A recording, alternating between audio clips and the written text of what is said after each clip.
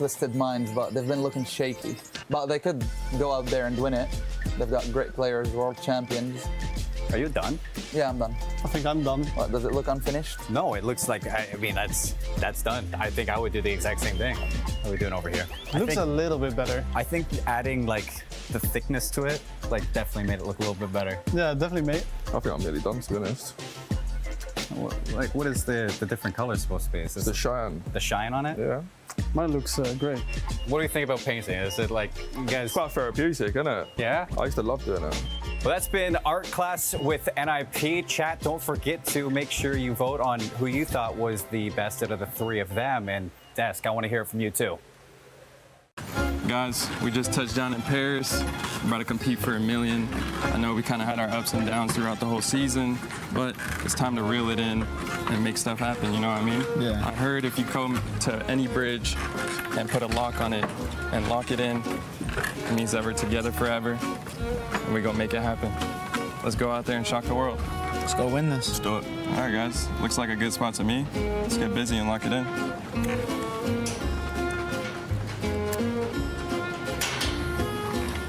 All right, boys, seems we're locked in.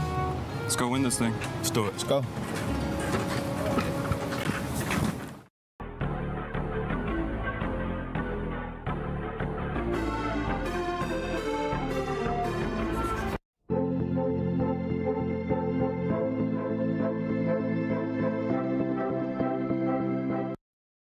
Ladies and gentlemen, coming to you live from the Qiddiya City Grid in the Port de Versailles. Cut! Dandro, this is like the 5th time we've done this. What's wrong? I need more energy, but I need more pizzazz. Doesn't get much more pizzazz than match point finals, man.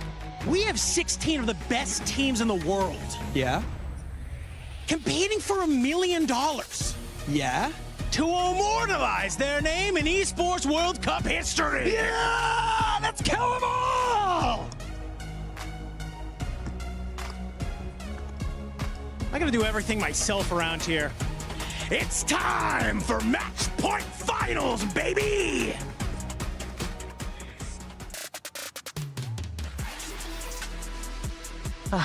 Another beautiful day here in sunny Paris. Welcome to CUD Warzone Resurgence Championship at EWC 26. We have had 3 grueling days. Group stages where we had some teams absolutely dominate. And yesterday at Survival, we finally saw the favorites rise up with Falcons. But today, ladies and gentlemen, we will have one team that's gonna triumph. And at the end of the day, they'll be putting their key on the totem.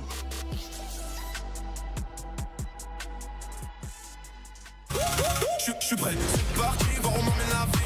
Comme sur mon green, tu m'entends quand je respire. Top le veston, jamais dit, jamais fine. Gros pas, big plan, j'ai fait changer toute la piste. Regarde ma pêche, je pense pas, j'attire. Je coupe la line, laisse la qui laisse frémir. Nouvelle état, new name, toujours fluide dans le move. Main en l'air quand je rentre dans le groove. Garde ce regard, je suis déjà posé. Deux pas, je tourne, glace dans mes yeux figés. Vite encore, puis je prends tout ce qui est à moi. Trop vite, trop fort.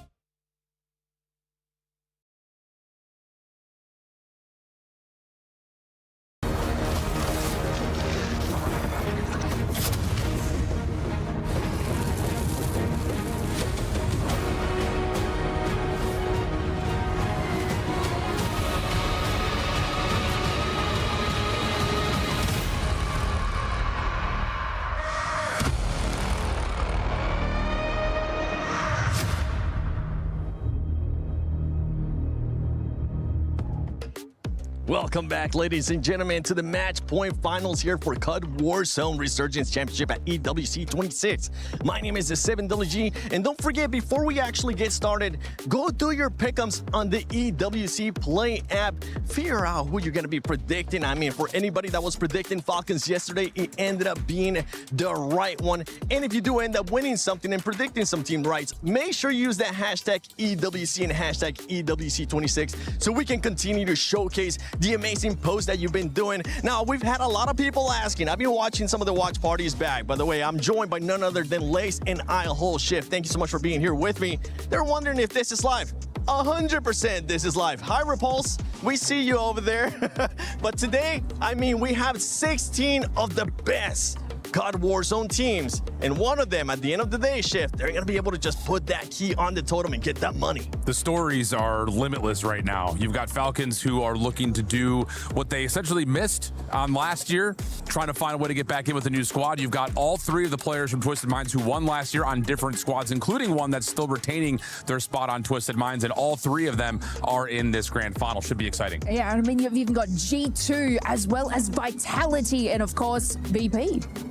Oh, VP, I mentioned it earlier too. We had some teams absolutely end up dominating when it came to the group stages. The sponging of the points happened, and today it doesn't matter sponging of the points, because at the end of the day, you want to be the only one up there and winning via match point as well. But for anybody that missed the first 3 days, here is the STC Rewind. Welcome into the STC Rewind. Gojin Seymour, it is Warzone Resurgence Championship here at EWC. So excited to get into the action today, Seymour.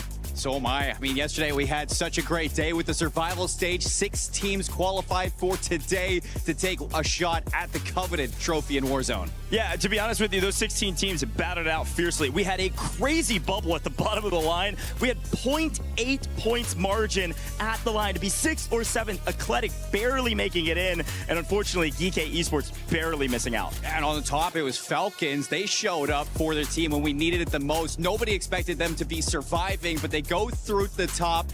4 wins, 163 kills, looking like the fear of Warzone that we always know. Yeah, unbelievable. Frankly, I'm a little bit scared for everybody else because they really did wake up, and maybe that warm-up is what they needed today for Championship Sunday. Ridiculous stuff. PBJ make it in, Vitality make it in, and we got a ton of rookies as well making it into tomorrow. The race for Rookie of the Year could never be closer than it is right now. 4 rookies in the grand finals, 3 of them yesterday leading their team in kills. PBJ, Lev, they look great. I'm excited to see them play today. Tomorrow is today. This is it. Championship Sunday. The last chance for the teams to step up and make a name for themselves, make a name for their org, showcase to the world their organization could potentially lift this coveted championship trophy.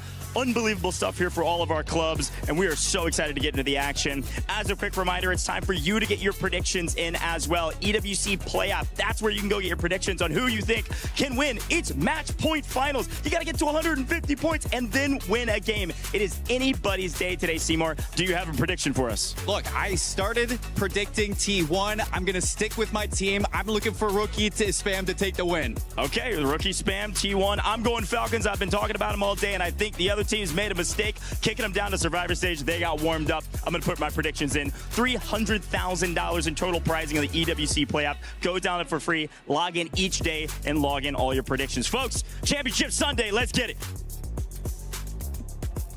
Guys, this Championship Sunday, the fans are in the building. We got Gentlemates fans in the building. We got Falcons fans in the building. We got the Tainted Mind fans in the building. Yo, Championship Sunday, you guys ready to go? Yeah! Novo's here to play as well, everybody. It's gonna be an exciting day. You better stay tuned in.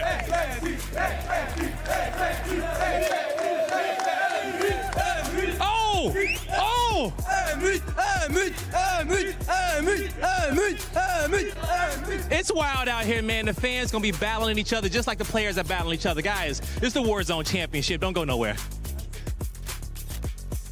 You guys don't go anywhere because we are firmly placed here in the arena. The crowd is starting to get electric. The fans are feeling it, and our players are almost ready to go. Before we can get into the action, though, we have a little bit of a club championship update. Yeah. Miles Ross here with Mighty Dandro and Glitter Explosion. Welcome, friend. What have you got to tell us? We've got a lot to talk about. Okay, we did a little bit of a touch on this yesterday because 2 of our games completed for Week 4, MLBB being the first one. And I got to be there live when Team Spirit was walking up to the totem to celebrate that win, which was massive for this club because they needed the win not only to be trophy eligible, but those 1,000 points on the board rocketed them up the standings from 14th at the time into 7th place. Massive jump. Now, they did drop down to 8th after that because then Street Fighter also ended. Zeta Division just barely ousted them, but the big story, the biggest story, literally, because it has set a record, is the fact that our Falcons player, Crimey, youngest EWC champion in the history of the event at just 15 years old,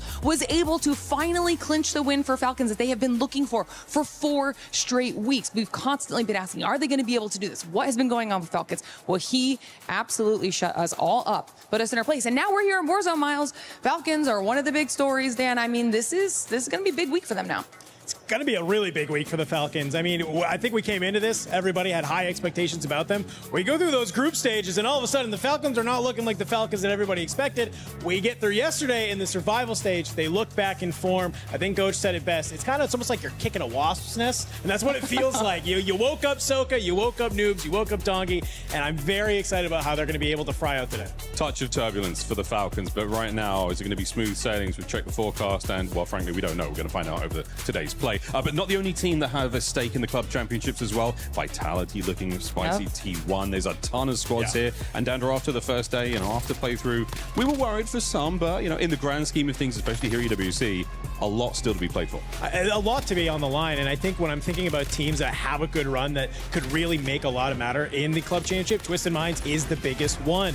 We talked to Fancy, who's the owner, and he literally said, we have to win this. We have to win Warzone if we want to have a chance to be competitive in the club championship. And there's no better team, I think, to have to rely on than these 3 players. They looked lights out in the group stages. They've had a day to hang out, and now coming into the finals, I know they're feeling electric. And I love that you brought them up too, because obviously not only defending champs, but they are facing a similar situation over in Overwatch. They could get 2 wins this week, which would be massive for the CC side of things. They would only be a couple hundred points behind the top of the leaderboard. And with 3 weeks left in the competition, that is going to make a serious back and forth at the top of the table. What a race we will have to that club championship at the end of the tournament. But yeah, there we go, Twisted Minds as well. Wow, it's all coming to a fruition, and what a piece of fruit we'll be picking at the end of this one. What a succulent, lovely bit of a meal to be had. But then we look at the club championship rankings, and again, looking at where Twisted Minds are, it is they're not even on this page. They've got 650 points. I think they're on the next load. So what a climb they'll make with 2 wins this week, possibly. Well, it's also just not even about winning, right? I mean, it's about coming in. The second and third still nets you good points. And I'm looking at Virtus Pro in third there. They're a very formidable team here. I have a decent shot of them winning today, but even if they don't win this event here today, they're still a top 5 team, and you're getting top 5. That's still good points to put on the board. That's why we have so many storylines that we're going to be paying attention to throughout the entire day. But we don't want to hold up the action any longer. So, Seven, let's get into it. Thank you, Dandro, Glitter, and the man with the amazing beer, Miles. But we gotta talk about the Sony story of the day, which is we could have the defending champions, as they were just saying, Twisted Minds, even though it's just 1 player from last time, Lace. Twisted Minds, with the way that they played in groups, they were dominating. Absolutely. This is definitely one of, if not the team to take home the trophy today. I mean, if they can bring their performance from the group stages into match point, they could do it in about 9 or 10 games. I know that's saying a little bit crazy, but it is possible. Their average points across matches is about 26, 14 being their kills, and they have never been in the bottom 10, and they only once have been out of the top 5. So forget about the bottom 10, but they have been sitting in that top 5. They had 5 wins over 12 matches, so their conversion rate to be able to get the wins is just above the rest. And I mean, yeah, it's got to be a heavy hitters. Of course, they didn't get the chance to compete against, the likes of the Falcons or anything like that, but they are going in incredibly strong. Yeah, I think the biggest thing about Twisted Minds, it's, yes, the win percentage and conversion percentage when it comes to being in the top 5 is most important, but they were able to get wins on every single one of the maps. The other side of the picture, the Group B winner, JDG, insane kills per game, right there with Twisted Minds, but they only had 1 win throughout their group stage, and that was a group that didn't include teams like Ravens and Twisted Minds and things of the nature. So there are questions there. Can JDG keep pace and push this match point to the stress point of, hey, they're going to be right there at Twisted Minds, force them to have to play maybe a little bit more cautious. But on the other front, even if they do find a way to get to the match point, can they actually win a map? That's the biggest question mark for me with JDG, the Group B winner. That is going to be the biggest question. And also the biggest question is which team is going to be hitting that match point threshold, which is currently set at 150 points. So let me just picture this, okay? We had some teams being able to put up insane numbers per game. Twisted Minds was able to put up in day 2, one of their best performing days, 28.7. JDG ended up posting 24.3, which was in day 1. And yesterday, during Survival, we got a chance to see Falcons put up 23.7. So right now, you're getting a picture of how many games possibly, if those teams perform like that again, which for Twisted Minds, it seems like they're not going to be stopping, who's going to be hitting that match point? I would say our first wave of 150 pointers was going to happen between Game 6 and Game 8. 6 would be a stretch. Yes, the numbers would supply Twisted Minds with the math to do that, but we're dealing with the 16 best teams in the world. We're not dealing with the bottom feeders anymore. So I would say by 7 or 8, we're probably going to get that first wave. The second wave will happen between 9 and 10. That's where you're going to start to see teams like VP, like Ravens, like possibly Vitality, T1, teams like that that are getting good points, but are not necessarily finding the same dominance that our top 3 so much are. So that's where I'm kind of looking. I would say your first wave is likely to be some combination of Twisted Minds with JDG and probably Falcons. I just think that yesterday was needed for them. They needed to come out, reset, and they got that in 4 of their last 6 games. They found wins. Yeah, and look, we didn't really see too much from the Falcons, but coming from that survival stage is exactly what we needed to see from them, and hopefully they can bring that energy to the match point. Hopefully that's going to be the case. Later on, we'll get a chance to talk about the map and the schedule for today as well, because that's going to be playing a big part for some of these teams in the way that they're performing certain maps. But right now, for everybody back at the venue, this is going to be one of my favorite segments, and it's been one of my favorite segments so far this week. And it's none other than Blaze getting us some interviews. Ladies and gentlemen, it is Championship Sunday, and we got the best 16 Warzone teams in the entire world ready to throw it down on the stage. And as you can see, everyone is locked in and ready to go. But I got to talk to some champions over here, especially the defending EWC champion. I mean, come on. Oh, come on, man. You okay? You ready for the day? You ready to get this thing going? Absolutely. As prepared as we'll ever be. As prepared as you can be, all right? And so I love to hear that one. Now, as we get going for the day, you and the boys, man, y'all had a fantastic start to y'all tournament. You guys gonna pick up where y'all left off? Absolutely. We're going for first today. Heard it, man. Going for first, all right? Best of luck to you, man. Good luck out there today. All right, who I got in the back? Yo, Blatz. I know you ready to go, right? Yes, sir. Always been. Okay. Hey, how would it feel to be a champion today? That'd be my first world championship, so obviously, you know, it would be super exciting. It's the most confident I've ever been in the team, especially in Warzone. Probably even in CDL too, you know. I think we have a very solid roster, and I mean, we did the work. Now it's time to show it. It's time to show it, man. Hey, man, you've been in the league for a while. Best of luck to you today, brother. All right, let me come on over here. Yo, Heeds, I ain't talked to you all weekend, man. You can't avoid the camera. You ready to go? I'm ready to go, bro. I know you're ready to go, man. You're here. You on home turf, man. The fans are behind you. How does it feel to play today? I'm feeling really, really good. The fans are here, and it's really good. It is very good, okay? Lock in with your team, all right? Do what y'all got to do. Get him in check, okay? Get him ready to go. Vision. What's up, man? We saw you slaying out in your group, man. All right, you had a day break. Did you make the most of it? Of course. We just had time to relax, time to rethink our strategies, and yeah, we'll see how it goes today. How many kills we getting out of you today? Top fragger. A lot. Top fragger. That's what I want to hear out of you, Vision. Good job, man. Good job. What's up with you, Bates? Already all love. I mean, come on, Sage. Yeah, baby, Big dog Sage. I'm doing good. Yo, the vibes are high with you. Oh, yeah, baby. This is another day in the office, you know, like qualifiers is always what ifs and stuff like that, but championship day, man, that's where we made it. That's where we made it. That's where we done it. That's where he secured MVP and world champ last year. And you gonna make sure you get it again, right? Oh, definitely. I'll do anything for this guy. You know, I'll make sure everybody roots before me and everybody blooms before me, man. That's the way of God. The way of God, indeed. Best of luck to you, homie. All right, coming on down the line, yo. Who we got coming up? Aiden. Come here, big dog. All right. Hey, man, you looking locked in. You ready for Championship Sunday? I'm locked in today. No friends today. It's been cool seeing everyone, but like. This is everything we've been practicing for, so I'm locked in. Just me and the boys today, nobody else. Hey, best of luck to you, man. I'm ready. I'm cheering for you, homie. All right, coming on down the line. Yo, Scythe, I gotta talk to you, Scythe, man. Y'all been having a great tournament. G2 been getting those wins. You gonna pick up where you left off? Oh, 100%. Yeah, I got some extra weapons up my sleeve, so might pull out the carbon. You know, might play a little bit safe today. So we'll see. All right, yo. Yeah. Don't play it too safe. Do what you got to do, man. All right. Yeah. Get it in there. Noobs, my last one, okay? I got to talk to you yesterday. You guys played out of your mind. Talk to me about what went right. I mean, we just started flowing. Our starts were very hot. And I think our group stage, we really didn't have the best starts, but I think yesterday showed how well we could be. So, yeah. And you guys look good, okay? Fans behind you, everybody cheering for you. Falcons, they're looking for you guys to do big things. What you want to say to the Falcons fans real quick? I mean, shout out to them, dude. They've been supporting this whole week. They've been so loud. I think this is like the loudest crowd I've had personally for myself, so it's been insane. I mean, I think I can hear the Falcons fans in the crowd right now cheering their butts off. Hey, it's Championship Sunday, everybody. The crowd's ready to go. The players about to lock it in. Now, you guys lock it in.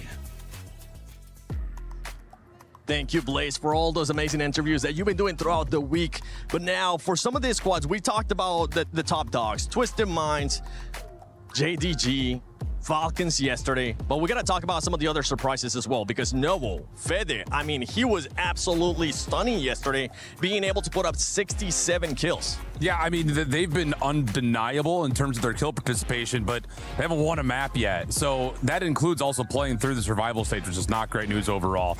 The good news here is that as we get through our day today, it's going to be the same format that we had from yesterday. We're going to go 2-2-2 through each of the 3 maps, and then go 1-1-1-1-1-1-1 all the way throughout afterwards. So there's going to be an opportunity for teams to start to catch a little bit of momentum and likely see some of their favorite maps a little bit more regularly now that we're kind of into this format here. But for a team like Novo, they need to find a way to win. I've got my eyes, as far as the dark horse is concerned, I'm looking no further than Virtus Pro in the bottom left right there. They've got wins on all 3 maps. Their average placements and average kills are in the top 10% in course of the last 16 teams that are still alive. So I think VP, biggest dark horse that we haven't mentioned yet. Yeah, VP definitely up there. They've been able to win it in the past too on other previous events, especially here at EWC. But as we're looking at today's schedule, one team that kind of comes to mind, at least for me, is Vitality, especially when we end up going to Fortune's Keep. Yesterday, they were able to average between a 2nd to 3rd place finish. That was outstanding. And another team, if we even go back to group slates, none other than G2. G2 was able to perform really well.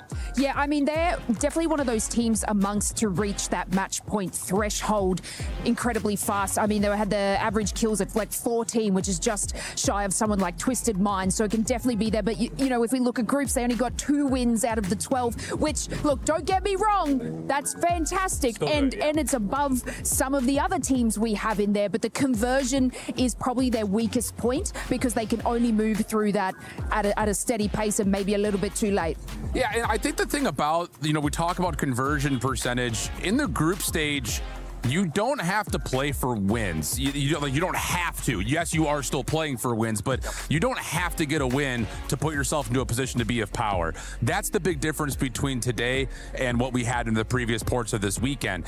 Here now today, it's about racing to 150. Do you have a game plan set up for that? And then how do you manipulate and change how you drop and how you play through the map as you start to look at actually securing a win? I always go back to, if you found a win, it gives us a little bit more extra confidence. But there are plenty of teams out there that have shown they can get to a top 5, but they're in pieces, they're in shambles. There's only one player left. So now it's just down to, can you keep everyone alive and get that W after you hit the 150 mark? And the main one too is the way that the players start thinking once they hit the match point, right? Especially you, Shift. You've been able to do so many Warzone events in the past as well. When these teams end up hitting that match point, sometimes they end up switching how they're playing. They maybe become a little bit too passive. They maybe end up parking the bus and it ends up hurting them, or they maybe end up being aggressive and it ends up hurting them as well. It's not even so much what the team above the threshold is doing, but more so the teams that are just barely under the threshold that are looking for an extra game may drop on top of the teams that are over the threshold to try to extend the tournament a little bit. Once you get past the 150 mark, you're not trying to change too much. You might play a little bit more cautious on your IGLing, but you're more so looking to play for end game, obviously. So you're looking for more of that caution. Whereas if you're underneath the threshold and someone's above, you're trying to get them as fast as you possibly can to extend the tournament. I can't wait to see how many games we're going to be playing today. Who will be crowned champion? Ladies and gentlemen, this is Championship Sunday at CUD Warzone Resurgence Championship at EWC 26. None other than match point finals. And it's time we get started.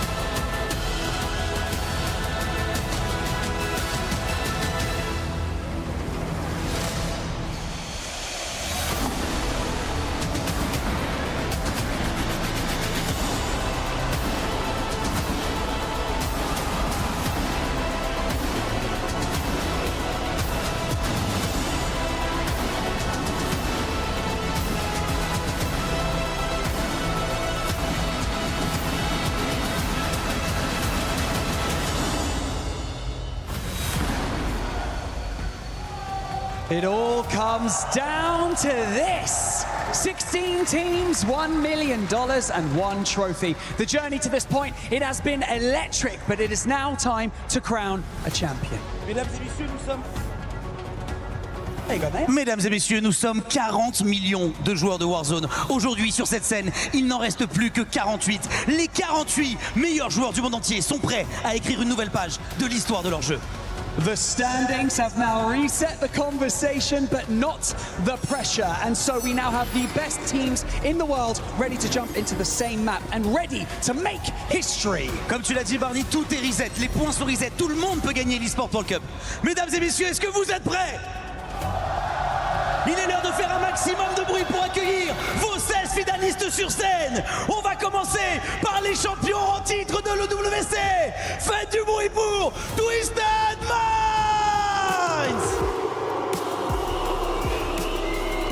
Ils sont Almond, Shift and Blast.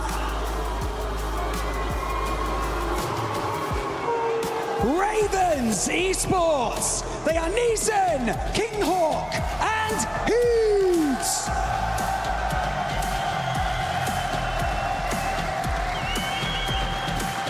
Virtus Pro. They are Remy, Destroy, and Adrian. T1. They are Echo, Spamgola, and Disrupt.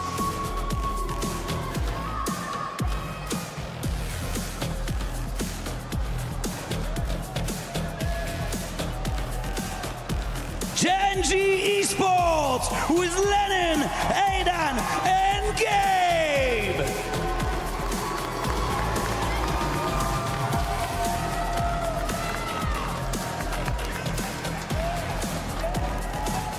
G2 Esports. They are Scythe, Big Man, and Anxiety.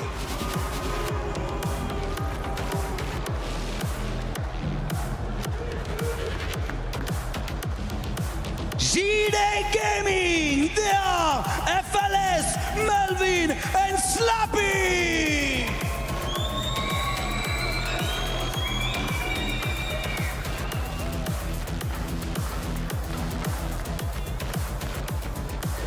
Ninjas in Pajamas E-Star. They are King AJ, Vision, and Showstopper.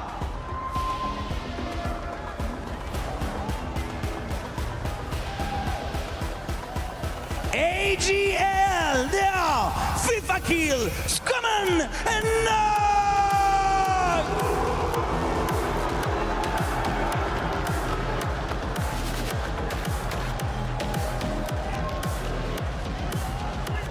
Novo Esports. They are Blade, Fedi, and Vortex.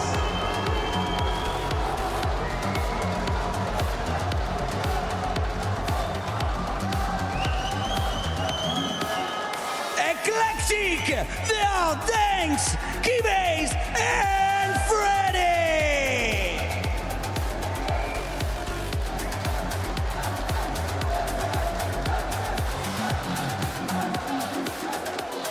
Team PBJ. They are Praise, I Believe, and Jay Vela.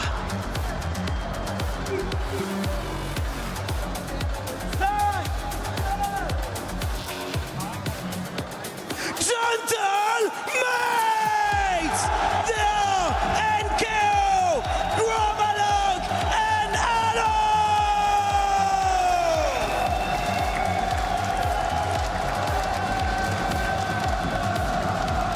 Team Vitality. They are Sage, Z-Smith, and Skullface.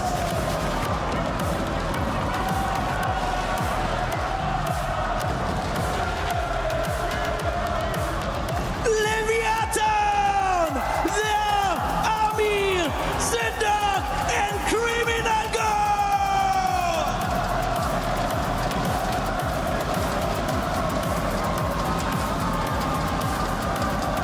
And finally, your reigning club champions, Team Falcons!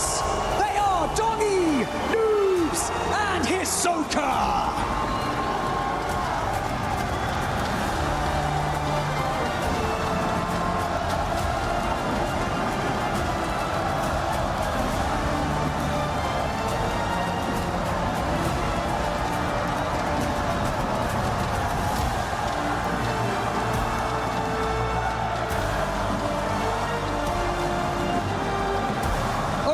team can immortalize their names on the totem, and it's time to find our champion. It is time for match point finals. Nous y voici.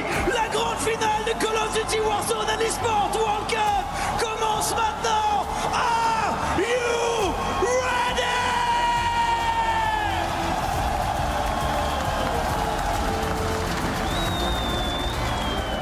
We're here to play for $1 million. We're here to give it our all. So having 3 wins under our belt gives you that extra confidence boost going into finals. Going into today, I'm more happy with the fact that we got the most reps that we possibly could and prepared for LAN. And at the end of it, like, I know my team and I know how confident we are and what it takes to be here. I mean, people always doubt us, but at the end of it, team vitality always comes up on top. I think throughout group stages, our biggest strength has just been our mentality and making sure, even if we do have a bad game, we don't let it check us out. All 3 of us are experienced players and just have extreme confidence on LAN, and everyone else is kind of a little bit of nerves.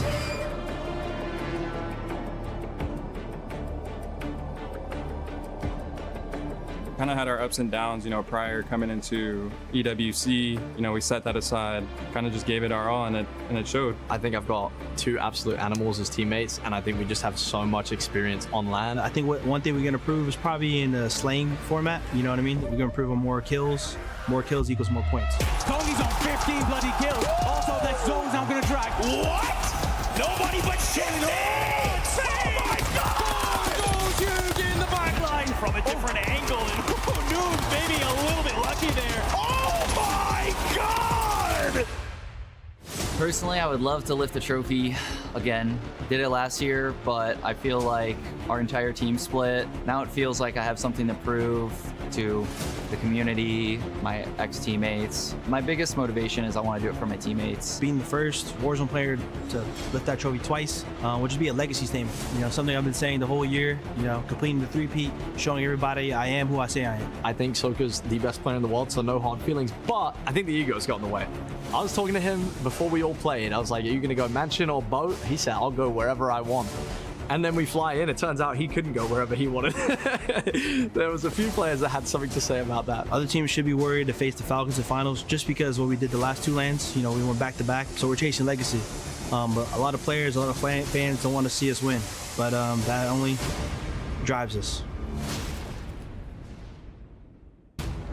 Ladies and gentlemen, the greatest Warzone event in history. It has the most stories, it has the best players, it's the most competitive, and I cannot wait to see what happens. The energy in this arena is electric, namely because of the Gentlemates, but many other super fans as well. Today is going to be a great day. I'm Goach, this is Seymour. We're kicking things off with the first cast, with the first couple maps, and I am so pumped to get into it, Seymour. Hey, did you guys see that? Falcons were on stage, Leviathan was on stage. You had so many super fans showing up for their teams. They couldn't have been a better introduction to such a coveted trophy in Warzone, with one team looking to take it all, a couple teams looking to hoist it for the second time. Yeah, there's a lot on the line, yes, for the club championships, but also in the minds of the Warzone community. There's still a lot to prove for a lot of these teams here, and to get into a bit of the minutia, before we talk about the stats, before we talk about the stories of the players, I do want to remind everybody that there's $1 million on the line, okay? It's EWC. The scale couldn't get any bigger. $250,000 for the team that wins it all here today. And of course, today is the match point finals, which means we don't know how many games we're playing, and that's the best part. And we heard it from the desk too when they were breaking it all down. What to expect for match point finals. We look at game 7, game 8 as the average threshold over the week so far. We've seen teams in Group A hit it in 7. We've seen teams in Group B hitting in 7. And yesterday for the survival stage, 4 teams hit that threshold in game 8. Yeah, and it took a while to get some wins occasionally, and if we look back on the history of the Warzone Resurgence series in general, in Birmingham and in Atlanta leading up to this stage, we ended in game 11 both times. I have a feeling we're going to end in game 11 here again today, but of course, a little different. Another wrinkle at EWC. You all have been seeing Fortune's Keep on LAN for the very first time, and some of these teams can't win on Fortune's Keep. They have to win on others. We could go for a long time today. We could, but 3 tournaments this year, 2 of them going to the Falcons. Yes, it was a tough day 1. It was a tough day 2 out of the Falcons, but yesterday they came out on top in the survival stage, showing exactly where their teeth were. I call them the fear of Warzone for a rightful reason for the history that this organization has. A lot of people should be worried about this team three-peating today. Yeah, super fans and the energy certainly give a lot of value to the players, but let's talk about some of the raw data very quickly. 1, Twisted Minds, they're the front runners. The pace setters today are going to be Twisted Minds. Watch out for JDG, and then of course we have to continue to bring up the Falcons. Gentleman's could be there, absolutely. VP could be there, absolutely. Who knows, Novo could be at the top setting the pace. For the 3 so far, Twisted Minds, 313 points in 12 games. That's an average of 26 points per game. And the big key factor for Twisted Minds is that they won 5 out of 12 of their drops. That is a gigantic win percentage, just under 50%. That is going to be tough to beat. Somebody's got to slow this team down. Somebody does, and I think that it's going to be a different pace just in general. Group A, B being mixed together, the top teams, there's nobody that is going to be lacking in terms of firepower, strategy, and preparation for a day like today. So you think Twisted Minds, they got away with it in Group A. It's not going to be the same today. I totally agree. And the Falcons, a different story because it had to go through the survivor stages. But survivor stage, we talked about it yesterday, is one of those where there weren't too many weak teams. There just also weren't those point sponges at the top. They averaged 23.7 points in 10 games at 237 at the end of it, and they won 4 out of 10. A very similar win percentage as Twisted Minds. Let's talk about the team that's the hometown heroes right now, Gentlemates, because we haven't seen them since the group stage, Coach. And of course, with the fans behind them, they were the ones to lead both day 1 and 2 for their group, kicking off on Havens Hollow. It's really important that the Gentlemates start hot. Sometimes we've seen the Gentlemates falter early, and it takes them a while to get started. And you may run out of runway very quick today should things go awry and Twisted Minds be unconned. Very unlikely. As we load in, folks, map rotation is very simple to follow. We'll be playing 2 of each, same order, Havens Hollow, Rebirth Island, into Fortune's Keep, and then we will go 1-1-1 until the cows come home, or we are done here today. We could be here until 2 a.m. Paris time. Who knows? We could be here until every single team has reached that threshold. It is technically possible, and I am so pumped to get into this very first map and see who sets the pace. The biggest quandary, the biggest question, the biggest hypothetical, Seymour, where are people dropping and who is going to be contested? I have a feeling it's going to be nearly everybody. That's what we heard from some players. Expect action start to finish. Expect contests at every POI. Nothing is safe. Nothing is free. Everything is earned at EWC. And today's the day that we put another key inside of that podium. A look at some of the best IGLs in the game. A look at some of the top fraggers. They've all earned their spot here through a rigorous multi-stage competition. It doesn't matter how you got here, it matters that you are here. Let's kick off map number 1, Havens Hollow. Who's gonna get the first blood? Who wins their POI? And I think for these competitors, where is this zone pulling? Where are the Falcons going? Where is Twisted Minds going? Who are we going to be looking at? Here we go. A research lumber pull.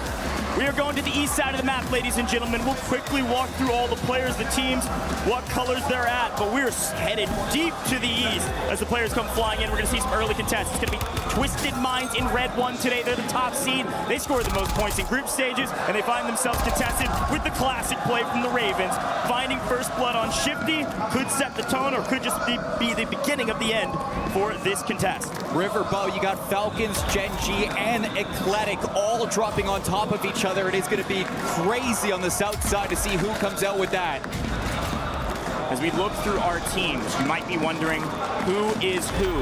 Numbers have changed, colors have changed. The Falcons are that orange 11. They're going to be orange 11 all day today. And it looks like, unfortunately, no, it is a false positive. We do see that Vitality have lost their contest with T1 over at Train Station. This is kind of classic Warzone that we've seen over the last several lands. Vitality in trouble. What are they going to do? They're probably going to relocate up to Pond, lick their wounds, and then get back into the action. But the Falcons on main here with Eclectic at boat. trying to figure out who's going to be the boss of boat and who will be able to own this western side of the zone. And this is a conversation that we had back on day 1 and 2. It's just Falcons were not going to the riverboat. It allowed Gentlemates to have a little bit of a better rotation. It allowed for JDG to have a little bit of a better rotation. And we saw those two teams rise in the standings very quickly from Group B. Now that the Falcons are back on the boat, yes, they're being contested, but it means a lot in terms of the macro that we'll be seeing across these games. Still a big 3v3 on boat. Dongi will win his ones, gets it. Trades are in if they full send this, and you can see that Kivi's team is backing up, trying to stay alive, just make sure players of Athletic just get back into the map. Looking over at the kill feed, you do see G2 going to be in that Cyan 4 all day today. They're actually battling it out against Leviathan. This is a predicted fight as well. Leviathan said they were going to come down here into Lumber, and look who's joining the fight. It's going to be Gentlemates coming from Cole, one of the only teams unconned. Big man, unfortunately, getting gunned down by Deus Amir. The Ogre himself swinging his mighty fist and trying to win out in Lumber, while the Gentlemates come to try to grab some early kills because their anchor is safe. You talk about this Leviathan team. I mean, they were good on Haven's Hollow, day 1, day 2, and even yesterday in the survival stage, we saw them go 5 maps in a row to start day 3 with 10+ kills. So it's going to be a tough one to see if Leviathan can keep up that pace against teams like today, but I'm excited to see their story. You see AG Global now on your screen. Going to be number 10, playing up at Research, the north side of Research. You can call it G2. Be playing up here most of the Haven Hollows map. It seems like they were mostly uncontested. They were able to win some engagements, now going to push into Research. These eastern zones, we've seen several of them through the course of our LAN environment here at EWC. And we know that oftentimes the circle will not end in Research, but it's a great place to find some kills. You can rat out with your anchor, find safety, and just go get really aggressive. We don't care about KDA here, all we care about the kills. We see T1 drop train station, a lot of KP at the start. They're leading the lobby with 5 points. VP right below them. Off of that server drop, we got 3-4 trios inside of Research Center. Haven't touched yet on both Gen G and JDG. Moving through the main street. This is going to be a big one for JDG, who are dominating the main street of Haven's Hollow. JDG, top team in Group B. Unbelievable slaying power, a lot to still prove in terms of their ability to grab wins. Anytime you see pink in the kill feed, it's going to be the Gentlemates, and you're going to hear the crowd erupt. We're going to feel it underneath our feet. You're going to hear it through the crowd noise. There is no certainty when the Falcons are in the feed other than that crowd giving it away.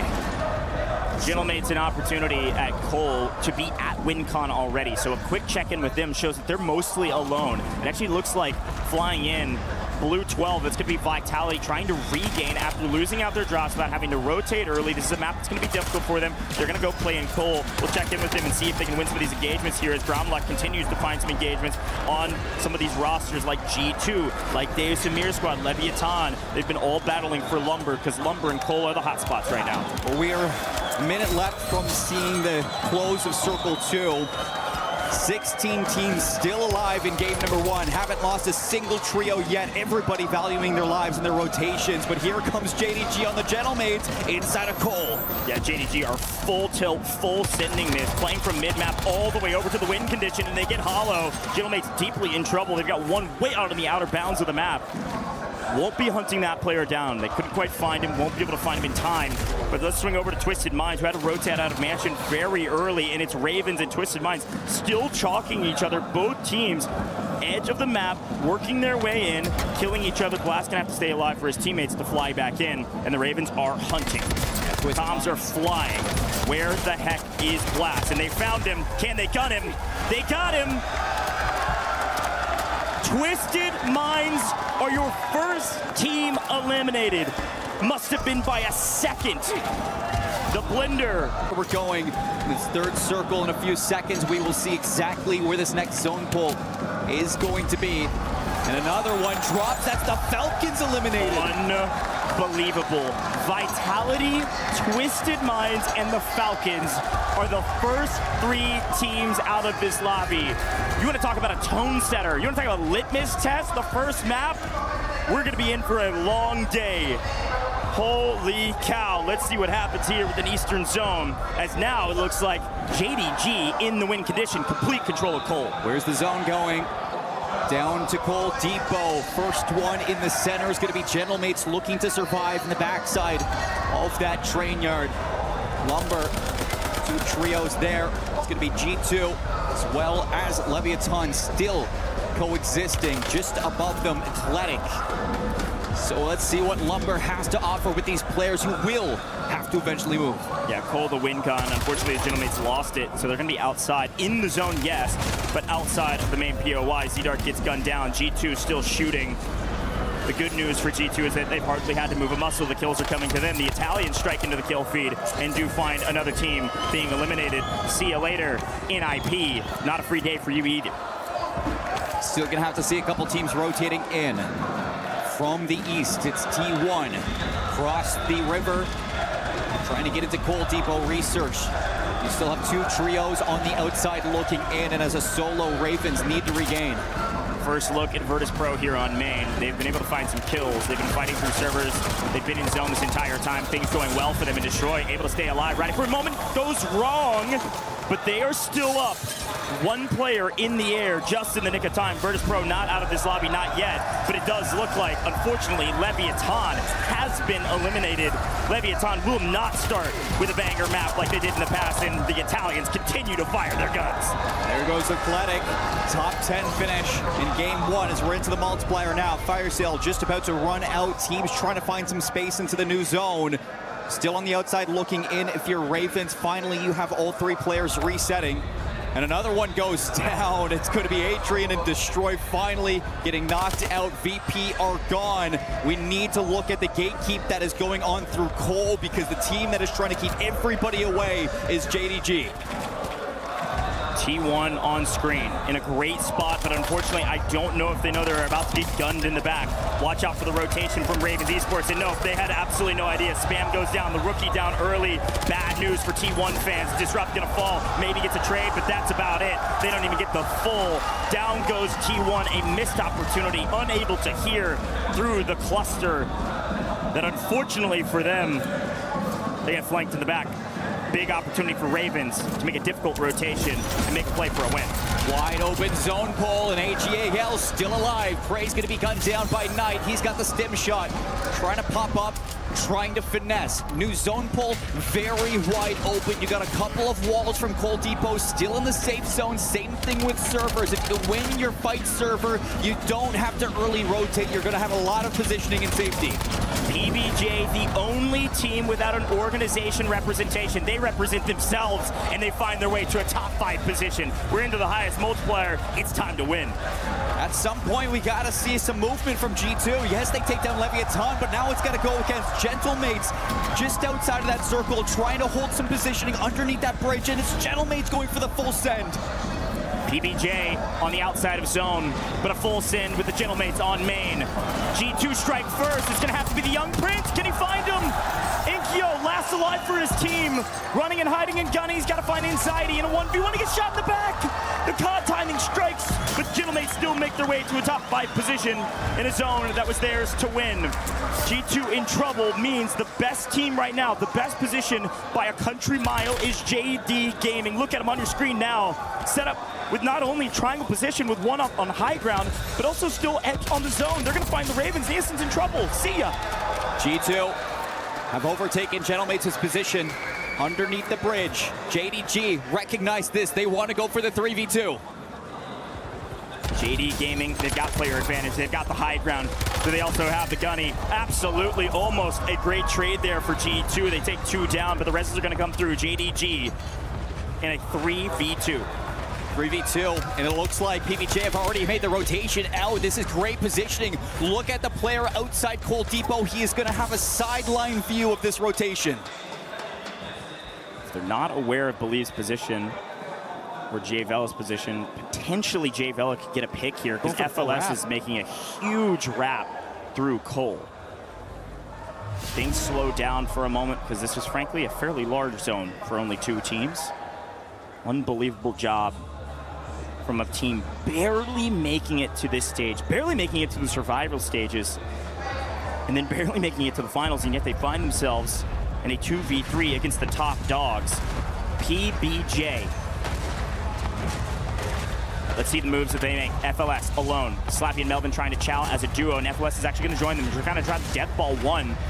They maybe think they have one isolated. The shots coming through and the smokes are in. Melvin, unfortunately, gets surprised.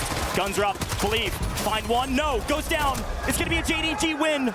This is a freebie. They've only lost FLS. It's a 2v1. Heroics have to be made right now. Not going to happen. JDG, the top dogs in map 1 after winning their group. These guys have gunned down their opponents, but have yet to find their wins. JDG are finding them now. No better time to turn up and a walk down Main Street to get it done on Havens Hollow. Opening up Championship Sunday, JDG looking good, feeling good. And that is one that I'm sure is going to kickstart this conquest to a trophy. Like you said, Group B, they were on top. We didn't get to see them in the survival stage. They got to sit, they got to study exactly how they wanted to take down these top teams, and it looks like all that studying has paid off. Crazy to think that Vitality, Twisted Minds, and Falcons fall first in this map. But at the same time, as we look back on this replay, look at where we ended. Look at this final zone. JDG were able to set up, with patience, a win that frankly had to be inevitable. There was no way they were going to sell this one. Let's listen into the comms.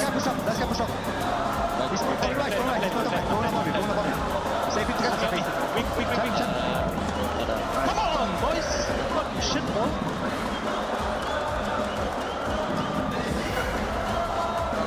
Great celebration, well earned, but it sounded like maybe expected. I mean, this is just finding form at all the right times in the year. 14th place in Birmingham, 7th place in Atlanta, and now you're coming into the championships for WRS with a map win on the final day to open it up. Peaking at the right time. I love it. 3 of the top dogs go down early, but again, looking at that zone, we could not have gone further east. So for a team like Vitality, this is going to be a tough one to find a ton of points on, especially when you lose your POI. Even for a team like Twisted Minds coming out of Mansion, that is an incredibly difficult rotation. You know you're going to go through more than half the lobby, especially rotating up to the north and through research. And even for the Falcons, not the hardest rotation, and I think just unfortunate timing with when they chose to rotate, getting caught in that transition and going down as well. Didn't get to see the whole read of what played spoiler to their move, but I think there was just too many cooks in the kitchen down there. And here's a quick look at the leaderboard. A big moment for JD Gaming to start at the top, but look at Novo. Top fraggers in the lobby, man, that's wild. That's what you expect from them. And it's what Schiff said, too, at the opening of the day, just outside the arc. This Novo team, they can shoot. They just haven't been able to find map wins. So if they can start putting that together, Novo are putting themselves in prime position. But we got to talk about the bottom of this leaderboard. Vitality, Gen G, Team Falcons, Twisted Minds, and T1. Leviathan's down there, too. As we look back on the highlights of this map, I think it's important to note that all of those teams are teams that have put up meteoric numbers, frankly, on Havens Hollow. Those are really difficult losses in the first map of Havens Hollow. When we're rotating every 2, they really need to pop off in the next one. Seeing Leviathan drop a stinker early, bad news if you're Leviathan fans. This is where they get most of their points. Yeah, I was going to say, I mean, like, this is a complete change and a complete shift in their narrative. So hopefully their Rebirth Island can look like it did yesterday, because fortunately enough for Leviathan, they did rewrite that narrative a bit in the survival stage. But as we close into the final moments, JDG just checking off all the right boxes, recognizing all the right moments. They keep all 3 players alive. You do justice against G2, and then even against a PBJ team that were just sitting and waiting in the wings, it wasn't enough. You step up, and a huge game coming out from our Main Street droppers. Yeah, big credit to PBJ for making their way to the top 5 as well. It'll be really fun to watch out for those guys. Pop off today, no expectations, just go for the win. Let's head down to Miles and Blaze and see what's going on in the video. Thank you very much, boys. Miles and Blaze on stage, not beating the allegations. What a great first game. Never are. You my mans for life, man. And when we came in today, when I tell you the atmosphere in the venue was absolutely insane. I'm talking about we got some of the best fans in the world here watching Warzone. We got the Gentleman's fans, the Novo fans, Gen G super crowd up there, the Falcons fans going wild, and it all delivered for this game number 1, Miles, where as you heard the casters say, our 3 top teams went out first. And now you got players like PBJ out here about to win the game, yo. Somebody said, wow, those guys came out in button downs. No sponsor. They came here at their own accord. They're representing themselves. So if you're a big org, eyes on. Those boys are very impressive. All about their business. Main Street Heroes, JD Gaming, winning groups coming in, taking the first map. Very, very impressive work out of them as well. Nothing too crazy so far. But I will say this, the French squads, okay, coming in 5th, coming in 4th. We got Ravens, we got Mates. They are feeling that home crowd advantage. And I got to give some love to G2 because everybody be counting out G2, but you got some of the best slayers on that team. I'm proud of them boys. They escaped from the shout on day one. Hey, she's new here, but she's got the brain of a vet. That was incredibly great shout. I mean, they do. We've had some good stuff so far. We're going to see one more coming in at Havens Hollow before we go on to our next maps within this great big grand finals. Match point still far, far away. Far, far away. But we've got a little taste. We've got a taste of the top dog so far. How you feeling? How was the flavor like? I mean, if this is the taste in which we're going to get just in map number 1, imagine once we add in map 2, 3, 4, 5, and we're combining the layers of the dish to create that meal, create that plate that is the Warzone Championship. I'm ready for a slice, ready for a fight. Oh, the degustation has just begun. The first course is down. Second, casters, take it away. Thank you so much, Miles and Blaze. Great job on the stage, gentlemen. Both looking fresh. But listen, ladies and gentlemen, Havens Hollow map 1 could not have pulled further to the east. Can I just see it all the way to the west this time and just flip the script and see who can make their way across the entirety of the map? I mean, my goodness. Vitality, T1, I think, is another good example that kind of went silent after winning their first engagement. This is so tough on a Havens Hollow map of this caliber to rotate the entirety of the map. So a big tip of the cap to JDG, who were able to win in a position that they didn't drop. But if you know JDG lore, you know that they used to land coal and they used to slap people around there as well. So feels like they're pretty comfortable in that area. Slappy about to get Mixie himself. JDG's currently on top, but it's still pretty close. Correct me if I'm mistaken, did you just ask for a water pole? No, okay, let me be very clear. Maybe not as far west as we could go, just like on land as far west. Okay, let's go to train station. Let's go, I mean, anywhere. Gazebos, I don't care. But you're right. I mean, T1 slowed down a little bit. There's a couple of teams that I think we can highlight going into this game that had a considerable amount of kills. This didn't pair it up with the placings that they would like to look at. I mean, AG Global, they had 11 kills, translates into 13 points. T1, 12 kills, translates into 14 points. PBJ, 11 kills. Virtus Pro, 13 kills. It's just, you know, you see the teams, they're making rotations, they're slaying well in the opening KP, but in that translation of rotation that we look at for a map like Havens Hollow, you just have to see these teams making the final circle a bit better. Here we go, ladies and gentlemen. It's time for some more Havens Hollow, and let's see, it does look like it's pulling to the west. I promise I'm not a script writer, but I'm loving the script so far. Let's see what these teams are able to do with an opposite zone this time around. Headed to the west, what will JDG do through Main Street, dead center of this first zone? But the teams on the opposite side, Gentlemates, won't see them for a while. They're over at Coal Depot. Looks like G2 are alone down in Lumber this time around. A couple changes. Biggest one, Virtus Pro, a classic. They have moved up to Pond rather than playing at servers. Watch out for VP on the northwestern side of the map. And Leviathan as well, switching up from Lumber back to train station. They're going to be contesting T1. And it looks like they've actually forced Vitality away from the train station. They move up to the church. So they're going to be looking for a little bit of space to regain, get some early guns to start fighting over at the barn. We got a lot of pressure onto NIP, who also dropped pretty early in our game 1. Whoa, did I just see Blade go down? Team wipe, we're at 15 out of 16. I think Novo is out of this lobby already. Novo's wiped. Holy moly, we got a fight on our hands though. Vitality trying to make a move, trying to find some real estate on the map to play through. Z-Smith getting really aggressive at Chapel, actually gonna force VP out. Grimy, the fragger, coming down from Pond to try to get a piece of the pie, and unfortunately, that pie's gonna be thrown in the trash. See you later.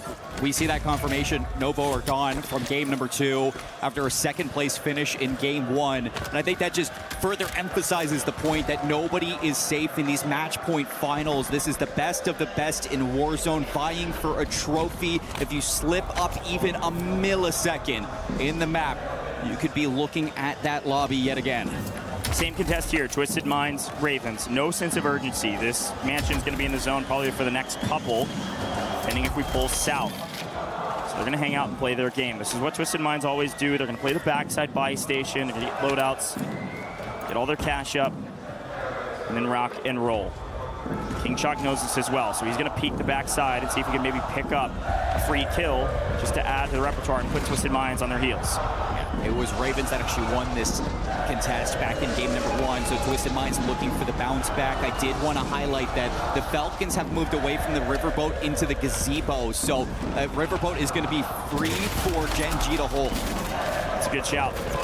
Falcons, bottom left-hand side of the map, as Athletic do find a kill on Scummin.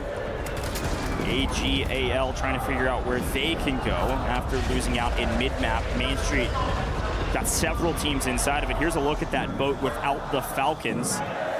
Gen G. We asked them before we got kicked off today, hey, things gonna change? You know the Falcons are down there, right? And they said, heck no, we're going down to boat. And they're gonna have to answer the call and prove that they are the Falcons that they say they are. The Falcons are changing things up. I respect it.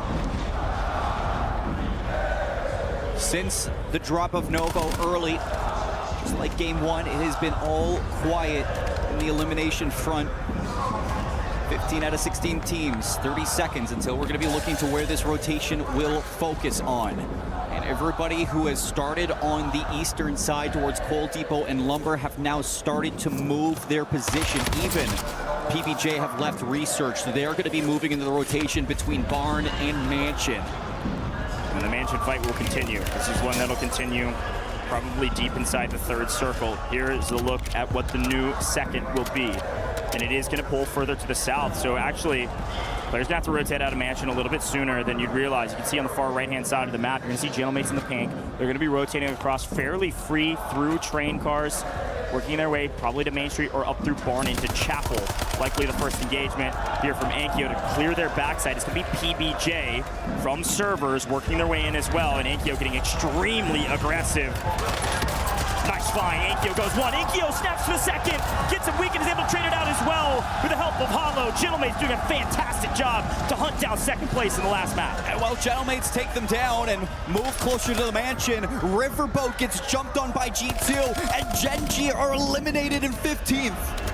Gen G down and G2 in control of the south. Bad news. Anxiety is shooting nukes on land, and Big Man has now joined him. G2 is a scary team. Here's a look at them on the mini-map, covering boat. They're going to send Fragger out into Main Street to see if they can get a piece of some of these third and fourth parties. Main Street is busy. First look at the Falcons, though. They have been hanging out at gazebos, waiting for everybody to catch up to them, and Nude's going to get caught in the crossfire between Amir, Leviathan, Criminal God. Able to trade one out, but not going to get the full. Nude's going to get cut down, and I don't think the Falcons are helping at all. No, Ahsoka's down as well.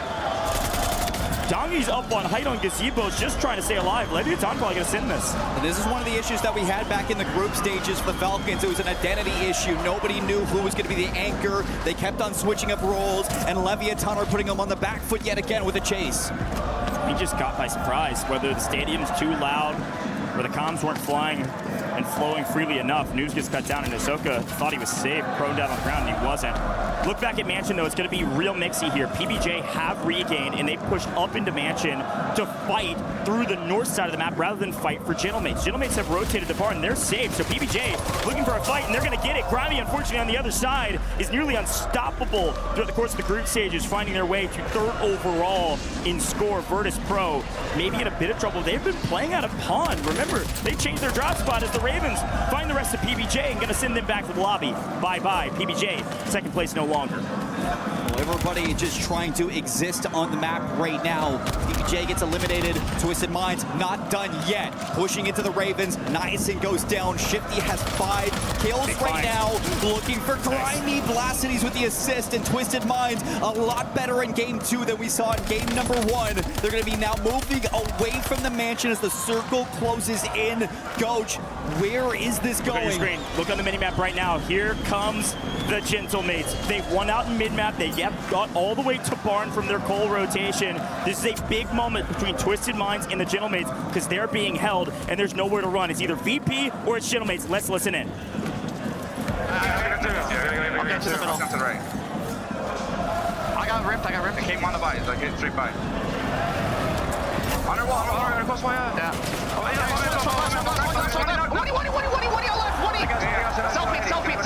selfie as well. You can trade res. He died. He died. The other kid got up. The other kid selfed on us. Yeah, self dead. Nice. But yo, blitz. Yeah, I'm taking this support. He's landing left loading. He's landing like bees, by the way, that kid. Yeah. Play that. Come on. He's cracked. He's one shot. On top. I'm gonna die. You get free res. You have free res. He's on top of your high. Okay, They have advanced too. Yeah, coming for bees. Coming close. Yeah, you jump low left. I'm gonna land on my guns. One's on the low left. I'm resing. I'm good. Good job, man. They have advanced. Yeah. I'm gonna get like a streak for your push. I mean, there should be loot. The scrap between Twisted Minds and the Gentlemaids went both directions, but the Gentlemaids are standing tall. Unfortunately, now getting shot in the back. The big part of that engagement is that fire sale was active, so both teams were able to regain instantly. The fight continues. NIP eliminated in 13th, Lev eliminated, and Ravens now it's Gentlemaids on the back foot as Twisted Minds are still going to be pushing hot on their heels. Here comes Destroy and VPR third partying. Virtus Pro had to come through pond. Everything was clear on their north. They've been there since the beginning of the map. These two teams have been fighting for a while, and Virtus Pro said, please, let's stay in the action. We need some more points. They've got complete control of the north. They've got Chapel, and the fight for Barn continues. Almond gunning down Grom. Twisted Minds and Gentlemaids chalking each other, while Virtus Pro just lie in wait to clean up the scraps. Good news for both teams, there's a buy station here. Bad news, we're running out of cash. The fire sale's gone, and Resurgence is about to be disabled. Yeah, but he get his teammates back. If Almond can just stay alive here, get rid of the Gentlemaids, that is going to be some sweat off the back of their neck. However, now Gentlemaids gaining some ground. Hollow's going to have Enkyo, the Dark Prince, is coming back. Hollow unsure of how to address this fight, and unfortunately, in that uncertainty, they will be wiped. Great resilience from both teams, but Twisted Minds win the engagement, and Virtus Pro too slow to move over to this engagement. We have to swing our eyes to the other side of the zone. We continue to pull to Main Street. We pull to JDG, who've been holding here off drop, off spawn, and now G2 have rotated up, still controlling the south side of this zone. That's that Cyan 4 on the south. Watch out for G2 to play spoiler to people like AGAL in main and JDG. Wherever G2 decide to rotate to on new zone could be, unfortunately, a bit of a bang out. Yeah, honestly, really good positioning right now from AG Global inside of the bowling alley. If everybody just starts kind of cutting each other down on this rotation, like, this bowling alley is so central into the zone pool that they could still be in it, whether it's south or north. Everybody else having to get to Main Street. T1 won out in train station are just now joining the party. My biggest question right now is who has kills? I don't know if T1 has found a ton of kills or not, but we'll look at Eclatic and see that Zanx is getting his first. This is Falcons on the other side, and Dongi eventually last alive, able to make a play for himself. He's able to get one, and actually on the backside, wow. G2 find the right angle and clean up the rest. So down go Kibbies and Freddy, G2 finding two. Falcons finding a moment to breathe, but it's just Dongi alive. Yeah, it's just Dongi, but that is an absolute layup given from G2. That could have been Falcons eliminated. Looking around though, 8 trios left, circle closing in 15 seconds. That means that teams are going to start to condense into the zone. JDG's got positioning, Virtus Pro hitting the rotation from the north side over towards where T1 are set up. Here it is. Let's see where it goes. This new zone will dictate everything. Small fights, oh my goodness. Vitality. Last in the zone, sorry, first in the zone, maybe last standing, depending on how this works for them. Falcons technically, Dongi in zone as well inside of train, but JDG in trouble. Twisted Minds desperately want this building, and because of that, Slap gonna get cut down. Most of JDG gone. One trying to run for the hills, try to get to safety and potentially get to a buy station. But the hunt continues. Shifty's on double digits on 10. It's been a brutal day for them thus far. Even a brutal start to this map, but they found their will to live, and with that, they found a ton of kills. If this is a Twisted Minds map win, they are going to shoot up the leaderboard. There goes T1. Yeah, T1 has been quite silent in the kill feed. Virtus Pro has been very aggressive to own the north, and they will continue to do just that. Virtus Pro on the north side of the map, Vitality in a very safe position, and JDG scrambling for a position on the map. And unfortunately, I don't know that they're going to get it. That JDG getting held right now from Twisted Minds. Inside of the bowling alley we go. 3 teams already going to be in there, and Virtus Pro are struggling to get through those front doors, being held by none other than Vitality, who are going to be the first ones in. So this is going to be a tough nut to crack. Everybody staying still. We still have 7 teams in this tiny zone. Z-Smith makes a play, a nice chow over the top of AGAL. Down goes Scummin. Knight and FIFA on height, get gunned down as well. No, naded out. Great play, great utility usage. Zone pulls to the lone survivor of the Falcons as Vitality continue to battle because G2 and everybody have to leave their places of safety to work their way to wide out in the open. Could Dongi pull off the impossible? Twisted Minds fall in 5th. They still get their multi. This is a big game for Twisted Minds. Could be the biggest of this map, but the big question is who will win. 2 for Vitality. 3 for G2, now 2 versus the 1 of Dongi. The more damage done between Vitality and G2, the better it is for Dongi. Dongi finds the rotation. Oh, they didn't know he was here. Anxiety just crosses out in the open and get punished. There's no way the Falcons are about to pull off the impossible. Could Anxiety just get rezzed here? I think so, but Z-Smith's still alive as well. Dongi gets the pull yet again. A 1v2v2. Dongi alone, but only for a moment. Gonna get a quick buyback. With his own pull, buy station available. This is a great play. He's got stims to stick this. An early rotation here and playing from the wall. Here come the backup. Here come the Falcons. And in the moment of chaos, Z-Smith tried to make a big rotation, and it looks like Dongi's able to find it. Noob's able to find the other. Ground loop pistol or otherwise, the Falcons are in a position to win it. They got it! Not a big map, but a win. We take our 1.6 is where we can get them. First team or one of the first to fall, and they find themselves at the top of the podium in game 2. Not a ton of points, but great resilience. They're able to adapt here, Seymour. A win for the Falcons is a win for the crowd behind them. Soka, Noobs, and Dongi, rough start to the group. Survival stage, they flew through. And it might not be off the back of a precision airstrike, but it is on the back of Dongi making some veteran play calls. He was the anchor on this map. He stays alive inside of the train. He gets a layup from G2, and he turns around to stab them in the back. You know, frankly, I think the biggest point to make about this multiplier is not that the Falcons got the 1.6, it's that they prevented some of these other teams from getting it, who had many more kills than them. Dongi, again, great resilience playing inside the train.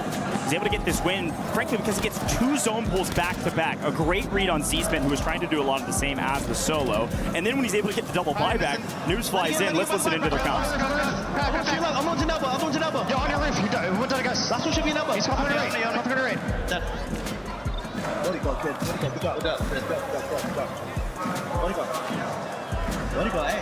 Good job, bro. No celebrations, just good job. That was a job well done. Unfortunately, not a great job. We did our job, weren't able to achieve the points that we would have liked. But still, we take those. Positive reinforcement for the Falcons, and it's Hisoka kind of leading those communicative moments just to allow his team to build themselves a foundation on this championship Sunday. I mean, he is one of a few players that today will be looking to hoist this EWC trophy for the 2nd time in history. That would be for a player like Soka.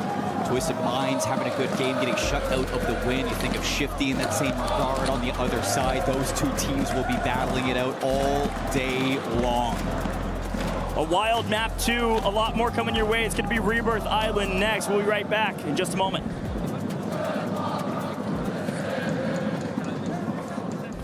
Play is in our DNA. Whenever we let it out, it becomes our superpower. Now imagine an entire city being built to supercharge it.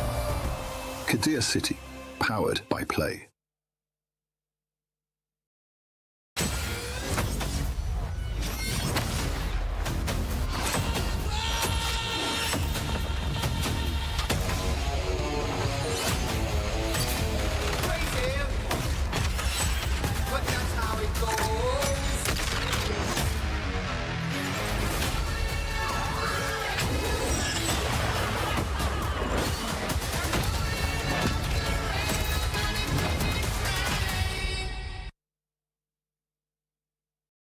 I think those nerves are going to be really kicking in for a lot of people. I'd say good luck. Just know Genji will be coming for you guys. It could be anybody. Twisted, Ravens, Genji. We'll get the job done. It's Skullface, still alive. Can he find any of these low HP players? I don't know if he can, but if they line up, he might be able to knock him down. But they surge forward. They find him. It's Big Juju to take the map. People always doubt us, but at the end of it, team vitality always comes up on top. So, I mean, today we're just going to take over. We went back-to-back, and we're trying to complete the three-peat, so we're chasing legacy. Praise and Jay Della doing a great job as a duo here to just carve a path forward. Can't believe up here from Stronghold, you'll meet up together if you are Game Gate. Nemesis hears all this battling going on. They roll up. It's Brave from behind as a Nemesis will swing. Finally find their way where they desperately needed to be. The Falcons double chow. They're not losing that one. Ahsoka, a deep sigh of relief, not a celebration. I think the biggest threat would probably be Twisted Minds or Falcons. They've been pretty dominant, both of those teams, the whole year. I keep an eye out on my top op, which is Twisted Minds, you know, obviously the reigning champions. I think we're just a very well-experienced team. We have experience when teams land on us and try to fight us. You know, it kind of doesn't ever go their way, so I think that strikes fear into them.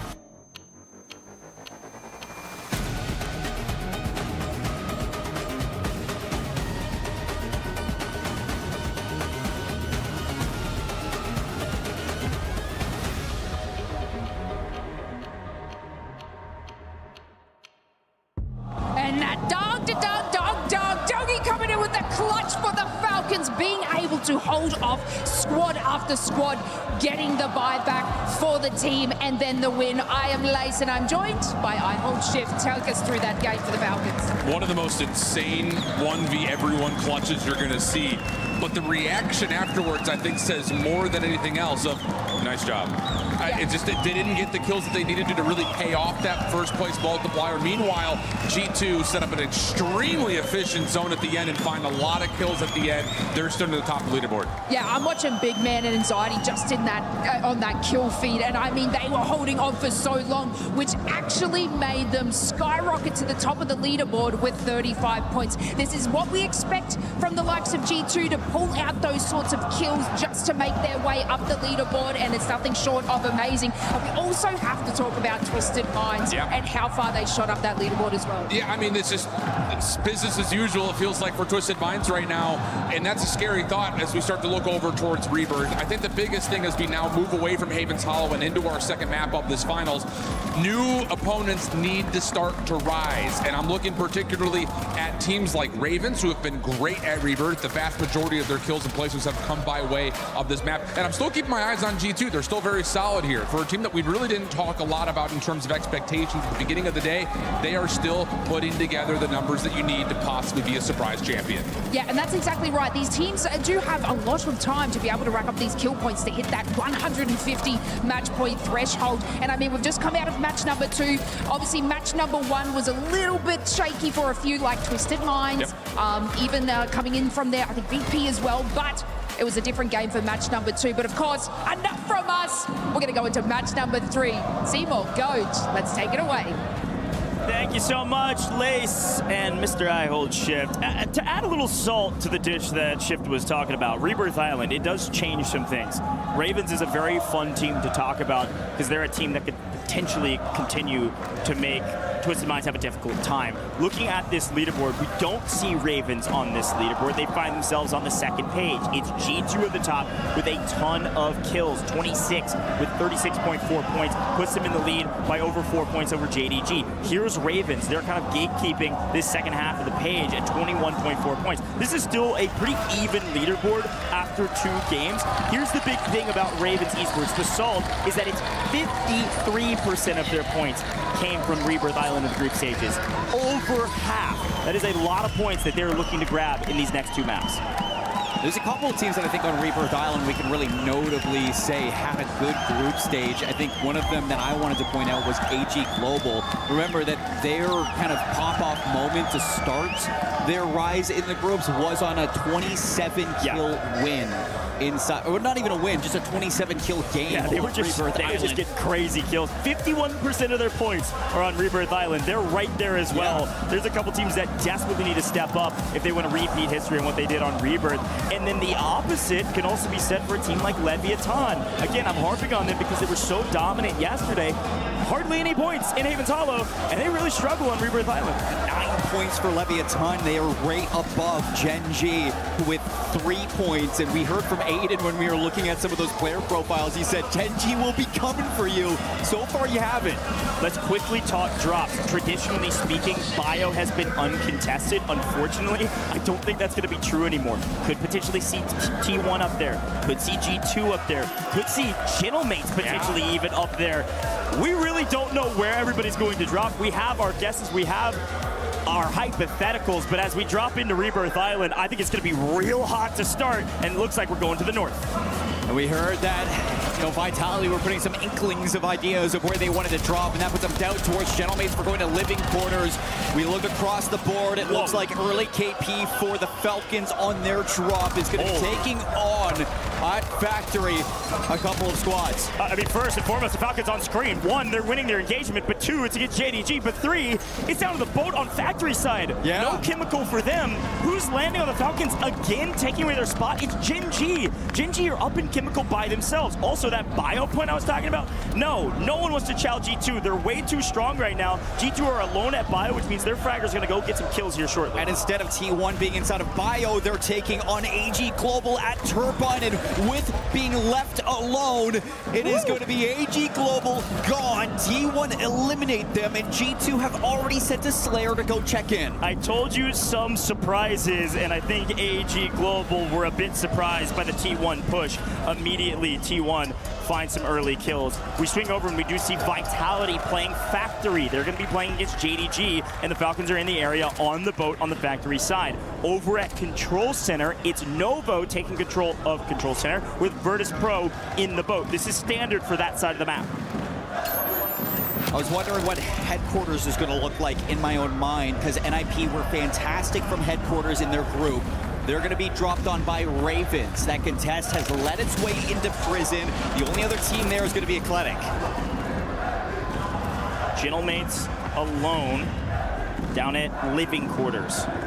Maybe because of the map and the zone, or maybe just because they're scary. JDG win a nice engagement here, knocking most of this Vitality roster. And the one weird thing is that Leviathan, it's not a stronghold push. Ravens get eliminated inside of this masked Headquarters battle. But where I was saying is that Leviathan have actually moved from top to bottom on their regain. They're trying to find somewhere to land now that Stronghold is in the circle. Ravens going down right when we cut away. Unfortunately, losing that HQ battle means NIP are back in a power position. This is what they did in their group stages that gave them so much success. Watch out for NIP to pop off in this map as PBJ are continuing to join the fight down here in Factory, which is giving some free kills here for Shifty. He's finding a lot of engagements playing up into Factory. Twisted Minds, you've got PBJ, you've got JDG, you got Falcons all in the same area. A ton of action, and as long as we stick with it here, I think Shift is going to find his way to a ton more kills. And not too far away is going to be the Gentlemates as well as NIP and Headquarters. So lots of teams to look at this. I'm taking a look across the map at what we're seeing for some of these engagements. Big fights going on between Virtus Pro and T1 up in the Turbine. T1 now trying to track down Grimy in the water. Spam gets cut down in the moment. Adrian's actually going to give Grimy a little bit of breathing room. Yeah, it's important to note that Virtus Pro, again, are totally safe with their anchor. We swing back to the Falcons, who have their anchor also on a boat just on the opposite side of the map. So Virtus Pro doing the same thing that the Falcons are doing right now with much less people to fight. There's so many folks on this side of the map. South side is quite busy. Factory, Headquarters, living quarters. Look, Gentlemates are making a move early, abandoning living quarters because the zone is forcing them to, and they're going to go up into HQ fighting against NIP, but potentially fighting Southside here as well. They're going to go right for the anchor, so that's going to disrupt the entire setup for NIP as they are forced inside the prison. Now, Gentlemates, depending on the circle, they are going to have a fantastic position at the top point of Rebirth Island. Falcons getting pushed on by Twisted Minds. Almond immediately going to meet his end to Hisoka. And it looks like we're actually getting a jump on between two teams inside of Control Center. It's going to be Vitality making a push, and they're going to be wiped away by Novo. Our new zone continues to pull to the north as expected, so the Gentlemates will continue to rotate, playing the south side of the zone, slowly creeping their way in. They have control of headquarters now, pushing NIP into prison. They can take a look at either side of the map, either this side on your screen right now. Blade totally unaware. There's a player in the corner hiding behind the door. Grimy going big. Virtus Pro make quick work of 2/3 of this Novo roster. Where is the final player? He's gone upstairs. Grimy trying to hunt him down just in time, and it looks like Fede will able to stay alive for a moment, sneaking and hiding so his teammates can fly back in. Fede, 67 kills in the survival stage. He has been a monster for the squad. Tomahawk on point. And that's going to put him at 3 so far. They started off fantastic in the slaying back on Haven's Hollow. Rebirth Island, definitely a map where Novo can start to pop off yet again. 14 trios still alive. 35 seconds until we start to see the zone closing. To look further and further where we will go on Rebirth Island. Bad news. Ahsoka down. Doggy is on 7. It's Twisted Minds and the Falcons, but Gentlemates are going to come down with their fraggers. PBJ still in the area. A ton of chaos, and all of these players still have to technically get to zone. Doggy shooting straight, getting one out of the sky, but he gets cut down. Gentlemates, Inkyo, they're safe in HQ. He's just gonna go out and find anything he can get. And what a moment it would be for Gentlemates if they can take down both Twisted Minds and Falcons yet again to continue to keep them tamed inside of Championship Sunday. It's a moment that a lot of teams need to do if they want to deny them of a trophy at the end. Just continue to put the pressure on these top dogs. Yet again, Machine Pistol goes huge. Ahsoka last alive for the roster, allows his 2 teammates to fly back in. The Falcons are safe for a moment. They can breathe for just a second. Twisted Minds staring at the shores while PBJ stare at the shores of Harbor. This is going to be tough for the Falcons to recover. We'll swing back over and see what's going on between Novo and Virtus Pro. Edge of the map, both teams having to rotate as well. Both teams in a battle that's been going on since the very beginning of the game. Virtus Pro are actually in a really tough spot right now. There's a couple of teams that just have not been able to get their feet underneath them. Leviathan just continue to get farmed by G2. They have no home right now. At the same time, you can say that about Virtus Pro just not being able to get past Novo, as well as AG Global get forced out of Turbine. We haven't seen anything from them. And in Chemical, it's going to be still Gen G looking to find some kills versus JDG. Yeah, Leviathan home. It needs to be at Bioweapons. They have to push this. Unfortunately, G2 have restabilized. G2 good for the lobby. They don't have actually a ton of kills, and Criminal God continues to find kills on G2. So Leviathan maybe slowly but surely paving a way to a place in WinCon. Circle's going to be closing further to the north, as it is going to be majority of chemical industry and bio still in the circle. A little bit of Harbor. That's going to be where the Falcons are moving with Twisted Minds. Falcons, though, trying to get all the way through the water to go past chemical engineering behind these teams to take the north side of the island. Twisted Minds walking in the zone on water side. PPJ go hunting, gonna try to find one member of the Falcons and will get it. Let's listen in with PBJ and see what their game plan is with their position on the map. Twisted Minds hot on their heels. I gotta grab his shit. I'm grabbing the shit right now. The shit, yeah. Yo, look at Most Wanted's pushing up a little bit. Most Wanted's pushing up a little bit. He's just in the building. Money. I only hear one, bro. You want me to try to blood him? You don't have to overchow. You don't have to overchow. I'm just waiting. I'm gonna take my time. Yeah, take your time, because you have to play our back. Yeah, one's in my building now, okay? I'm getting out. I'm getting out of the water. Yep. I just fell off the fucking thing. They're in my building. Show me close. Looking at your bottom. I'm staring at your bottom. Sitting here a second. I got your bottom door. That's the one on me. Nice. Push it. Another one jumped out. Yeah, the last two are on. They could buy. Inside. Oh my. Oh, he dropped on me, bro. Oh my god. He's running out to buy. No. He's still sitting inside. Good. Oh my God, I gave it up for a second. A surprise, PBJ able to strike first, but they get answered back as well. Twisted Minds fully restabilized, but in the meantime, Seymour, we lost a ton of teams. Falcons gone in 14th, Gen G gone in 13th, and T1 gone in 12th. We're down to 11 trios as we're closing the circle, and mates are making moves. Gentlemates have moved through center map, they've moved through HQ, they find their way into prison, and they continue to pave a pathway to a win. They still have a lot of work to do if this zone continues to pull to the north, but for now, they've abdicated everybody out of this giant prison POI. They're free for a little while. Twisted Mind's gonna stay south. You can see Virtus Pro staying north. Gentlemates have won the central part of the map. This new zone's gonna dictate everything. Remember, JDG was struggling at the start versus the Falcons. They had to regain. They're in chemical engineering uncontested, just like how Bio's being held by G2. Both of these two teams right now have the power positions to dictate exactly how the end game's looking. Our new zone continues to pull to the north. Gentlemates will still have to rotate, potentially through mid-map out in the open, or likely through maybe Industries. Some of our other teams, PBJ included, are at G2, continue to find their way to the kill feed as they just wait on everybody else to show up at their home. Their anchor has been sitting inside of Bio since the very beginning of the game. They've been finding kills, and finally Leviathan can hide no longer in the water. Here's Anxiety finding more kills on main, proving me correct. A great move from a fragger as his teammates are safe. He's just looking for anything he can get his hands on. He's finding more kills after more kills. G2 going to be a big problem with a map like this. Now we're going to be into the multiplier, and this is where a lot of teams can find some benefits. Vitality and Twisted Minds, as well as Gentlemates. If they get a win here, it is going to be massive for their scoreboards. Athletic, a very scrappy game. They've been battling in Turbine in this northwestern side of the map since the beginning. Going kill for kill with a couple of the other teams in the area, mostly fraggers from G2 and Virtus Pro, just looking for a couple points here and there. Gromalok on main. Shifty unfortunately getting shot in the back. That's going to be JDG from distance. JDG up at Chem, shooting Twisted Minds, who are now deeply in trouble. Shifty was 1 HP in a dream, able to get his plates in, but he's got Gentlemates hot on his heels. Again, the zone pulls north. It does pull to Industries, though. G2 going to have to move, and the Gentlemates going to have to take down Shifty, and they're able to do just that. The crowd is loving the Gentlemates' resilience. They are not being given anything, Seymour. They are earning it all, and they've made their way to top 10, looking for top 5. And look at the zone pull. Bioweapons and chemical engineering are no longer safe.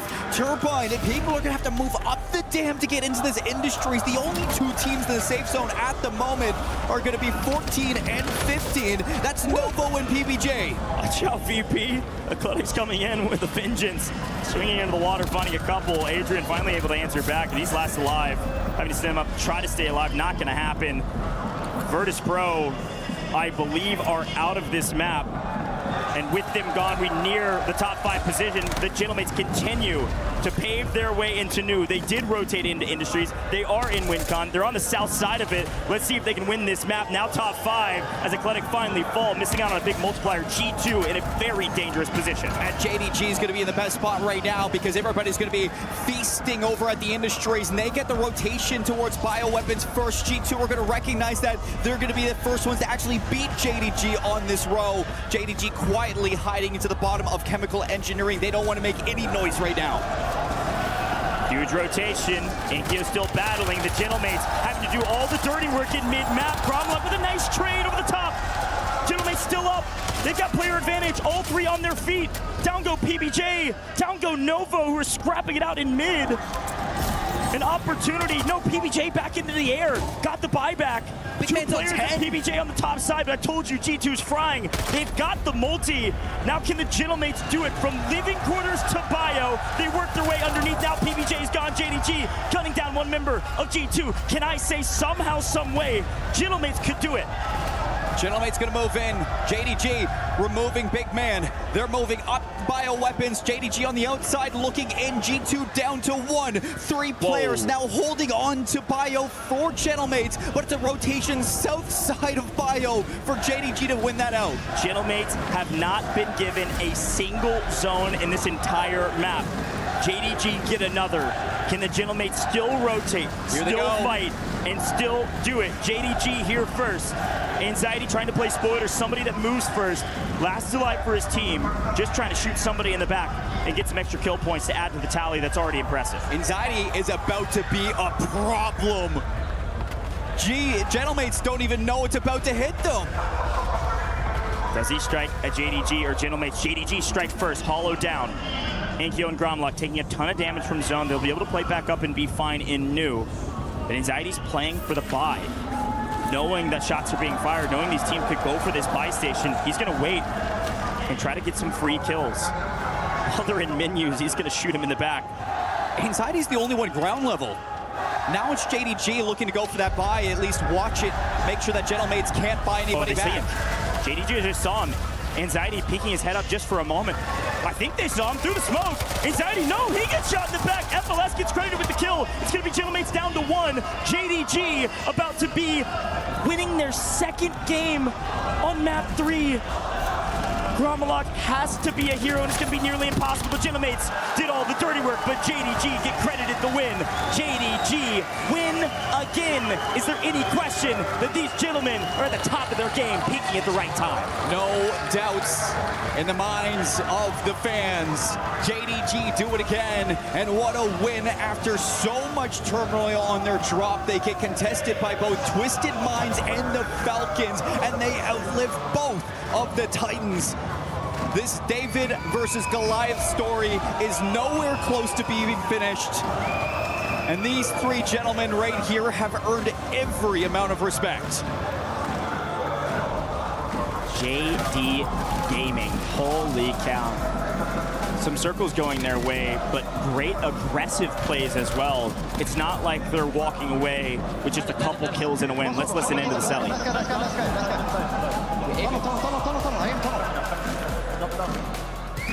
Right behind, he's back. He's in tunnel. Come on, boys. Looking fucking fantastic on the map, boys. Wow. Fantastic indeed.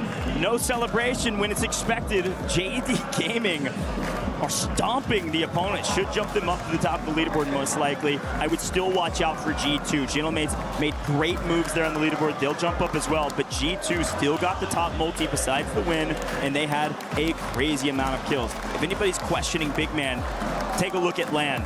These guys are shooting.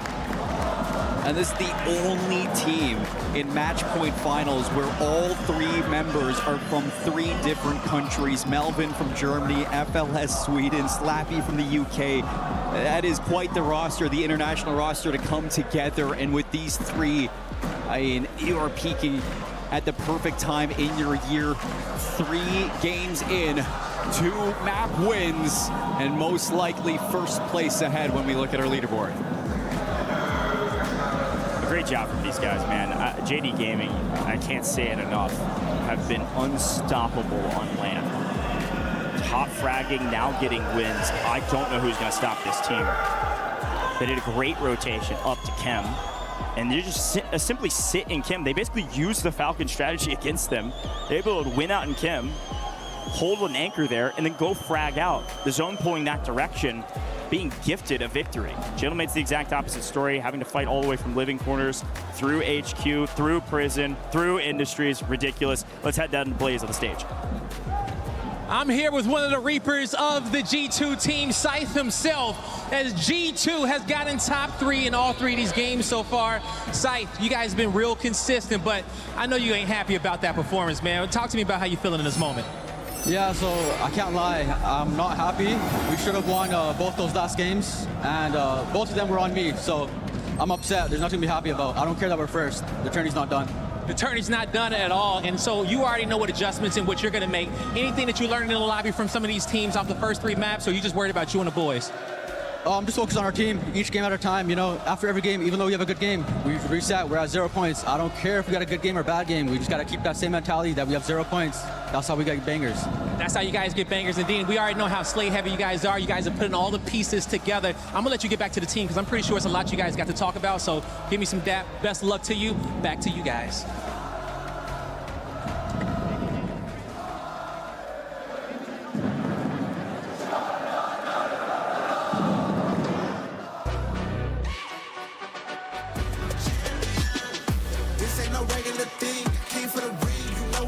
You see my name in the lights, better get right, I'm champion.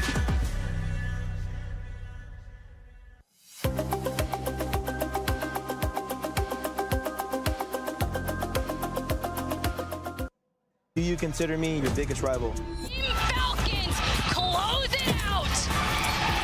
Do you think you'd be a world champion without me? Do you believe you would have won EWC 2024 without me?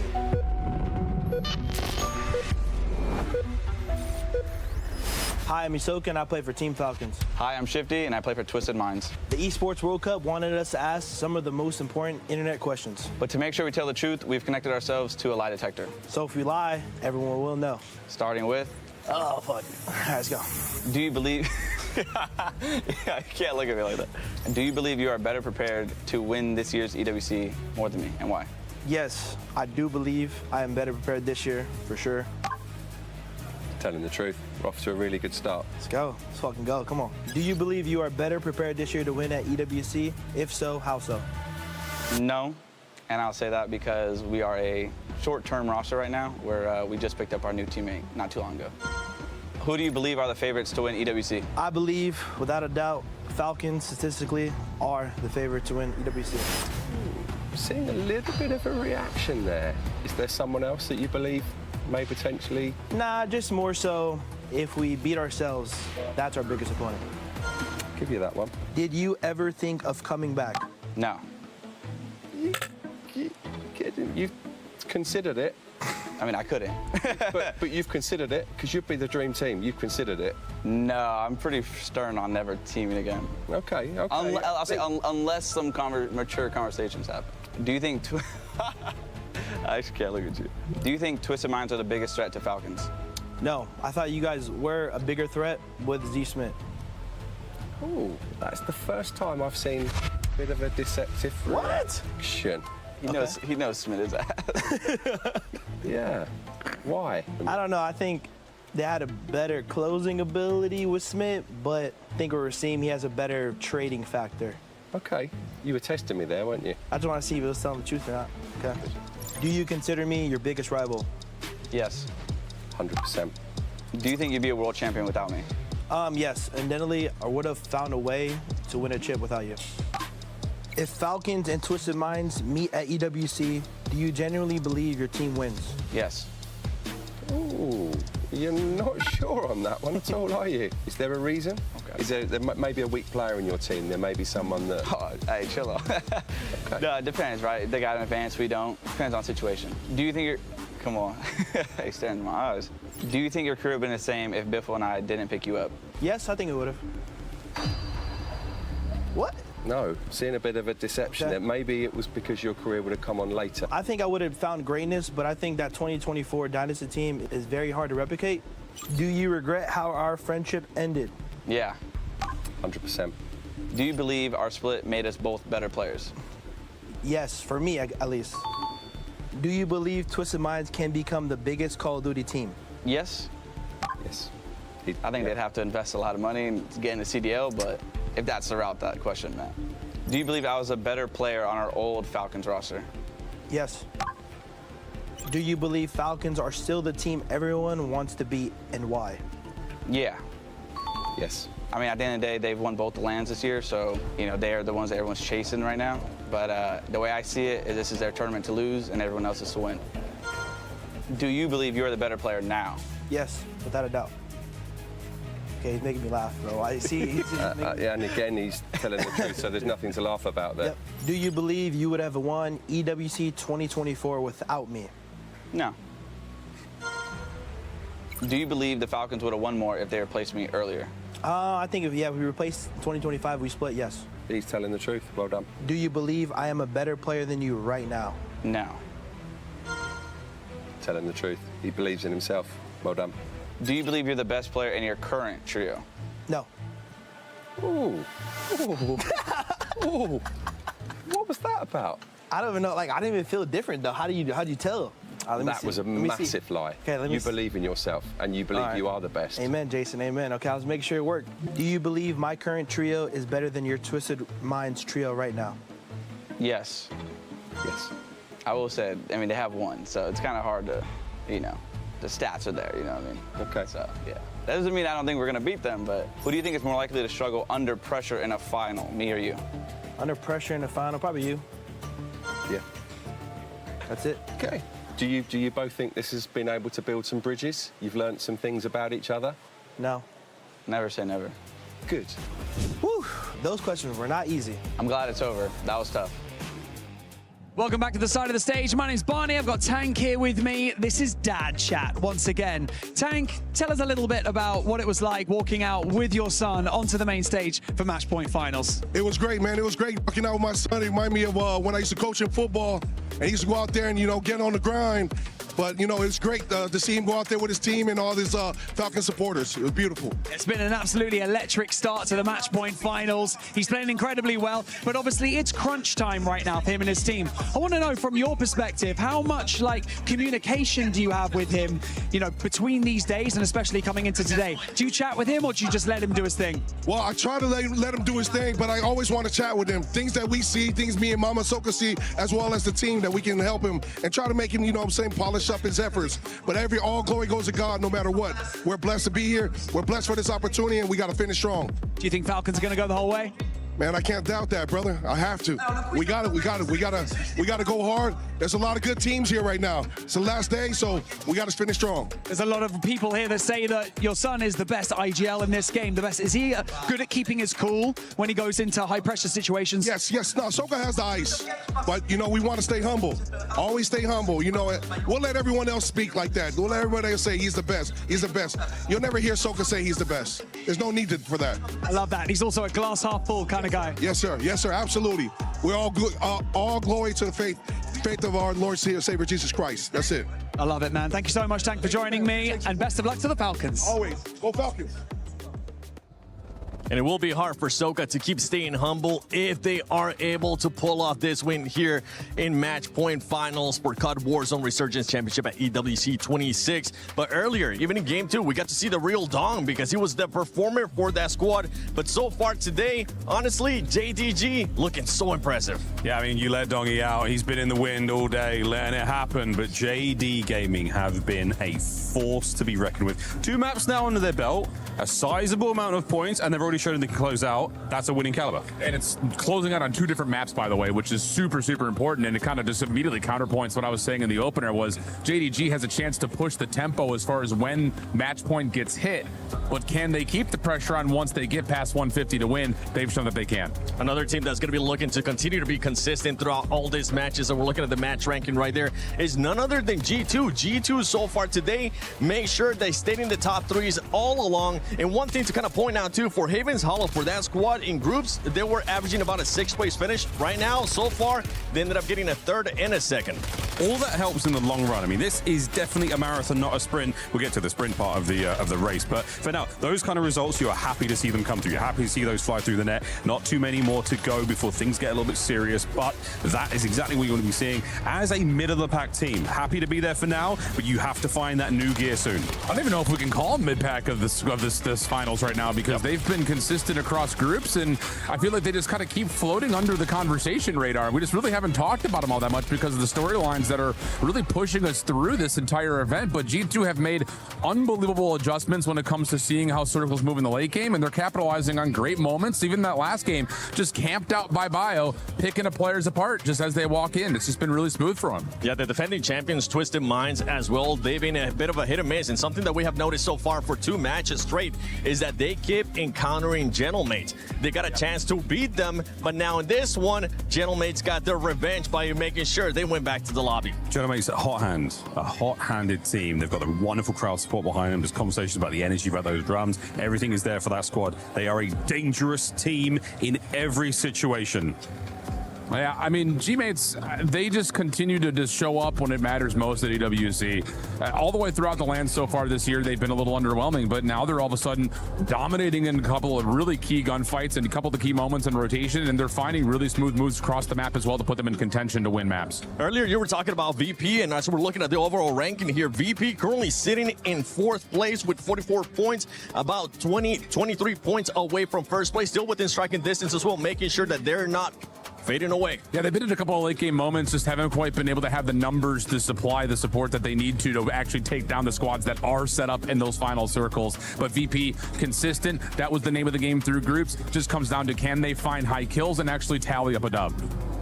I'm hoping that they're going to be able to find that dub. One team that has been, that we've been talking about the rookies this whole time, because rookies have been performing so well. For Noble, they're currently sitting in 7th place with 39 points. And when we were talking about that squad, it was always about Fede. Here in the finals, he's going to need some backup. He's going to need some backup, but also, I mean, he can keep doing what he's doing. That's what got them here this time. This is an incredibly talented young player. Confidence in spades. Wonderful English. You name it. He's got it all. What a package. Ladies, is he single? Who knows? But this is a very, very capable player. He's shining under these high-pressure moments. Bright lights, great players. He hasn't skipped a beat.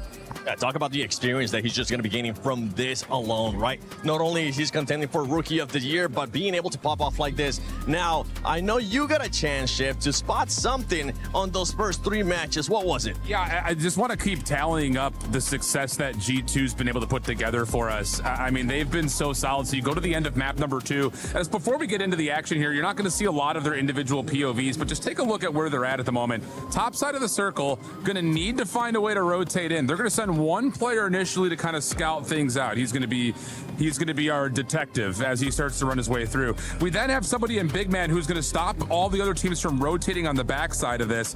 He's the guy who's just trying to sneak around. So really good stuff here from G2 to put themselves into a spot to actually be in a position to get to the late game. So kind of watch as the circle unfolds. Again, you're not going to see their POV, but you can see it on the minimap at different moments, how quickly they can get around to some of these P positions as you start to see the circle move through. Now, the only downside to G2, and this is where I need to see them really step up to actually secure a win, is as they get into these closing moments and you have a position that is actually solid for you, this is a perfect spot to watch it. You've got one player on the backside still kind of lingering in on the back, everyone else still sitting, that's not what we wanted to do. The other player still sitting inside of the circle, looking in a good position to kind of hold. But what you're going to see is, knowing they have numbers, which they should, because as you get into the top part of the circle here, 3 total teams, 6 total players, 3 of them are yours. We need to start playing more aggressively and getting these final kills, because they get stuck at this particular moment. They're trying to rotate around, maybe to get to the buy, but Dongi's able to hold it, and then the special play from Dongi comes out right afterwards. So G2, really good in terms of moving around those final circles, knowing how they can still get kills on the solos. But then once we find out that we're one of the last 3 teams with the numbers, we have to clean everybody else up and not get passive. And that's what we're going to be expecting out of that squad. Now, we're looking at the bottom of that leaderboard. We ended up seeing JNG. We ended up seeing Leviathan as well. And those squads, their points are just coming straight from kills. They haven't really found themselves into the later end of the game. And right now, I mean, I know it's just 3 matches, but it is match point finals. They need to do a lot better. We talk about it all tournament long. Kills, high placement. Those are the 2 pieces of absolutely essential ingredients for the win. That's all you need. That's all we need. Just win, survive, and get those kills. And you might be able to get that championship at the end and put your key on the totem. But now we're going to be heading to match 4 with Dandro and Enigma. Woo! Thank you much. 7 miles and Shift. Beautiful breakdown from Mr. I Hold Shift on how Dongi was able to take that win. But we're not over yet, my friend. It is a long road for us to cross 150 points here in the match point finals. Currently, JD Gaming and G2 lead the lobby, 67 and 64 points respectively, just shy under our halfway point. Yeah, absolutely. I mean, they do have a little bit of a shelf. To Gentlemates back on 47, VP on 44, Twisted Minds on 43, and then it's a whole cluster right in behind that. So all to play for in the early stages. The concerning things for much of the lobby and why they must be on notice is that we get this next rebirth where we've already seen a lot of our top teams perform. From that, we move to Fortune's Keep. And pretty much all the sides towards the top of the board are actually great there. So right now, gotta find a ways to come alive. If you are one of those bottom end teams that everyone's talking about, your Gen Gs, your Leviathans and so on, otherwise you are watching win condition sail beyond the horizon. For every side now, you've had your break. The conversations like arms around one another, continue to talk through the game plan and set yourself for everything still to come. trust has been a key theme that we have heard time and time again for all the content and interviews. It's just us communicating, us trusting each other. And you're going to need that level of trust here in a lobby of this caliber as we get ready to hop on in to our second Rebirth Island map in this set. Reminder, folks, we're going to play Rebirth Island. We're going to 2 Fortunes Keep, and then it's 1-1-1-1-1-1-1-1-1 until the cows come home, until we are done this event. So let's get ready to head on in to Rebirth Island here in match number 4. The first one was absolutely electric. Surely the second will continue to deliver. You would expect absolutely nothing less. So we're going to jump in then with JDG, a team that have stunned us here in Paris. Had a mid-season patch where they looked untouchable, wavered since, well and truly made the claim here that they're back to that kind of form. Slappy will get the instant knock onto Shifty, will suffer a little bit of damage from player out by both that's Blastides. And this early on, knocks mean you can get a self-res off, so Blast does well to let Shifty back to his feet and back up. Twisted Minds not being allowed to have this area of the map for free. I love it. JDG, they're getting active. They're not going to let Twisted Minds just have this entire POI by themselves. Also going to be the case over here at Control. You can see Virtus Pro, they've moved up. This looks like a little bit of a flip-flop. While Virtus Pro has moved up here, you also have some of the members of Leviathan is already. You're putting the bullets into the bodies, and you're dropping them like flies. Yeah, Levy desperately need points on the board towards the bottom end, and Rebirth has never been somewhere that they've strongly favored. The left-hand sides, in particular, always wobbled here. Small Haven's Hollow has been their preference, but they will start to apply that pressure to Virtus Pro. Falcons, they've landed Chemical, heading back to familiar territory. They'll be joined by Genji. Got off to arguably the worst start you probably could have thus far, but we have seen them look good in these contests very recently and then build on maps from there. Time to get active. No better way to get yourself back into the game than take it to one of the most formidable foes in the lobby. It's been a little bit of a slow start for the Falcons themselves, so if they can wipe Genji here, gain the positioning at Chemical, this would be huge, especially if they can gain this and then just look on over at the battle that's happening between Eclectic and AG Global. Soka starting to make his way on up, pairing alongside Dongi. They'll look to clear that out. Nice little sky cam lets us know what's happening over on that headquarters side, because the Ravens, they're finding themselves in a fight against NIP. Yeah, Ravens been slow. Typically pull a hell of a lot of their points on this map. But against Ninjas in Pajamas, trying to get inside of prison. Nice and waits for the gunfight to kick off. Dropped King AJ, instant cleanup. AG Global's going to float on over the top as well. Eyes in the sky, so everything being pinged out, called out. Showstopper's going to lay in wait. Hope that the French will push him through a bottleneck so he and Vision can set up a kill box. I like the patience from Ravens there. You get the one kill. You don't feel like you have to chase these red dots just yet. Go ahead. Start to back on up. Vision on the inside, though. Thinks that he has an angle. Freddy Keybase. They find the huge kills in that moment.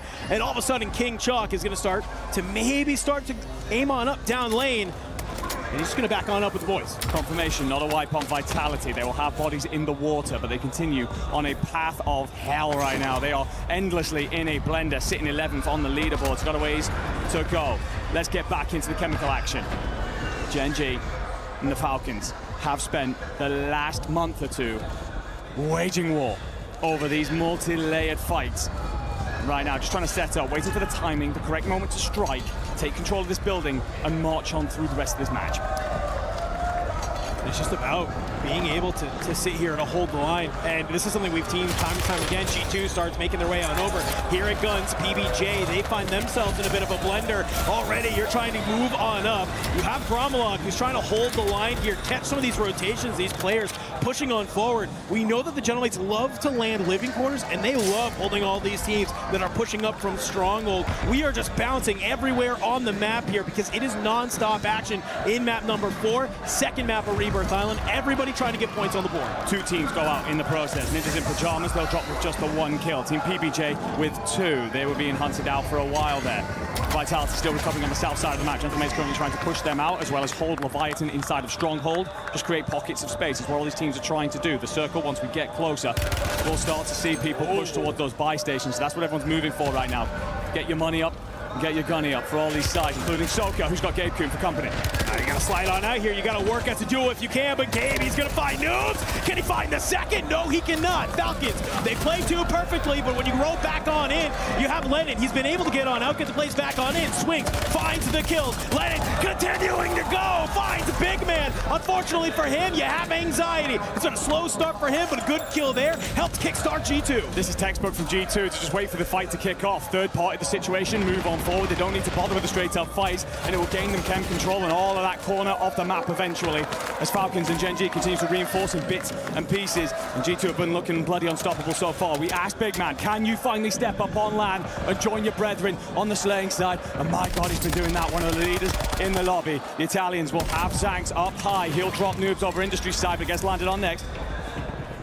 Lennon, has he been able to hit this loadout is the question. You can see Zanks wants to clear it on out. I like it. Len, he's going to drop on down, thinks he can get the jump. Unfortunately for him, doesn't realize you have two members of Eclectic sitting up here on that water tower side. So for Gen G, they push on into Chemical Engineering. They take a pretty decent fight, but they're still just finding themselves in the rotation, in the blender. It's a little bit better of a start than they've had previously, but they need to keep the train rolling. Yeah, complete lack of stability for the side. It's also been that way for Eclectic for a moment. Typically get themselves set up pretty well, water tower, then look to third-party Chemical. They won't get the opportunity to do that because they're under pressure from AG Global inside of prison. Dealing with that fight first. Let's drop back in with G2, who have played up, pushed the Falcons all the way to water's edge. The buy is in for Dongi, but he's still being sent. You made a good call. It was G2 wanting to come in third party. Looks like they've been successful. They have so much ground here, and they're continuing to find success in the kill feed. Gabe down below. He'll at least be able to line on up and find one more, but the rest of your team is getting picked apart around you. It's a three-way party here, but guns up to the sky. Gabe Kuhn, he finds anxiety. The only problem, gas is at your back. You still have to maneuver your way into zone. It's moments like that why Gen G have shifted him into the back line. Seems one of the best fraggers in the world when he's on form, but moments where he keeps his team in the fight is exactly why Gen G have made their way through to this finals. Just got to get him hot and active through this one in order to get yourselves right at that leaderboard. But at least for now, you stand the test. You're not swept under the tide, and you will go back once more at G2. G2, 5 kills so far in this lobby. Down at control. This is an area of the map we need to keep our eyes on. As you can already start to see, Virtus Pro, they've made this their home. However, Novo, they're also finding it. But look at this, Grimy. He's currently sitting on 13 kills. He's 13 of the team's 16 right now. Put him on their back, get the backpack rolling, and you're starting to see why. Already, fantastic fight here. You get the armor crack, you hop off. Can the teammates wrap with you? No, they can't, because Echo, he is there. He's found the shots onto Donkey. Vortex diving in and out. Can you play alongside the boys? Hold down the line here on the boat, get some of this positioning, wait for where the zone starts to move. Yeah, Grimy's just begging the boys with a control center to look over and provide some protection to the Gentlemates then inside of living quarters. They've been in a tug of war with Leviathan for some time and have finally sent them back and tucked inside of green though. Under pressure from JD Gaming, and Kyo sticks his shoulder out a little bit too long. Shot from the headquarters side. I'm just going to slow it. Take your time, pause. Almost let this map flip itself on out, and Leviathan, well, they'll see themselves on out to the next lobby. By the way, while all of that's happening, Team Falcons dropped. Only 4 kills for them. Not exactly how they want to start this Rebirth Island. JDG, they'll continue to hold out the gentlemen, but they got to be careful because you have fellow European team Ravens looking down at you from headquarters, making this wrap over to control. It's going to be a little bit sticky here because you also have Virtus Pro looking to hold the line. Shifty's dropped Aiden, so now feels blood to hunt here. Just trying to scoop up on Gabe at the end. Len's going to be out in the water, so it is essentially a 1v1, but you might be looked over by the players of G2 who've taken over Chemical. Go back to the control center battle. JD Gaming making the most of it against VP. Res needs to happen because that's essentially going to be a 2v2. Should he be able to get back to his feet? Shifty's realized what G2 are doing and has decided to just Hail Mary his way back out, set off south and find his boys to the factory. I think if he could just pop it up, find a kill, this would be huge, but G2, they are sprinting right now. I'm seeing Lennon get dropped. That isn't confirmed. Gen G has been wiped. Shifty will get dropped by Scythe in the back. G2 continuing to surge forward towards factory. PP out of here. JD Gaming continue their reign of terror, just cutting apart anything that steps in front of them. FLS himself, the leader and IGL of this team, often referred to as a Grim Reaper for how bloody brutal he can be and how he and his team have taken a lineup of scalps through this one. Another squad will join them on map 4. That's going to be Eclectic. No. G2 second-guessed themselves in the moment. They'll actually lose track of the player that they were trying to hunt down. Will be one crossing just on over. That's AG Global. And it looks like FIFA Kills just trying to back off here. Knight and Scum and just trying to control water tower side. They'll have one player who's being a pain as Zanks from above. If you can push him out, though, it gives you great control over what's left of this next circle. Yeah, this is tough. It's really hard to shoot through these grates down below. You can see the Skydane hoping to connect there from FIFA Kill, but he might even just be fine. Go ahead, guns up, look through the window. You'll get in a couple of tags on a G2, back them down. But you won't find any purchase just yet. Both FIFA Kill and Zanks kind of trying to basically do the exact same thing at different layers of this water tower. Unfortunately for FIFA Kill, though, he drops, not realizing that Zanks does have an angle. So all of a sudden, your anchor finds himself in a perilous position if you are AGAL.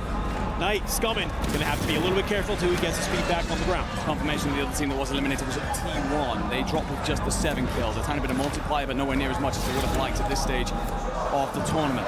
Twisted Mind's gonna rotate up through the banks between here and Prison. As they start to make this rotation, let's see, how are the boys feeling from Twisted Minds? Let's go for a listen in. They're gonna try to take showers from us.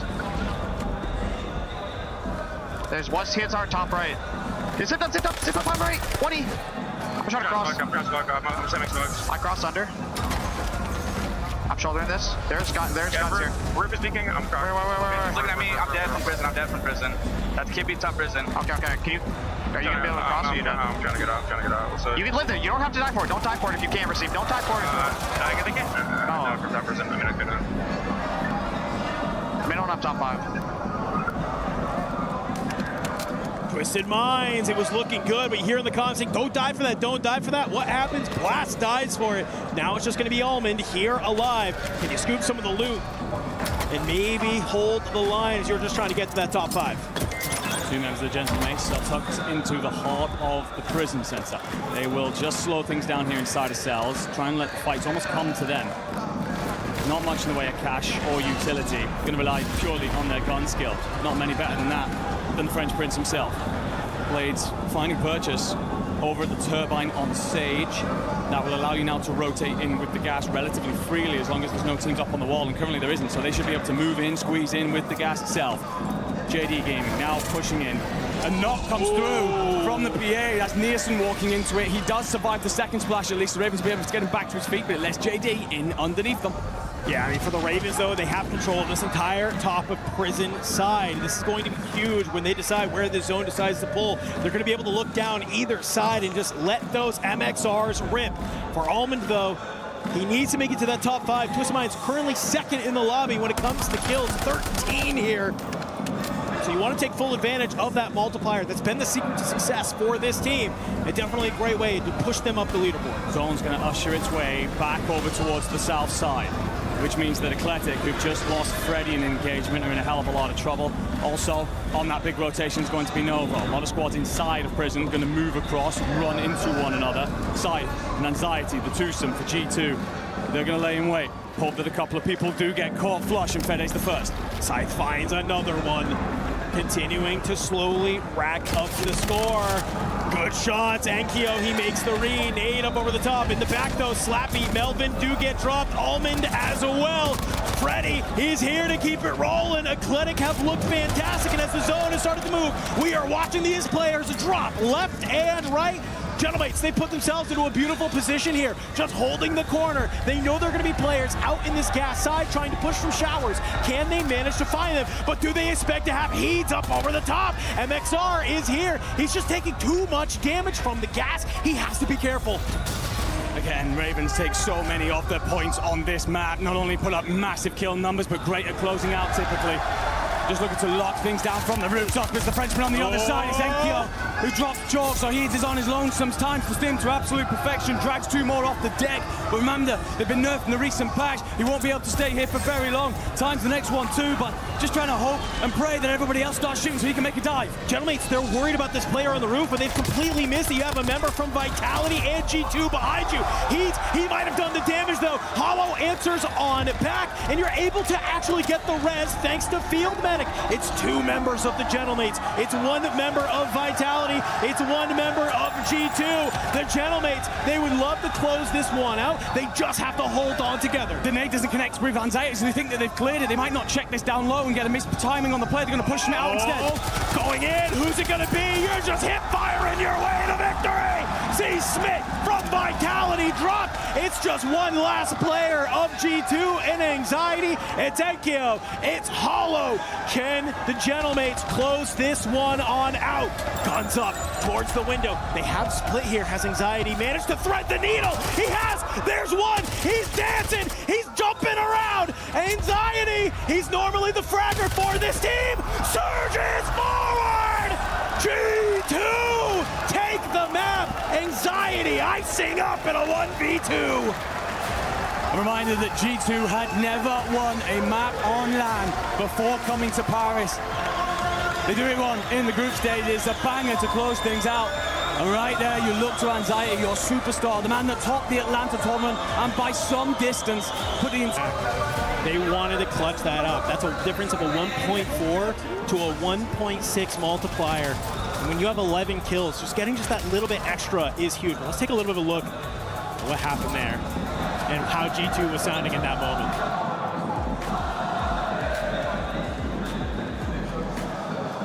Good discussions between the coach and the boys.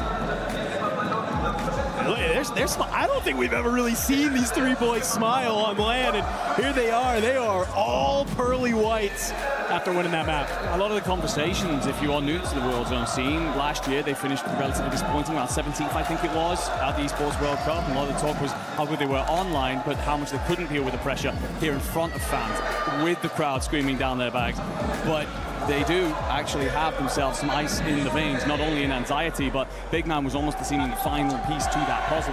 He's looking incredibly comfortable out there, so now it's about what could they achieve if they do start to match that online form of theirs. So yeah, very comfortable, very confident.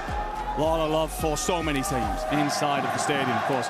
A lot of support for Vitality, Golden Hornets, family members, friends, all jumping up here in the stands in Paris and willing their boys on to win. That wasn't a bad map from Vitality either. 12 kills, that'll net them 16.8 points.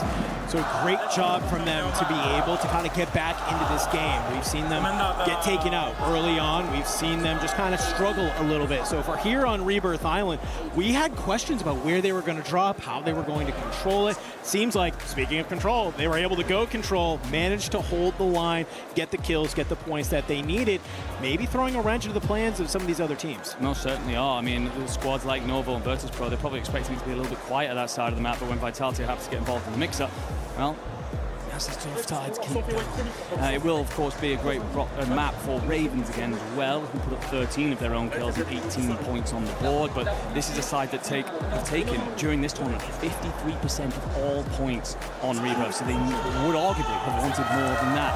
Athletic have themselves a great one, 26.6 points to top the entire lobby. And that team just continues to stun and surprise every time they roll on. Qualified yesterday by less than a point to step up into the finals. And on the leaderboard, well, they're not looking too bad, popping themselves in 3rd place. The Italians putting their entire country on their back, trying to take them back to the top of European Warzone. I mean, just look at this when it comes down to the breakdown of the points here. It's just minus Athletic there at the top. It's actually pretty close between G2 there in 2nd, almost all the way down to the Gentlemates in 7th there. So when you look at this, when we talk about map over map, this is why consistency matters, especially in a match point finals, right? It's, yes, you can have one pop-off game like Athletic just did. You can have 19 kills in a 1.4. Fantastic, feels good. But the problem is that we've seen it time again where a team might do that early on, and then it's 2, 0, 3. It's just all single digits that don't really matter at the end of the day. It's your ability to put up 15, 16, 17 points every single game, and that's how you march towards that 150 match point threshold. It is. We so often speak of it as the floor. We know that a lot of these teams can just go and pop off, what, 20, 30 point game. We've seen bigger and better than that. even at LAN events as recently as this year. So all these sides can do that. It's about making sure that you do at least hit those double digits and keep yourself consistent. Hard to do, of course, when you're facing against the best players in the world. And some of those sides are not seeing that for Falcons. They get just the 4 points in that last map. They are currently way down on our leaderboard. PBJ, Ninjas in Pajamas, E-Star. Ninjas in Pajamas themselves often great at this map. They tend to land between that headquarter prison side. They're happy to deal with the multiple pivot contest. We'll take a look at our overall leaderboard, and it will be G2 confirmed at the top, fragging out everybody inside of the lobby, and 7.6 points clear of JD Gaming in second. They're halfway to our 150 match point threshold. A couple other teams not too far away either. But looking at the bottom here, while one team is over halfway, we have other squads that are struggling to get a quarter of the way. An important thing to note there with Gen G, 17 kills, 17 score. What that means, they haven't seen a single multiplier, not one top 10 finish yet. It isn't that much better for Ninjas in Pajamas, E-Star, and honestly for all those sides down towards the bottom, a lot of things to figure out. Well, let's head on over to Ludi with the Gentlemates and Barney. I feel seen, I feel heard, I'm having a great time over here. Now, let's give you a little bit of a breakdown of what's happened so far. JDG have 2 wins on the board, okay? G2 Esports are absolutely flying up the leaderboard with all the kills, and to be honest, managing to close out that last game has got to do a lot for their momentum. Falcons playing pretty well, but still a little bit further down the leaderboard than we would have expected. Twisted Minds not playing too badly, are they? Vitality could be better. However, there's a reason why I'm standing here wearing this, isn't it? Go on, Luty. I mean, Gentlemates is kind of doing good, and you know what? Of course, we're a little bit sad because we lost this one, but we just need one top one, and the top one we need is when we're 150 points, because Gentlemates gonna win this!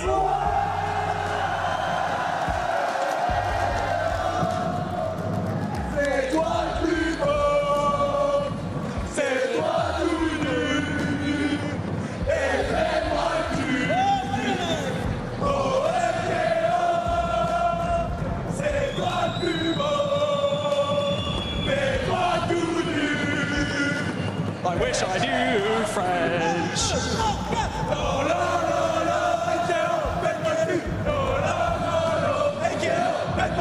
Oh man, that's enough fun. Casters, over to you. I actually know what that means. So we should definitely start just talking to one another. Okay. I'll have to ask you in the next break what that one is. Ladies and gentlemen, do not hit up Duolingo for that one. Either way, obviously they're having a fantastic time over there in the stands, the Gentle Suits and everybody else, of course, trying to will Enkyo, Gromlock and Hallow on towards victory. Disappointing towards the end of that last one, of course, you lose the 1v2, but a great map otherwise, keep them towards the top of the leaderboard. And they're not the only fans going absolutely nuts in here. If you think it sounds loud on the broadcast, I tell you now, it does not do it justice. We can barely hear each other here. I have a little knob, which is how much I can hear Andy. For the first time in my life, I've cranked it. I want to be very clear about that. That was rude. That's how I'm trying to convey to the viewers at home how absolutely loud it is, because it's also not just the Gentlemates, for the record. We have Gen G super fans in the building. We have Leviathan super fans in the building. The Falcons are getting loud. So many of our top teams, Vitality as well, have brought their super fans, have brought the community here, and they are letting it be known who they are rooting for. It's a really, really great time at the Esports World Cup in Paris, and just seeing all the camaraderie and community amongst all these teams. It certainly is. But, of course, we have a hell of a lot more drops to go. Many of you saying that they're expecting 12 to 14 drops today. Well, we're in for a long all afternoon. We're going to move, though, for the first time to Fortune's Keep, and sides that look particularly good here during this tournament. Number one, the Gentlemates. 44% of all their points have been coming on that map. We're averaging 18 kills on that. A map that we have spoken about since its inception as a very slow, defense-heavy map. Them and Twisted Minds have figured out how to play around this. Twisted Minds are coupling up that average 18 kills of their own with an average of second place as well. So look for them to be very, very dangerous. A lot of other sides, they're kind of middling here. There are some sides that need to be concerned. AG Global, Ravens, they've not enjoyed their stay so far on this map. What I will say, though, it's a very circle dependent. It's incredibly hard to rotate through. There's a lot of bottlenecks, a lot of chokeholds. So a lot of sides often have to change up their drop spot away from their typical in order to avoid being put in a spot where they're rotating late and being held out. I mean, this has been the conversation since Fortune's Keep has come into the map pool. It's just how absolutely defensive this map really is. It's hard to move. it's hard to go from one POI to the next, and that is what we've just seen time and time again when we get ready to hop on in here. It's our first map of Fortune's Keep, ladies and gentlemen, but it certainly won't be our last. An opportunity to make a statement, an opportunity for some of these teams to jettison their way up the leaderboard, because they definitely need it. We have a couple of squads running away with it, and this is the worst part of Call of Duty Warzone Match Point, when you're on the bottom of the leaderboard and you're watching G2, JD Gaming, Eclectic just rack points over points, game over game, and you can't buy a kill. No, you can't. And for those of you who might be wondering how the Falcons look on Fortune's Keep, currently averaging 14 kills in 6th place, which doesn't sound bad, but it's considerably worse in groups. So they've got to make sure that when they step up to this high quality lobby, they return with some sort of form, because right now they're down in that second half of the leaderboard and have got a mountain to climb. So is any team that will be rotating in from the east side. A typical winery landing. We're looking at maybe 3 or 4 teams to play here. That might change in this next couple of seconds, because you've got to go to the other side of the map where the likes of Falcons and Co will be setting themselves up for the typical drops. Well, let's hop on into it. We're here with G2, and it's guns up, guns off against Eclectic already. And you can see Anchor Scythe. He sees both of his fragger and support get dropped in the front line. What does he do? Just go ahead, trap on back to Bay, loot on up, grab some of those crates, get that respawn timer down early. Yeah, an example of an alternating drop spot attempt there. Usually G2 play over towards Bay. That's on the northeast corner. What they're doing by sending 2 bodies into the middle is trying to clear Eclectic out, so then they have a gap to just push through and rotate through nice and early. They won't get it, so now they'll understand the task at hand. It's a hellish rotation. Might instead playing through the keep. We'll come back to all of that, because the terraces, we've got a lot of company. You got Ravens. You've also got Twisted Minds. Doing battle, and Ravens, King Troll's got to be careful here. He does the battle stay alive for the time he's getting forward back in. But another contest going the wrong way if you are that French lineup. Yeah, I mean, at least for the Ravens, you have your anchor sitting back into keep, and you have all 3 members of Twisted Minds sitting together on that terrace side, like we've come to know and love. So maybe just an opportunity from the Ravens there to try and send out your fraggers, see if you can start to put Twisted Minds in a bit of a blender. However, you are just not successful. Has me worried. Does that disrupt your economy and your opportunity to get your cash, get your loadout, get set up for this fire sale, and get that advanced UAV? Jay Ballard's going to set himself up here for PBJ in the far western turret, my apologies. Directionally challenged once again. Back to Winery. Gen.G, they've cleared all of this out. 3 teams landed here, and Gen.G have laid waste to all of them. I don't know if they've done it single-handedly, if they simply third-parted the initial fight. Either way, they'll be happy with all of that space. You want to get that as early as possible on that side of the map, because again, you've got to move all the way over towards the west. Ooh! Not easy to do. Genomates, they're going to be at Overlook. And we'll actually have JD Gaming here. So both of these sides towards the top of the leaderboard, and how this very fight might shake things up. They got to be careful, though, because all of Vitality just rolled up in vehicles at the house on top of Grotto. So at any moment, they could surge forward if they wanted to. But you can see a couple of trades going back and forth between JDG and the Gentlemates. A huge force of a battle here, but Hollow, he's looking over with the Hawk. Oh, the noise has also pulled Eclectic in this direction. The Falcons have got 2 players pushed on over towards the south side of town. Everybody's seeing red dots and thinking this is where I could scoop a couple of 3 points. And those are hard to come by in lobbies of this quality. The cluster strike is basically going to draw a line in the sand. JD Gaming will head off in their direction. The Gentlemates will back off into their little pocket of space here at the Overlook. And for Keep, there are 5 teams in the vicinity. Blast is just going to try and slow things down. Does he spot Scum in? The answer is yes, but a little bit late. Tomahawk whips just by, gives him a haircut, but it's not enough. And Blast will find his 3rd of the lobby. Quick start here for Twisted Minds. This is what we like to see from them. Already on 4 that we can see. And with that kill, that's actually going to throw AGAL into a bit of a tizzy, as they will be the first team eliminated from match number 5. Quick flash up there talking about the club championship and how important it is to all of the organizations that have backsides into this. Watching AGAL fall will be a bitter pill to swallow as they continue to struggle. How good they looked in groups as well. Not really hit that form just yet. Got plenty of time. Dongi up and over. Somehow gets away there. He definitely felt like he was trapped between a rock and a hard place, but keeps his life.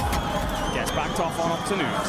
Shocker will spawn back in. But you have lost Books here, and you're also potentially being squeezed up on by Vitality. That's that number 12 on the mini-map. Either way, in uncomfortable position in town, and this is a circle that the Falcons would really want to control early, is where they can mop up a hell of a lot of points. Oh, King Chalk! It's good damage. He snaps on a disrupt. You're going to get 1 drop onto a member of T1.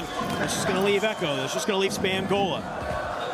And you can see already they are hot on the retreat. Get back to their spiral, get back to that high ground, continue to look over. If they're careful, they might be able to sort of sneak on out, and they could potentially find this fight between J2 and JDG and potentially third party.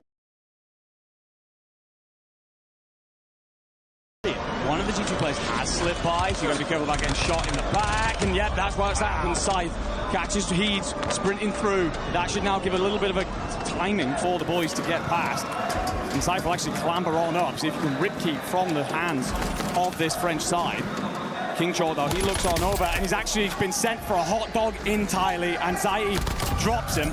Should turn it now into a 2v1. Close proximity.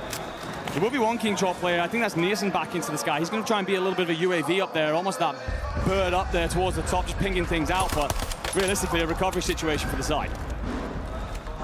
Novo, looks like they've been relegated to the boat. They'll hold on until the zone forces them not to. Falcons have gained control back of Books, but you can see already Vision and AJ, they've worked together to take down Soka. It's Donkey and Noobs just hoping that maybe we get somebody to bust through that door, but a very good nade is going to land on the top of Noobs. That's going to be King AJ potentially flying forward. The only problem is for AJ, you've lost Vision in the back, so you have to hold. But Grammy's managed to put himself in a strong position here to potentially get a jump on the Falcons. Yeah, Grammy thought he could third party this, rolls up, and actually the Falcons have split off. So he'll just slow things down over there, trying to kill feed for that engagement. So G2 trying to jostle there through keep in order to figure out exactly where the Ravens have gotten to. Dan gets out because the Gentlemates are laying waste to JD Gaming over towards Overlook. They'll continue to hold the south side of the circle, and Eclectic are the next to fall as well. So Gentlemates suddenly on a little bit of a heater. Virtus Pro, there the terrace is against Twisted Minds, but T1, they're going to start to clamber the walls from the gatehouse, apply pressure and try and pinch this all in. Been a great map for Virtus Pro so far, 6 kills to their name, but you can't go down early. Adrian says, hey, how about a little snack there, Spam Gola? Feeds him a Semtex for dinner, and he says, I'm hungry.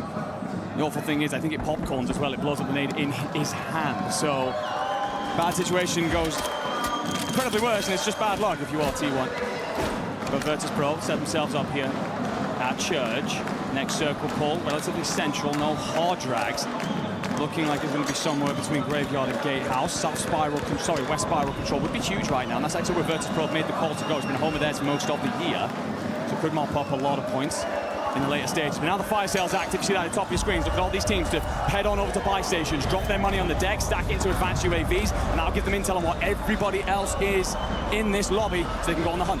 St. Melvin, he's been able to find Skullface. Gentlemen, they've just been over here at the house just for so long. JDG, though, they have an inkling. Obviously, the Gentlemen are here. They've been battling back and forth. They look to hold. The problem is, and you can see FLS, he's made sort of the same exact read that Leviathan is not too far away ahead of them.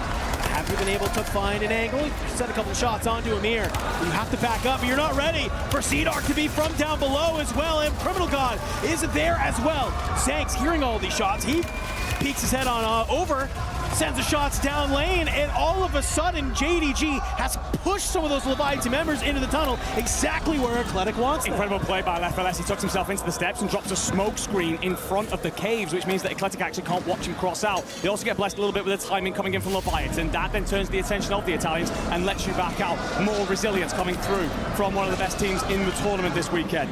Now the Italians are going to turn and face. He's hoping to hunt out Amir here.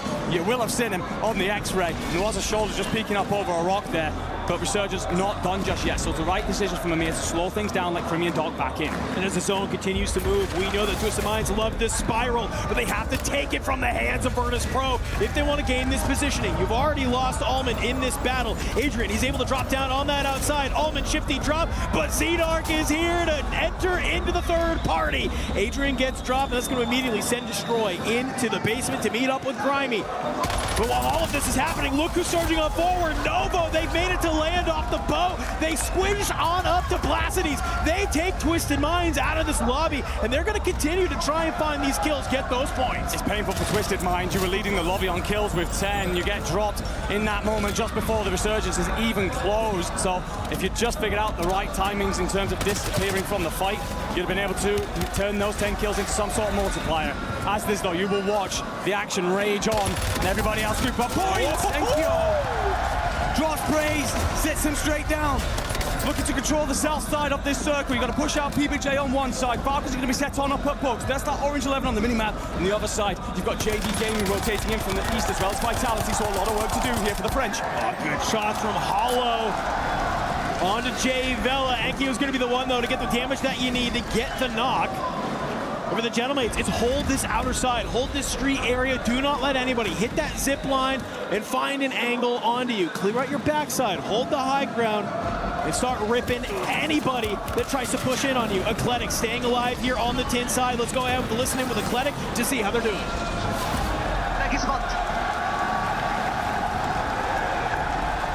Uno è dietro a me, credo.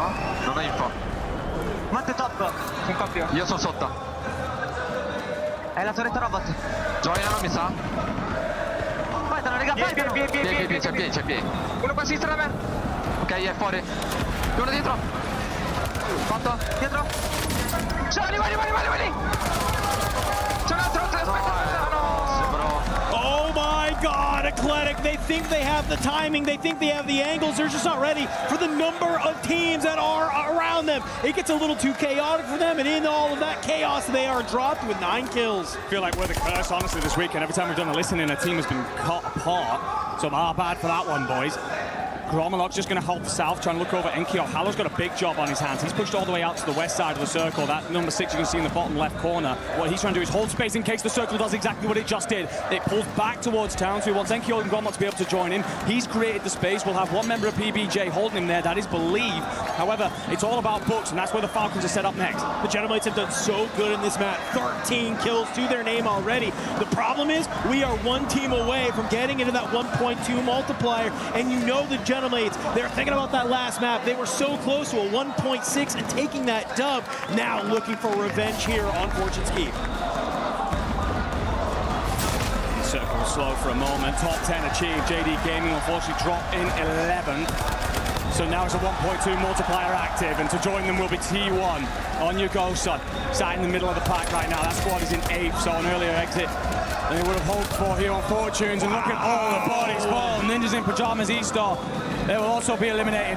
Soul Control push their way out to Graveyard. They're looking to lock down the entire north side. I love the high ground play. You have 2 members. They're looking over you because so many of these teams do have to push through this Graveyard. Gen G looks like they're going to get taken out. A little bit too much firepower for them. Niacin up over the wall. Finds Fede. Rookie dropped. King Chalk, Niacin from the Ravens trying to stay alive. Not ready for Soka to be dancing around here in the Graveyard, communing with spirits because they're watching it go. But while all of that's happening, the Gentlemates still finding the kills. 2 members of Vitality found, and they are dropped. Push you into top 5. The rotation now as well is going to be early for the Gentlemates. They can get squeezed on out to the east side while everybody else just takes parts of each other away from one another. It will mean that squad's going to arrive in bits and pieces. Gentlemates have a full 3 to lock things down. God. And they will take the lead next. And Enkyo's bagging away. We'll send King Chalk and Niacin on off to the next Fortunes. You might be overwhelmed in terms of numbers though, because Noobs and Soka that you're squaring up against unless they decide to back off, because the Circle's actually going to drag itself back to the Graveyard. And look at the Falcons retreat. They know exactly where they want to go. Mates have got the most difficult rotation. We're running to Leviathan. Oh, they're actually going to see just a little bit of a pixel of Criminal God. You throw the nade up over the top. The General will find Criminal God. You get the full, but you're not ready. It's a mirror in the corner behind the deployable cover. Immediately, the pre-fires go out trying to catch one of these other Gentlemates members. But Enkyo, he doesn't fall for the trap. He actually jumps up over the wall. He's knocked. It's Hollow. He's trying to shimmy and shake. The Falcons will hold. They cut down the Gentlemates. And it's Leviathan. It's Falcons here in this final moment. It's a 3v1. Dongi makes the read and finds it. And as much of a win as that is for the Falcons, my man, Gentlemates end that map with 21 kills. How many did Falcons and Leviathan have? 10 and 9. It's not even close. Gentlemates just ran that lobby. And that's why when you look at the faces of the Falcons, it's not elation. It's not absolute joy. It's, I guess we got a couple more points than we would have before. Exactly. You see Soka basically nipping at his nails there. It's because he understands, look, we've got him out win, sure, but this is nowhere near the standard that we need to see from ourselves if we truly want to contest at the very top. It is at least resilience from them, great control over that end circle and patience in the play. But we got to go back to that Gentlemates play. I mean, they locked down pretty much the entire south side of town from very early and just pushing out for space either side. We talk so often about the orangey of the circle, and what they're trying to do is minimize that. We are pushed out not only south, east, and west, but also in locations that mean if the circle does drag, we've got it all locked down. Get in them. Yeah, he's chunky.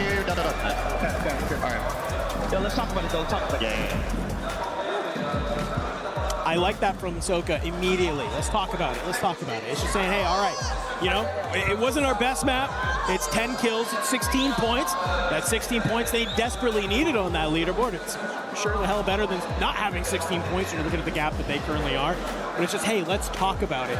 What could we have done better in that map to get more kills, to put ourselves in a better position? Because you got to think about it, when you're a team like the Falcons, if they are in a position like the Gentlemates are, but then also put themselves in a power position to win the map, that's how you're going to start to crawl back this lead and start to be one of those teams that puts themselves in a position to cross-match. No, 100%. The Falcons understand this. They've been here many a times before. Level looking. Some of the cosplay going on there. Why they joined? Ooh, great stuff from the fans coming on through. Incredible talents. But of course, the main talents that we're interested in are sat there on the main stage. And for those of you at home, you might have just heard the crowd get pretty loud. And that's because the Gentlemates will take 29.4 points off that lobby. Not only that, it'll get a little bit louder in a minute when we tell you they've shifted themselves right to the top of the leaderboard, though only just. Fortunes keep continuing to deliver for this French side. A couple of other rosters that look pretty good out there. Of course, the Falcons will walk away with 16 points. But honestly, after that, Ravens on 14, and it's just dregs. This is old school Fortunes Keep. This is how it looked when it first came out. One team dominated, everybody else struggled to find points. Yeah, but good point news is that, guess what? Fortunes Keep isn't the only map we're playing today. Definitely not, no. The bad news is, though, is that we've still got at least one more Fortunes Keep to play. So by the time you maybe get back over to Havens Hollow or Rebirth Island, you're going to be looking at one of these teams staring down 150 on that match point threshold that is there. Beautiful stuff here in the first Fortunes Keep that we had. Now it has me wondering how much of this was circle dependent, how much of this was just absolutely gameplay dependent. I love that you're bringing up the circle because, of course, this map is incredibly defensive, difficult to rotate through. That's why there's a lack of kills on the board and lack of recoveries. We'll find out how all those teams deal with another episode of Fortunes Keep straight after this bit of content.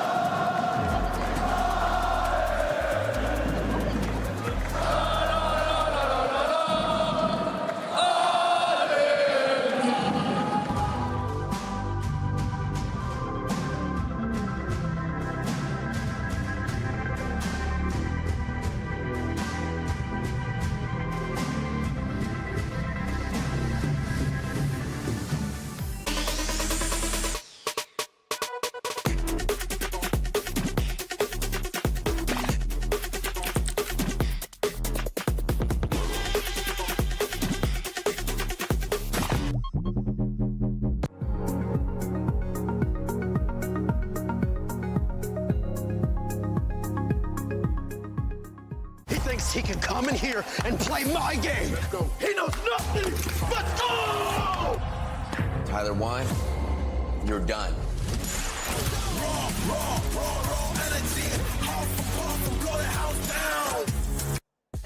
Now, of course, we don't just have dads here watching and supporting their favorite players on the main stage. Of course, we have mums, we have family members, we have fiancés. I'm joined here by Gladys. This is Sage's mum, who's competing for Vitality. Gladys, how does it feel to be a parent seeing your son competing here at the Esports World Cup? Very proud, very happy, very nervous, everything. Proud, happy, nervous, all of the emotions you can feel. I've also got Haley here, who is Sage's fiancé. Haley, how's the nerves for you watching him compete on the main stage? I think I'm a bit like him in the sense that come game day, I'm not really nervous. He gets in the zone, I get in the zone. I'm just really passionate, so I just love to watch him. I love it. You're both locked in. How was it actually walking onto the stage for Match Point Finals, being in and amongst the players and the crowd? It felt electric, didn't it? It was. So I had to learn a chant in about 3 minutes. Did pretty well, I think. but very hot in the B costume. It was great to be out there with everyone from Vitality. I love that. In the B costume as well. You're committing to the cause. Yep, very committed. I love it. Right, Hayley, thank you so much for joining me in this interview. Gladys, thank you so much. Oh, I want to shake your hand. Yes, let's shake hands. Thank you so much. We've got friends, family, loved ones here in the crowd at EWC. It's match point finals, baby. Let's keep going. Welcome back to the match. It's Miles and Shift, and we got some mates to help us out. No, not the gentle mates. I'm talking about the ghosts. What a time we are having here. Esports World Cup 26 continues. Warzone rocking and rolling. We've got mums and dads in the crowds, but here we're mission ready for another man. I'm not even going to try to do that voice. It's just not going to go well for any of us. Wow, what an unbelievable start, though, to our first handful of games. This could not be any tighter, any closer. Some underdog stories, some favorites looking a little bit soft. It's going to be an interesting finish to this Fortune Ski. What do we say when you play Call of Duty? You've got to win your ones, and that is what the Gentlemates have struggled to do for a few maps now. Back-to-back bangers. A moment, though, to catch your breath, get yourselves back into the game, maybe not lose another incredible 1v1 for the round win, but that is how it's been going so far. Alan, we've been treated, man. I mean, survival stage was something. Every single map has had an incredible moment so far. What's in store for the rest of the tournament? This is what you get when you get the 16 best teams to play Warzone in one lobby, and you get to do it over and over and over again. It's been legitimately, it feels like anyone's tournament to this point. But now as we start to get closer and closer to that point threshold, this is where things start to potentially change a touch. We've got quite a while to go before we reach that 150-point mark. But again, it does feel like we're getting strong wins. Yes. Outside of the Falcons' victory, which was a low game for them, everyone else is looking strong. 29 garnered Unreal. from the Gentlemates from that. Kills alone, it felt like. So, for myself, Alan, and the ghosts here on stage, let's play another game. Okay, I can't match that at all. Miles is just too good at all of that. You're looking at me with a bewildered face currently right now, and I'm trying to wonder why. So, Gentlemates, confirmation, they are top of the leaderboard by 0.2 points over G2 Esports. I want to tell you about a certain French prince, my friend, who's put up 34 kills already. He is frying pretty much anyone else in this lobby. There's some in there towards the high 20s, but no one else crossing anywhere close to where he currently sits, dragging this squad towards that match point line. Because once this team do get there, they've got a couple of closing questions to answer. Want to make sure they get ahead of the likes of JD Gaming, Vitality, Falcons, who are all much smoother at that. They want multiple bites of the cherry. Yeah, I mean, let's harken back a year, right? With the Gentlemates, they were actually one of the last teams to cross match point threshold. Ended up second because they basically go nuclear on the map that Twisted Minds win. And here, it just feels like it's a different energy. It's a different aura from them. We kind of haven't really talked about the Gentlemates all year long. Let's be very clear about this. Kind of disappointing, it feels like, almost all year long. Not the team that we expected them to be, but here we are. It's their hometown. Let's be honest. This is their arena right now that they are playing in, and they are feeling the energy. They're feeling the vibes, and they are putting it into their gameplay. An electric first map of Fortune's Keep from them. We've got one more to play, my friend, before we start getting into the one-by-one map rotation. Here we go, ladies and gentlemen. Match number 6, getting ready to drop in. As we get ready to get here, Enigma, obviously the Gentlemates kind of basically point sponge the entire lobby. What do you need to see from everyone else? Well, I think it's a case of going out into your Bravo drop spots. I think a lot of teams rotated very late and compared to what we're expecting. A lot of teams landed on that east side compared to what we were expecting. I think teams may be settling in for some sort of home ground, some sort of backyard turf that they would feel comfortable playing out of, of course, the pressure here on land. But you've got to be brave, you've got to be bold. And on a map like the Keep, it will clutch its pearls and keep all of its points if you're not willing to go hunting them. Sorry, friends at home, I'm laughing because this circle is diabolical right now. So much of it is just water, and it's basically a line straight down the middle from Keep all the way down to the south. So very curious how some of these teams are going to decide to play this. Any change of drop spots, any maybe just early rotations. We'll have to wait and see. But for the Gentlemates, we'll get an idea of where they're landing. No surprises here. It's going to be on that sort of western overlook side before they have to push into the likes of PBJ. But on the other side of this entire street, it's NIP already getting active with a kill onto Vortex. Yeah, AJ does well to get pushed up. dropped at first. I'll be honest with you, not many changes in terms of landing spots. Ninjas in Pajamas, one of the only to shift their way over away from Winery. They don't want to hit that rotation either. But for Blade, that's a trip to the boat, try and anchor things down there. Could let you rotate relatively freely if he keeps that pocket of space open. Some teams will try and contest that on regain, rip it away from him.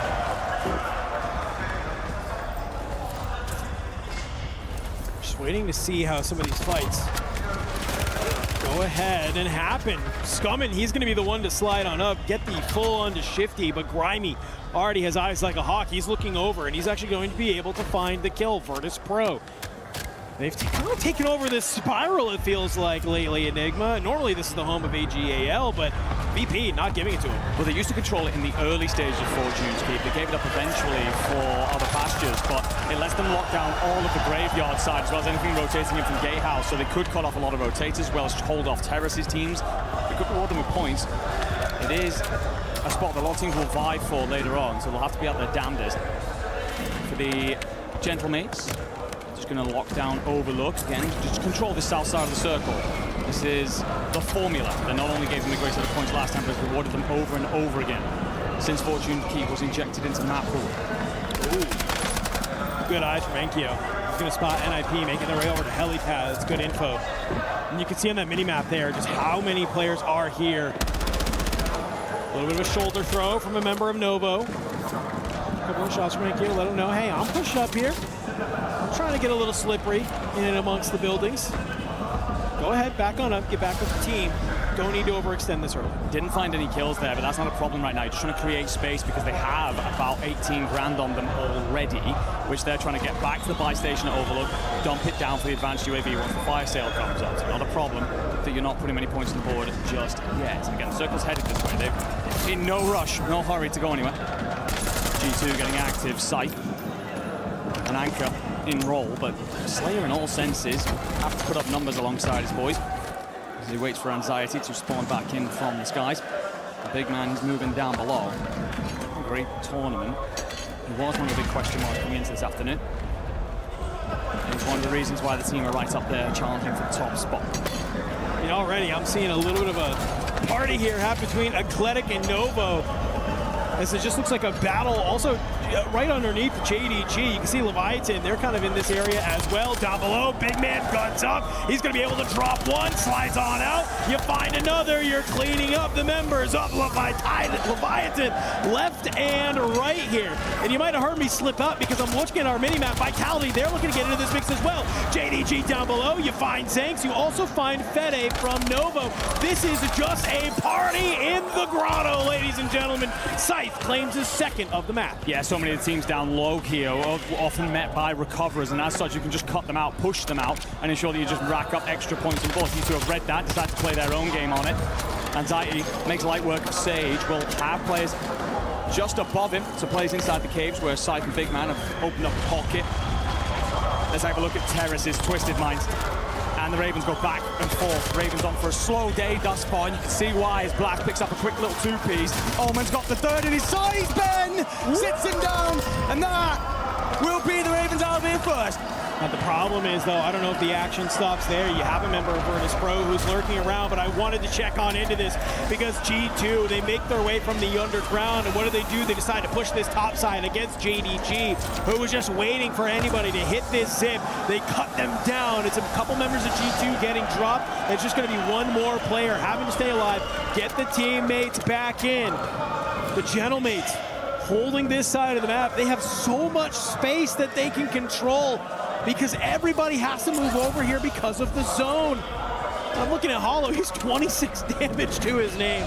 Says, hey, I got Anchor on my tag as a roll. I'm going to live up to it. Yeah, they are chilling. And when that fire sale opens up in about 30 seconds, they'll be in prime position to take advantage of it. I think I'm being a little bit ahead of myself for 30 seconds. Feel deeper into the map than we actually are. Adrian will watch Destroy and Grimy so far. Now trying to find an exit route. Just going to check back in. Trying to use the footsteps to just shift Twisted Minds around, buy himself time. Kill feed, we're seeing Vitality and G2 go at it. Blast of these has come and check around the right side of the tower to eliminate Grimy yet again. And Twisted, if they win this fight, they have not only the pretty much entire north side of the circle, they have the lookout over places like Graveyard and all the rotations that be, so a massive fight, really. I tell you what, Adrian there put the moves on blast, absolute skates. That knock alone looks like it was enough to keep VP in the matchup. Destroy's going to head towards the boat. Don't think that's a good idea because there's already players out in that direction. But either way, VP hanging on by the skin of their teeth. Twisted Minds looking good early. Yeah, they might need to just go ahead, VP, maybe land in that water and just play for the regain. But right there with you, Twisted Minds, just clearing out the teams in front of them one by one here. Already we're looking at various spots on the map. Nice little visual for you there, top left, of where this zone is starting to pull. Where do we go next, though, Andy, is the question. Who's going to have to move? Who has to make these big rotations? For the most part, it's a lot of these teams in the center of the map, and they're going to be okay for now. This is when everyone starts to invest the money for that fire sale. Rotate themselves across. Some teams that have control of the buy stations will be very happy. They'll welcome it in. It pops up at the top of your screen. It means they're going to get those advances and streaks and fill their boots with pretty much everything that they like. If you do not have control of the buy station, it's panic stations. You got to move. You got to start to put some pressure on these other sides. Hopefully strip them of the items they have purchased or the money should they not have spent beforehand. If you don't get any of that, you are on the back foot for the rest of this match. Take a look at this Main Street area and just how many different teams are sitting here. Already, Gabe, not expecting a member of PBJ to be down below. It's going to be Believe, who has been able to find Gabe Kuhn. Already, PBJ just playing together. Aiden, shots across, will cut down Jay Vela. He was actually able to find Lennon before, so just moving in and out of these buildings, in these tight confined spaces, you can lose teammates just like that in the blink of an eye. But as all these teams are forced to move, we saw them in a little bit of a regain down there on that bottom side. Leviathan have already made an exit. The struggles continue here at the keep. Spam bangs away from the top side, and the problem with the tunnels down in Grotto is that you are often overlooked.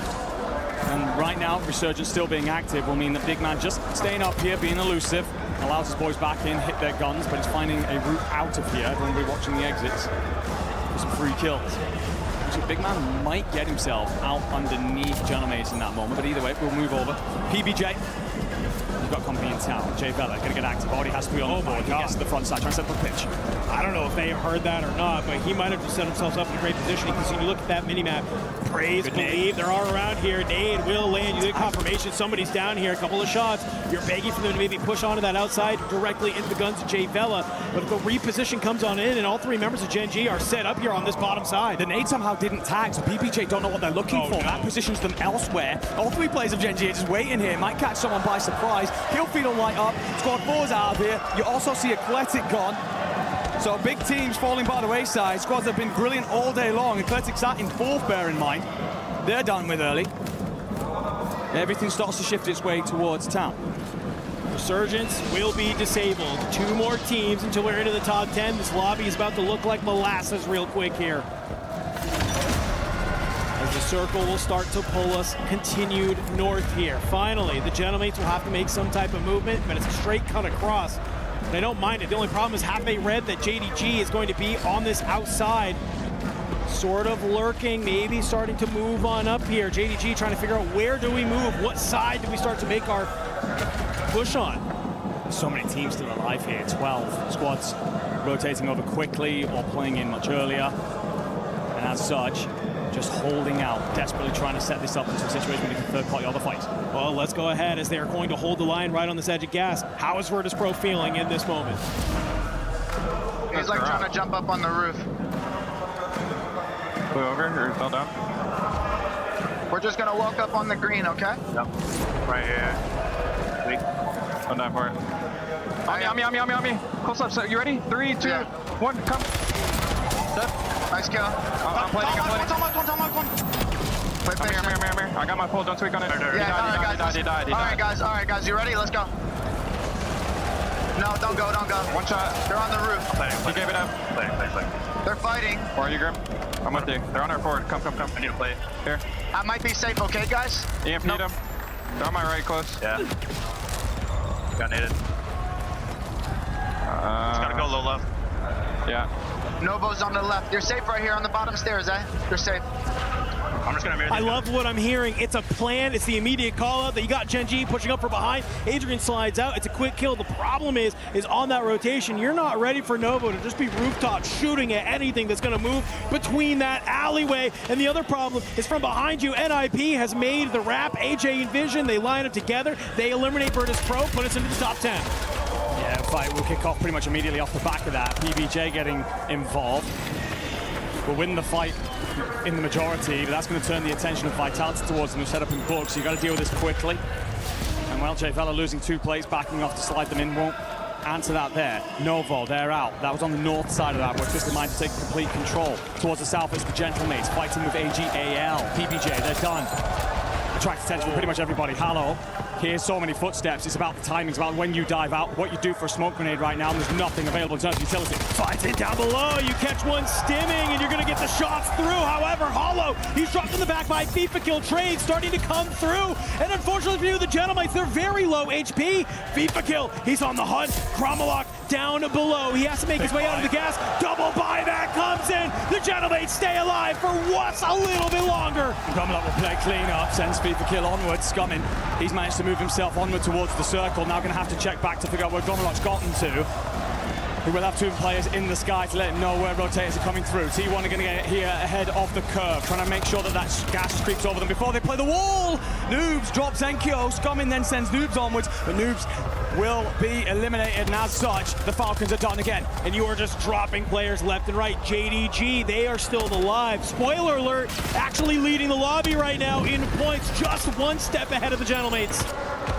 Les just shimmies and shakes and trying to set this up with Slappy. A little bit of a do-si-do around the back of the gravestone, and AJ will be buried straight back into the cemetery. Into the top 5 we go. 1.4 secured for our remaining teams here. It's about who can control the graveyard. I like what Twisted Minds is set up, though. They want to play this outside rock side. However, have they seen these members of T1 make their way towards the top? Shifty, Allman, they'll line up to drop FLS as JDG. They find themselves in a very precarious position here, as finally they will be found out, but the zone will continue to pull. Slappy has maybe made the early rotation, but is it too early? That's a good question. You've got to hope that the gas is not going to make you suffer as much so that you can get on over. He's desperately just trying to find a little pocket here, scoop some bodies, look for some loot, and does hit a muni box. Very fortunate call must come in from the teammate. Twisted Mind, Omen gets it all wrong on the wall. Shifty's going to try and trade.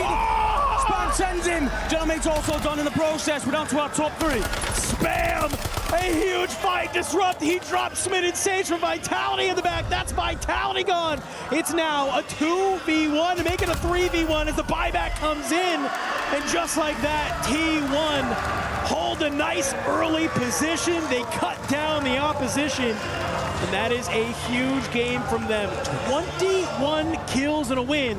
Gives them 33.6, 35.2 points on the board.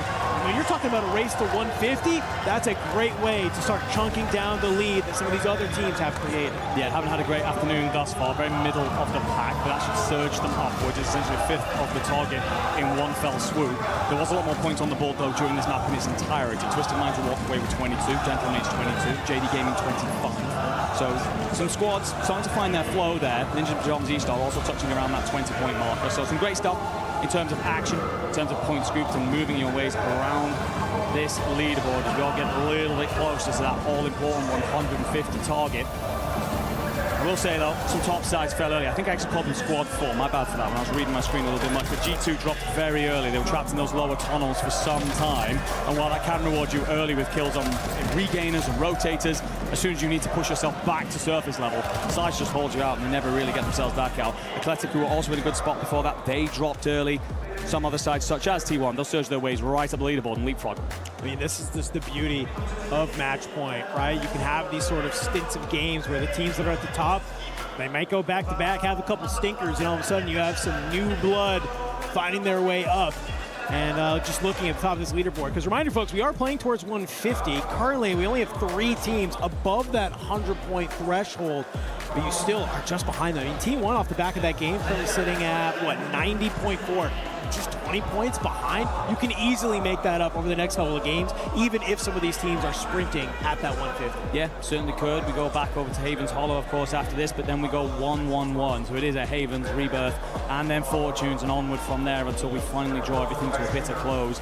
T1 have been solid at the Havens. Their contest with Vitality, of course, are important for them. But if they are going to want to find those 20 points, then winning that contest on their next drop and holding things out with Vitality, done so successfully through portions of this tournament, would get them there. Of course, got those big check boxes before we get to that point. Sure, a lot of your sides.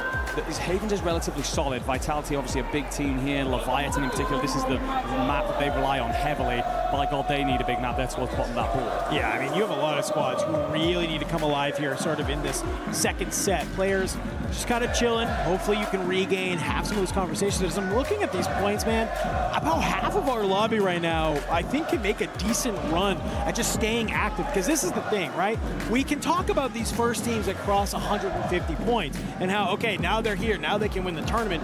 We've watched enough scrims, we've casted enough tournaments to know it's going to take probably 3 to 4 games, even once somebody crosses, to be able to have somebody actually be able to claim victory that's there. In some of these scrims, we've gone a couple more than just when somebody crosses 150, where 2/3 of the lobby is suddenly there. So obviously you can see that you have entire times to get yourself back into the mix. Let's go ahead. We do have an interview with some of the gentlemates though, so let's go ahead. Let's hear what they have to say. Ooh, it's feeling pretty hot here on the main stage, as you can imagine. Gentle, gentle, gentle! Yeah, that's what I thought. We've got Enkyo here joining us from Gentle Mates. I'm sure he's feeling elated right now. Currently top of the leaderboard, also leading in kills, might I add, from yourself. A pretty good day so far. What we're looking for today, of course, in Match Point Finals is consistency. How's the day been so far for you? Bon, alors pour l'instant, vous n'êtes pas trop mal dans le classement. Vous avez quasiment tout le temps fait top 5. En plus de ça, toi, tu es premier en kill pour le moment. Comment est-ce que tu te sens? Parce que c'est important d'arriver sur ce match point. C'est quoi là, le ressenti sur ce début de grande finale? Franchement, on se sent hyper bien derrière les écrans. Le but, vraiment, c'était qu'on soit le plus constant possible parce qu'on sait que le match point, ça joue sur la longévité du tournoi. Et puis là, je crois qu'on a genre 30 points du match point. Donc on va essayer de débloquer sur cette game. Et puis on va tout donner. So we are only 30 points behind now, and we are agree with you, Bunny. It's just about consistency. We're feeling really good behind the screen right now. We're feeling on our home. So basically, we're just playing the game. We know it's a long way to go, but only 30 points. So 1 or 2 games, and here we go. I mean, speaking about doing it right here on home turf, do you feel like you've got a bit of a LAN buff? Do you feel like this crowd behind you are giving you that little bit extra? Est-ce que justement, de fait de jouer à domicile devant le public de Gentlemate, est-ce que pour toi c'est un LAN buff? Est-ce que c'est quelque chose qui te motive, qui te met la pression? Comment tu vis la chose? Non, moi franchement les gars, le public ça me transcende encore plus. Et puis ouais, on va essayer de gagner ça pour vous les gars. Yeah, for sure. For me, it's not like pressure. It's buffed me so much, and I want to win for me, but I want to win for them. Like a bit of confidence from you as well, right? Last year, securing second place at EWC. This year, have you got it? L'année dernière, tu as fini 2e au final de WC. Est-ce que c'est celle-là, la bonne année? Franchement, j'espère que ouais, on est chez nous, on est à Paris ici. Donc j'espère qu'on va le remporter ici, ce putain de trophée.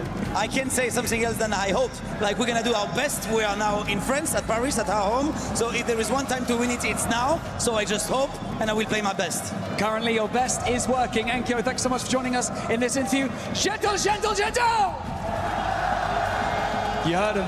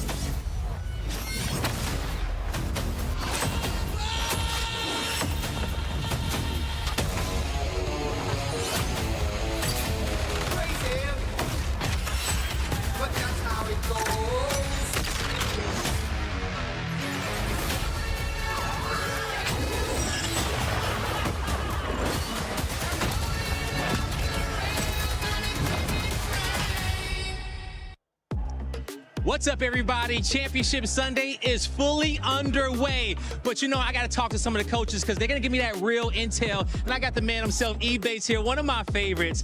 E-Bates, man, Vitality. Looking so-so today right now. What you guys want to change here going into the second half? Honestly, I feel like we've been struggling a little bit to find the kills, kind of getting our footing off the start has been a little bit rough, but usually our cons have been really good all year, so hopefully we find some flow on the beginning. Definitely need to find some flow in the beginning. How has the zones been working out for you guys? Have they been pulling the way that you guys need them to? I mean, zone's been kind of pretty stationary, I feel like. Overall, I feel like we're finding good spots and like regaining really well right now, which is super important, especially in big lobbies like this. I think a lot of teams struggle for that. But overall, I mean, doing pretty good. Getting in good spots, just got to find those kills. Just got to find the kills, man. I was talking to your boy Sage today. His energy is through the roof. Man, talk to me about how he keeps this team in check and keeps their spirits up during the game. Yeah, Sage has a championship mindset. He's got a great mentality. He kind of brings that calmness to the team. He brings that leadership. He's young. He's our youngest player. He's 22 years old. But man, he's a leader out there, and I'm really proud of him. He's taken on every single role this year. He's been a fragger. He's been a supporter. He's been an anchor. He's been an IGL. He's done everything we've asked him to do. So just really proud of the progression that he's made over the year. Hey, man, it looks good out there on the field. Bates, I appreciate you, homie. Good luck out there in the next one. What's up, everybody? I'm here with Coach Havoc from JD Gaming. As we have seen JD Gaming throughout the last few days just absolutely dominate the lobbies. You guys are in the top 3 right now. Havoc, what was the turnaround for this team? It was all about finding the perfect team balance of letting Slappy go do his thing, but also coming back to work with the team to then make the perfect rotations and just making him more of a team player. Yeah. I mean, he's looking like a fantastic team player. And I know the top team player out there, I got a chance to talk to him yesterday. FLS, man. You know, that guy's a leader out there. How proud are you of him for how he's keeping the team together? I'm super proud. I mean, they're making it easy for him out there by actually listening to his commands and just doing what he's telling them to do.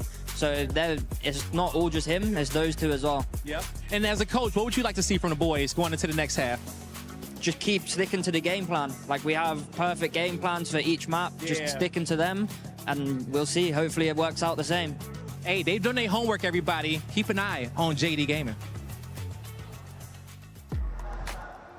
Thank you, Blaze. JD Gaming was starting to slow down right up until that match when they ended up getting that second place. For that squad, we were looking at consistency the first 3 matches, and as I just mentioned, a bit of a slowdown, but a good bounce back for them. Yeah, and I mean, you're going to have a map where things just go wrong. It's going to happen. Again, we're in the Resurgence Series Championship Finals right now. You've got 16 of the best teams in the world. But for JDG, the thing that's impressed me the most about them is not just the fact that they're keeping up with the tally that they had in groups for their average kills, but like we've talked about time and time over, their placements have been elite, getting themselves into top 5 positions. That multiplier has been big for them. That's what I mean. Slowing down 7. I was like, yeah, 1 game out of the way. Isn't that COD Warzone? I've been hearing that a lot lately.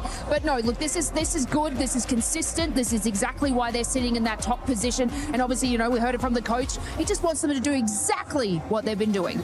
And one team that's been doing exactly what they want to be doing is none other than G2, actually Gentlemates, because Gentlemates are currently in first place as we're looking at the match ranking from the last game. Actually, let's talk about this real quick, because T1, with that performance that they just put up in this match, they ended up going from 9th place all the way up to 5th. And that's what happens. You know, you get one banger game, all of a sudden you're into the conversation, and you can alleviate all the past pain of having a bad drop early. Not that T1 has necessarily been, you know, underneath where you would have expected them to be, but that boost right there all of a sudden throws them into the conversation. But now we reset our map pool as well, which is going to be interesting to look at to see if T1 can continue to do what they just did in that last map, or was it just a flash in the pan? I mean, it's only about a 5-point difference between teams all the way down to 7th place. So it can absolutely change. It could even change for people under that 7th place as well. So it is going to be like incredibly tight, but I mean, 1 bad game doesn't count them out. Yeah, but it is time for those teams that you saw that you're going to see like on the second page of the leaderboard.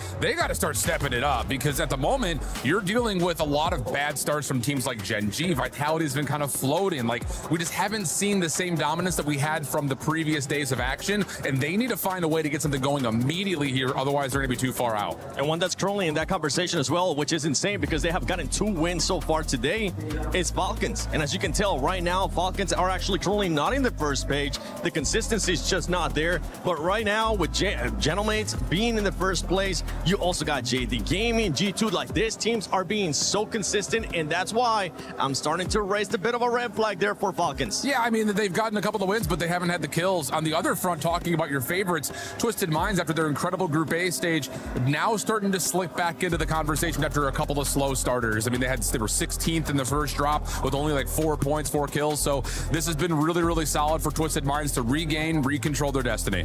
Yeah, and I mean, from that last game, you know, they have that 12.5 kind of average, but we haven't seen them doing anything too crazy. But I mean, they're in that conversation. But then I wonder how they're feeling after that 1v2 being taken down to sort of stop them from winning that game. I mean, they did have a great position moving in that final zone, but unfortunately, something went a little bit south when they just couldn't actually take down T1. A team that we got a chance to see yesterday perform really well was none other than Leviathan. Leviathan in Game 5 ended up with the top 3. I thought that was going to be a bit of a kickstart for them. So far, it's not looking like that because they're still in 15th place. And honestly, so if we keep allowing some of these teams to just not react and not actually end up waking up, those teams at the top with the consistency that we're seeing, it might be getting away. Yeah, and I don't want to like sit here and just like crush the dreams of Leviathan, but they had 3 good maps yesterday and everything else is just okay. Like, yes, they came out, they did what they had to do for survival stage, but that wasn't a team that was on my radar looking into today. No, I have to absolutely agree with you. And like, obviously getting into our 6th match and we have teams just tickling at the bottom of that, you know, match point threshold, being at that 42 points and having these under average games, they're not going to be able to knock that. I mean, they're going to have every team at the top choke in a couple of matches just to be able to get up to those points. Yeah, Leviathan fans, I'm so sorry. Hopefully you're still going to be bringing all that amazing energy that you've been bringing for the past 3 days.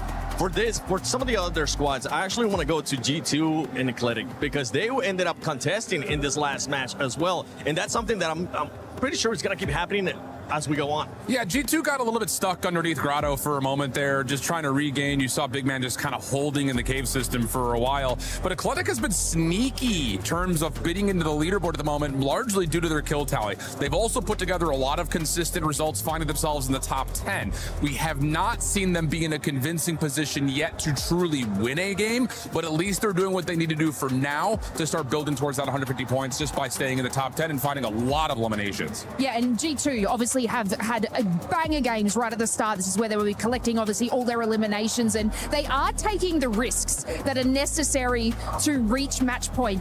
Whether or not they calculate that over to a win, they are taking all these risks and they are able to get those points on the board. And I mean, the progress so far because of these early matches, it will always keep them in the top, even though in that previous match they were eliminated early. Let's see what's going to be happening in the next couple of matches. But I know, once again, Shift, what were you able to spot in this past couple of matches? These are the things that I need you guys to start looking at as we get into final circle moments. We'll take a look at 2 teams here. We're going to look at Gentlemates and we're going to look at Falcons. Both squads put themselves in perfect positions as we start to get to the circle move at the very end of the game. So let's just kind of tally where exactly we are right now. You can see in the very bottom right, that's Gentlemates. The circle is going to pull all the way down towards the bottom right-hand side. So they're in a great spot. On the other front, here is the majority of Falcons on the top side. They're going to have to rotate against teams and against the zone and the smoke. Very difficult to do. Falcons, obviously, if you remember the result of this game, end up doing a nice job through it. So let's kind of fast forward a little bit here and see if we can, whoa, don't want that. See if we can kind of get towards this final late game moment where you could see where exactly, pause right here, where exactly you start to see how Gentlemates will find a way to move. They don't want anyone contesting them from the front. So you block out the middle, you watch over towards the back, you send someone to the back part of the zone to lock down kind of like your anchor position. As we keep going, you're gonna see in the kill feed though, that Falcons are doing an unbelievable job of rotating late and putting themselves in a position to still find ways to win. They're gonna play the other side of the zone though. They're not looking over this direction. They wanna put themselves in a position to work the back side of the zone, or at least at worst, to put themselves on the front corner, but they have to work through teams to do that. They do an unbelievable job of doing that. They find the kills that they need to, but as you start to get into the final portions, this is where we need to see Gentlemates close out maps. They have the perfect position. Look at this high ground. I mean, you've got everybody in front of you. There is absolutely zero reason that G-Mates should lose this map, but of course, as we remember, they do. They don't win their ones. Hollow has to get out of his mind and start winning these ones, because there's no reason that Gentlemates should have lost this game. They had the perfect position, the perfect rotation, but Falcons were shooting and were able to steal away the win from them. And it wasn't the first time, too. Remember, we ended up seeing G2 being able to win not just once, those 1v2s, and that was quite impressive as well. But for some of the other squads talking about G2, I believe we got a chance to talk with the coach. What's up, everybody? I'm here with Okwala from G2. Okwala, I mean, I know you got to be proud of the guys, you know, not winning a map, you know, until they got here, but now they seem to be winning everything. Yeah, I mean, definitely, the boys never won a map on LAN, but happy we got to pull it off on the last map on day one. I think that was like a really good way to kick off the momentum, you know, settling into the tournament. Day two, they won another game, perfect, and now in finals, we won a map again as well with a crazy 1v2 from the best player in the game, I'm telling you. Yes, sir, he's the best, man. But no, man, all my guys, I mean, I'll let them do the work, you know. I'm just here to help them out with whatever they need, but they're the real stars. They're the ones shining, and I truly believe I have the best players in the world. I mean, we see it on the stage. It's showing for itself. The consistency is there. The slaying is there. Anything you want to see them change, or just keep on going? Hey, just keep going. Like Captain said, one map after another. We start at 0, and let's see what happens. Let's see what happens, one map at a time. Thank you, Blaze, and thank you, G2. They are slaying out today. Ladies and gentlemen, we got Goj and Seymour back on the mic for the next couple maps here, and who knows how long we will go today. We do have a couple teams now over 100 points. 2/3 of the way to our 150-point match point threshold. A lot still on the line, and still a long way to go, Seymour. What you got for me? Top dogs, underperformers, where you want to go? I mean, we got to talk about the teams above 100 right now. Gentlemates looking on form, haven't closed a map, but they're at 114.4, averaging 19 points a game right now. JDG 110.4, averaging 18 points a game, and G2 105.8, averaging 17 points a game. Our threshold 150. If we stay on pace with these three teams, Gentlemates should be able to hit match point in 2 more maps. JDG, G2, they're looking to close out in 3.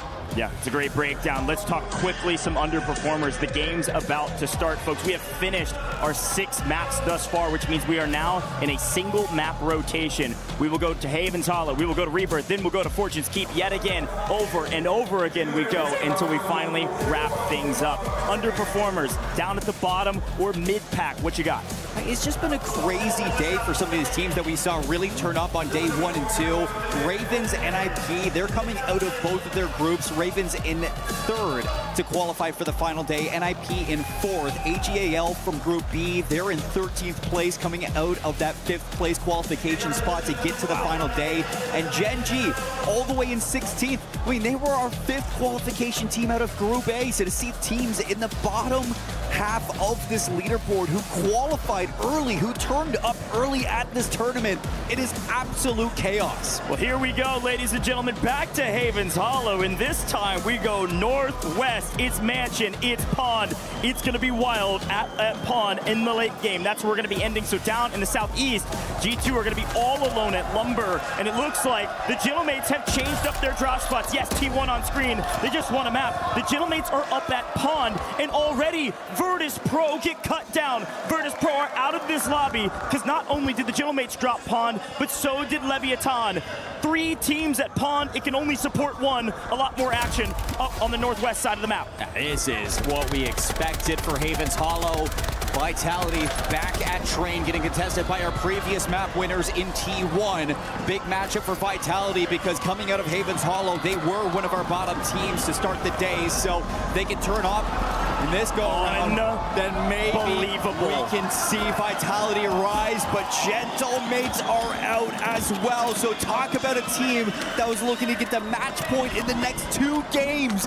It's going to be longer. Ladies and gentlemen, welcome to halftime. Leviathan has just woken up.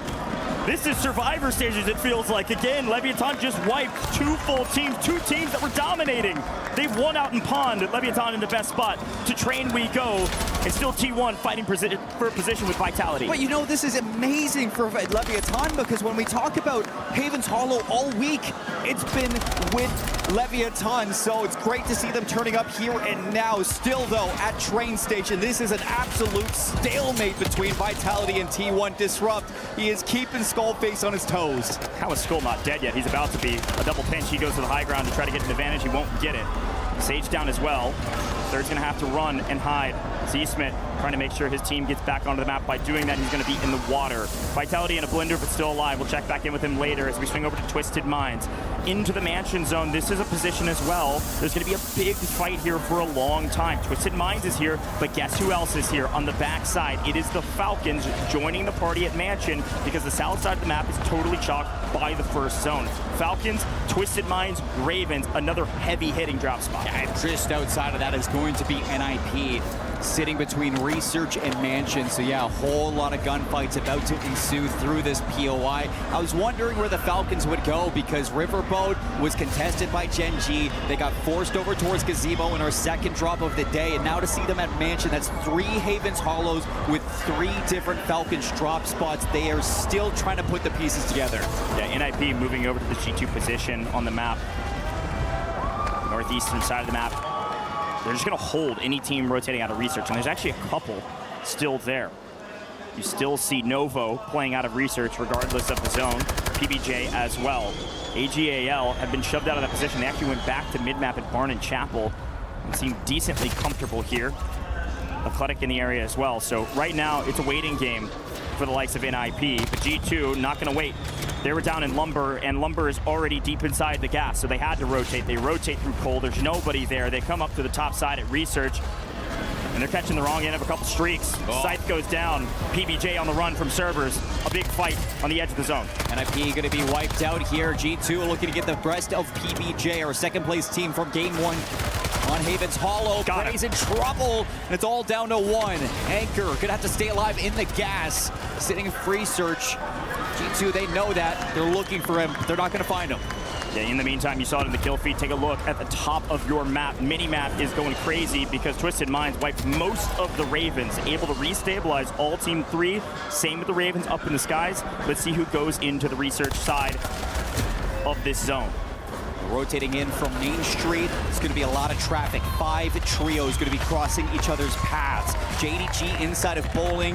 Gen G moving into Fight Dome. And T1 coming in to sweep it all up. Yeah, they're on a heater right now. Disrupt on 6. Unfortunately cut down. Momentum stifled for a moment as JDG hold the line. The problem is everybody's going to be held.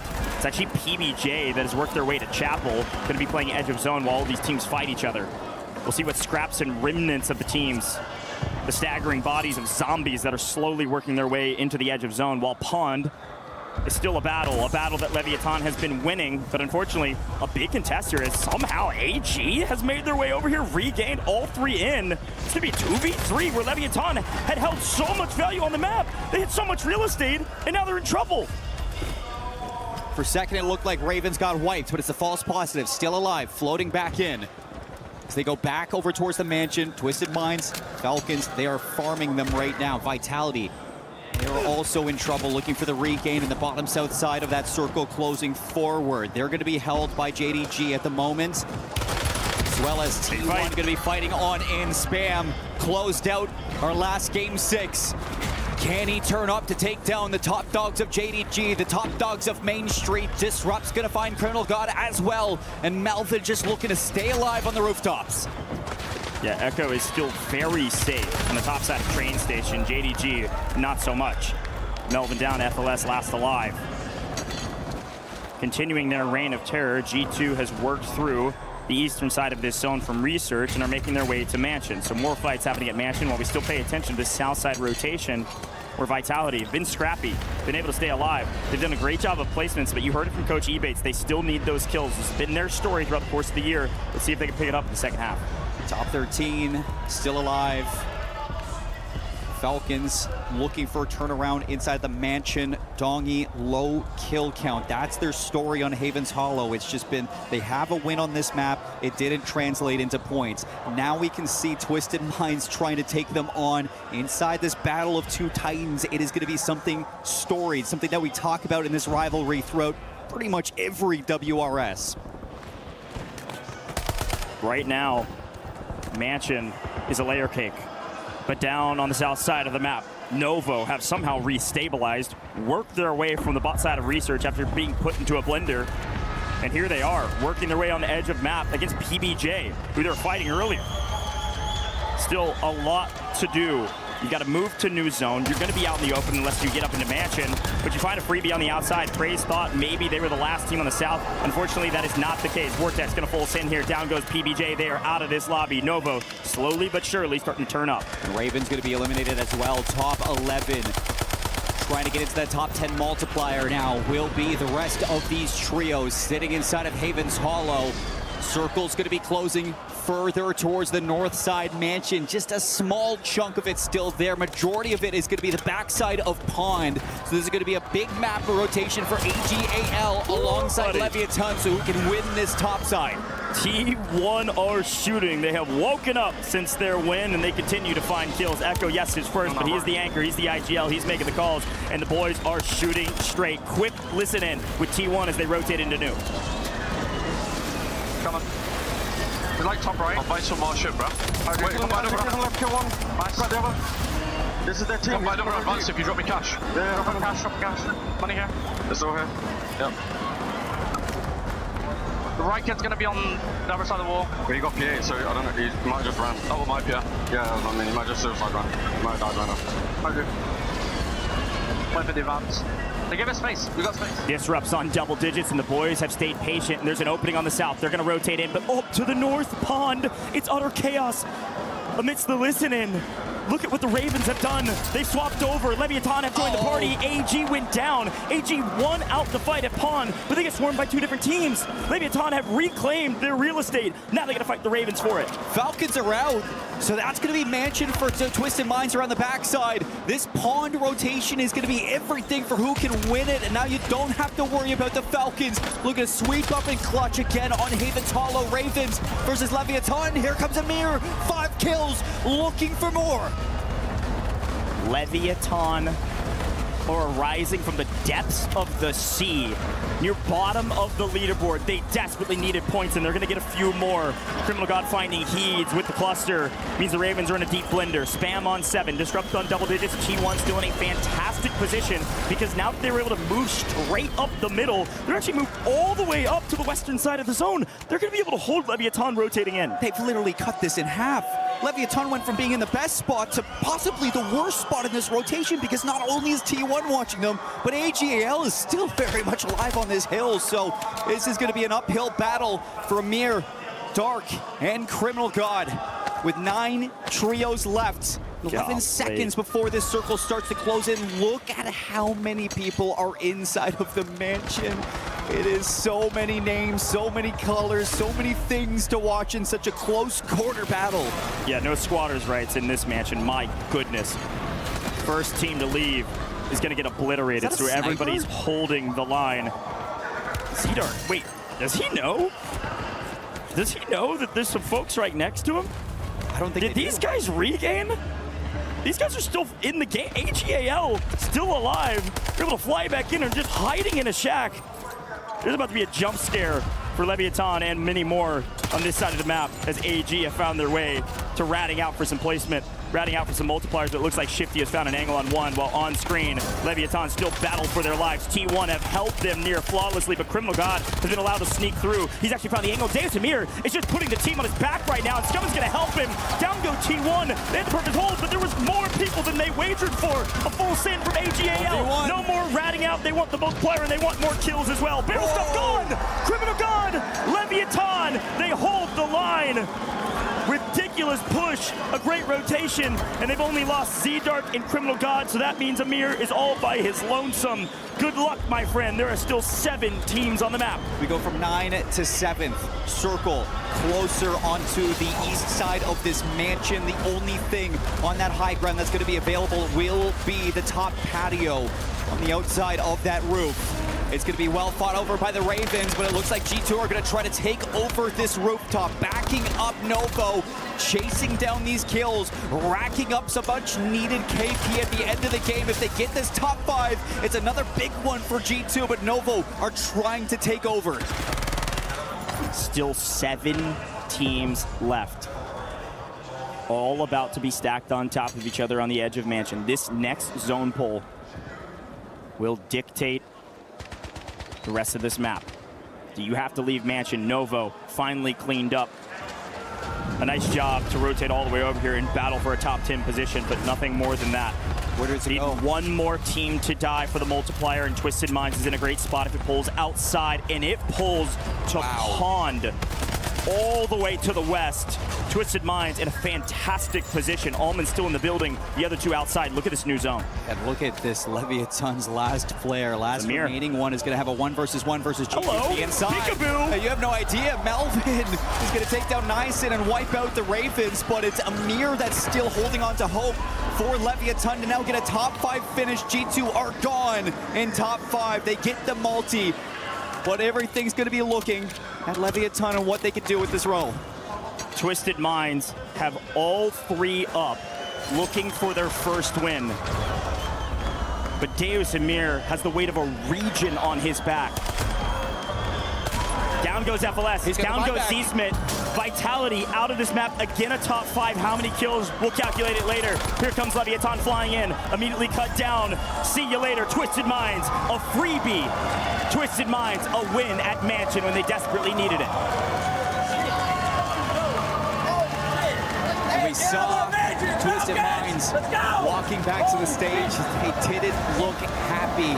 Although it's been a good day for this squad, they have yet to find a win until now.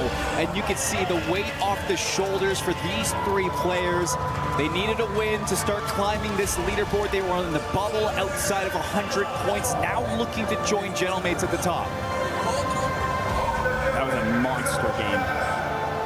The amount of fights happening in Mansion meant that each of the teams were trading kill after kill after kill. But Twisted Minds traded a bit more. Falcons went down early. Twisted Minds pushed out Ravens, got a bunch of kills there. All the folks trying to rotate in from the research side. Farm. Twisted Minds put up a banger map. Twisted Minds are likely 1 game away from Call of Duty Warzone match point. They're only 1 game away from 150. I don't know the exact math, but it's actually fairly close. It's like it's a Twisted Minds game away from 150. With games like this, Almond on 10 kills, Shifty on 11 kills. 12 at the end there for Almond. Listen in. Fucking go, baby! Fucking say it, baby! Let's go on. You guys are here. Come fucking on. Come on, let's type in that fucking. Yeah, that was more kills than I thought. Wow. At least 2 players on double digits. That might have been the biggest game of this entire tournament. We'll wait on the final results to see how many points it was. But we saw 23 between 2. Yeah, who knows what the third one had. And it's a situation, too, where we're just talking averages. I mean, a pop-off game from anybody can happen at any point on this Sunday. It's why match point is so special in the WRS. We've seen teams turn up in the last second, and look at that game from Twisted Minds. Goodness. 29 kills, 46-point map on Haven's Hollow. That is ridiculous. Leviathan with a great map as well, but it pales in comparison to what Twisted Minds just pulled off. Here's a look back on the highlights from this one. Again, a tip of the cap to T1, who really came online after their win. Did a great job pushing up through mid-map, but Twisted Minds were farming so much in Mansion that nobody else is going to be even close to that. And like you mentioned, they were bubble. They were just outside of 100. Folks, I think they're at about 140 points. I think they're about 10 points away from breaching our threshold and being able to play for the win. Unreal from Twisted Minds. A great move as well to leave Mansion earlier than their opponents. They left Almond to hold the line on the top ropes, but they sit 2 out. And Leviathan, Deus Amir couldn't 1v2 them without getting out of position. And so Almond Shifty just farmed on the outside. Holy cow. Folks, we got a lot to talk about before we get into the next map. We'll be right back as we swap over to Rebirth Island.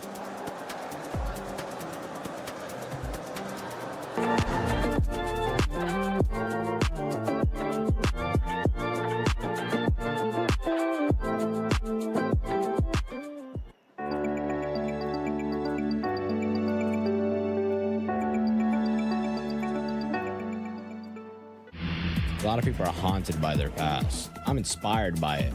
They're not just playing for themselves, they're really playing for their entire family. They have defeated their demons! They have crushed the curse! What's up, everybody? I'm here with Coach Tenix from Leviathan, the best team in LATAM that we got on the main stage.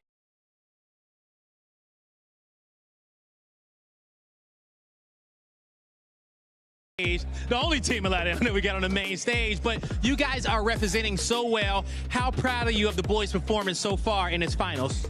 Well, we are the only ones. How do you think I'm going to feel? Of course, I'm so proud. I'm so happy. The young criminal guy, it's the rookie of the year, no matter what. You know, we keep representing LATAM, Puerto Rico, Mexico. So, of course, we are so proud of them. Are you so proud of them? Talk to me about the training that you guys did to make sure that Crim stayed cool, calm, and collected under this pressure. So basically, they don't have pressure on it. Just we came VOD reviewing everything. We did our VOD reviews, our maps. So things are not going like our plans, but you know, at the end of the day, this is match point. At the end of the day, this is Call of Duty, you know. It's Call of Duty, baby. Now, we've watched how Amir been leading the troops. You know, what do you want to see from the team going into the second half? What do you want to see change for them so they can get those points to get to the top of the leaderboard? Stick to basics, stick to what we actually know. We have been practicing for so long, so we're going basics and putting pressure on it. Putting that pressure on it. We got a lot of LATAM fans in the chat. What you want to say to them in Espanol? Yo los quiero un montón, gracias por absolutamente todo, por ellos. Si nosotros estamos aquí, ustedes también. Sigan soñando, vamos a ustedes. Y oye, si ustedes se lo proponen, pueden lograrlo. Vamos para encima. Let's get it, you guys. I mean, man, we are all over the place. There's so much action happening in Warzone, and you ain't never seen me and a Flash in the same place at the same time. He can teleport, I seen it. Shh. Now, when it comes down to this matchup, there's nothing quiet about it. The goal just right. Okay, Tainted Minds, 141 points on the board. We might see our first team get to match point finals as we enter Game 8, Lace.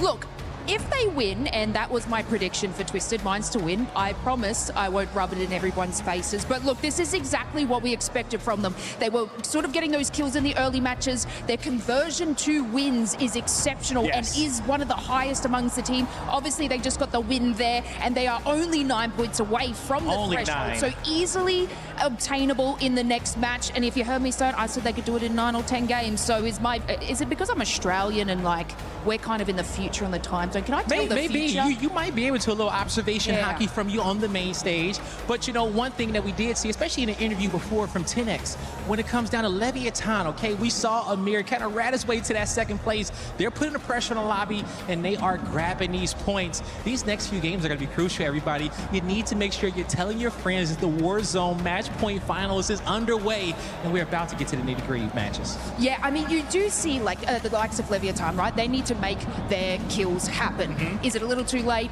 Potentially, when you've got all these other squads that are mountains above them. But we saw that in that previous match, right? Where they were opening that position, they were able to lock down the building, and it came to it that AGL then tried to push them after that, and they were able to sort of be able to do that. So they have the strategy and they have the plan to be able to get those points quickly, but is it a little too late? But it's time to find out. Our players are ready to go. The next match is ready to drop in. Let's get it.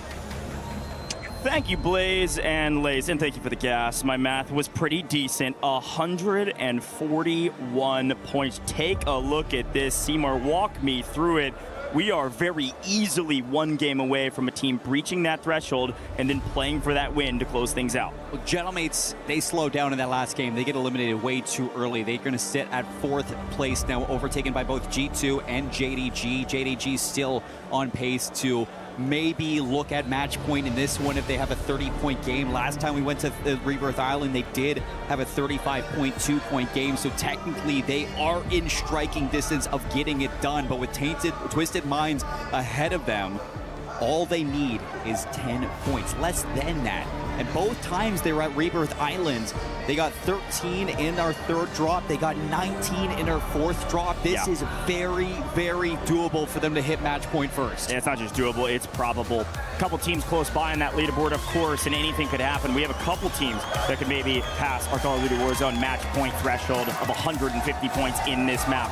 It is certainly possible. To Rebirth Island we go. It's the map that has the most kills, it has the most action, and frankly, it's the most historic. We've seen this team win EWC on this map They cannot win right now, but they can pass the threshold and be on match point and be able to play for that win. Got to breach the threshold first and then win in any following map. Leviathan, a nice comeback, but again, dwarfed in comparison to what we saw from Twisted Minds, which was the biggest game of this competition yet. They told the Falcons, don't ever come back to Mansion. Here we go, ladies and gentlemen. It's time for some Rebirth Island. Let's see where people are dropping. Let's see what's contested, and let's see what Twisted Minds can do. 10 points are needed or a little bit less. And a lot of other teams looking for some big maps. Here we go. Dropping on into the islands, and a lot of teams are going Stronghold right away. You got Falcons, Leviathan, as well as PBJ going to be dropping on top of each other, and that is going to be a whole lot of action to be paying attention to. We kick off, though, with Twisted Minds, who drop back at the factory, uncontested by the Falcons, but dropped on by JDG. Yeah, things are changing, and the Falcons feel that they desperately need to turn the tide, so they go all the way back to Stronghold like the good old days. Get fifth last year with a different roster, but this is where they drop. Let's see what happens. JDG and Twisted Minds on top of each other. JDG certainly know it.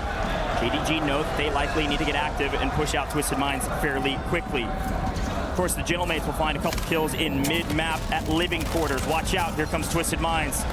Trading blows, actually 2 down. JDG gonna be able to wipe 2 of them. The third, though, way out onto the boat. No problem for Twisted Minds. Anchor's doing what the Anchor does best. Almond knows you just need 10 points.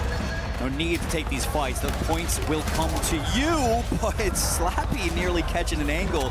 Looks like the rest of Twisted Minds going to be able to drop down, but JDG, they're not going to let up at all. They are still hunting, so you look at one of the players who's dropping in to maybe reposition this Anchor and see if you can pull a fast one on JDG.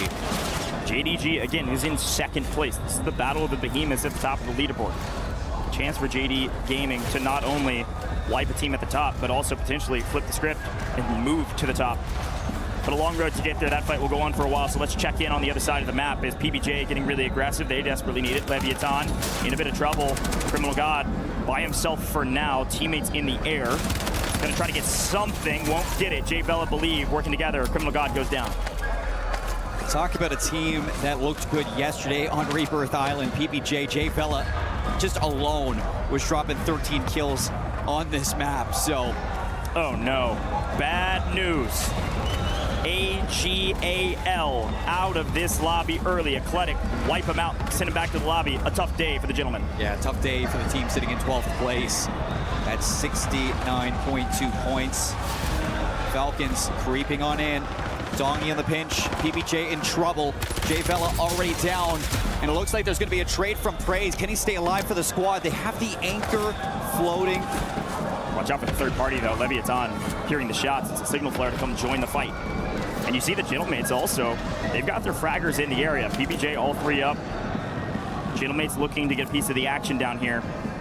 You don't oftentimes see this many players down in Stronghold, but I'm loving it. It looks like Amir actually getting shot in the back by Ankyo as the Gentlemates continue to find a couple bloods from living quarters. Well, this is one of the first times that we've actually seen Stronghold still in the circle this late in the tournament, or this early in the rotation. So teams are going to be looking to hopefully hold down this power position, but we look over towards Vitality on the docks. They got Novo to deal with. Smith on a kill. He's rotating around. It looks like Fede is going to get caught.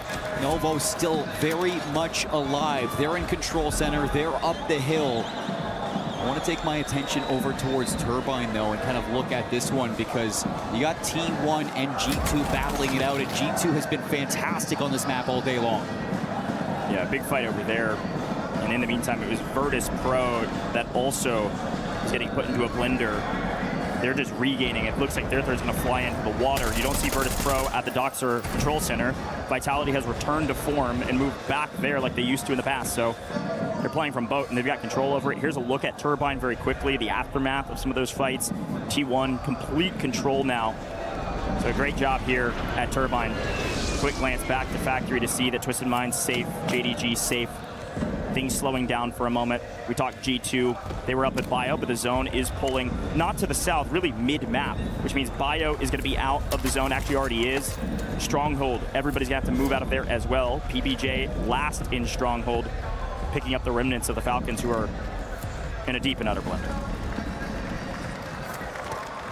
Hasn't been a great day for the Ravens, but hasn't been the worst day either that we've seen out of squads. They are still very much in the battle for today. Look over to Control where Nova was there. They're looking like they are still trying to hold off on this rotation through Control. But you look at G2 in Bio. They got Gen G on their heels from Cam and Gabe up top. That's really looking for some kills. Big man chasing him down. And G2, we know this squad on Rebirth has been something to worry about. And Gabe trying his best to stay alive. He's not able to get away though. Anxiety's gonna cut him down.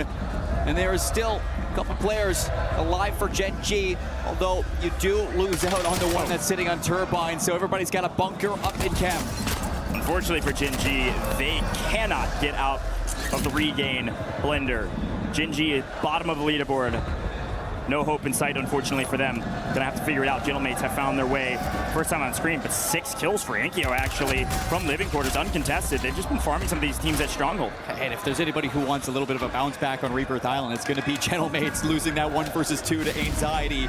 Ravens, we see them overtaking headquarters. They're gonna have that high ground that everybody is sought after. NIP usually in this position, but they are nowhere close.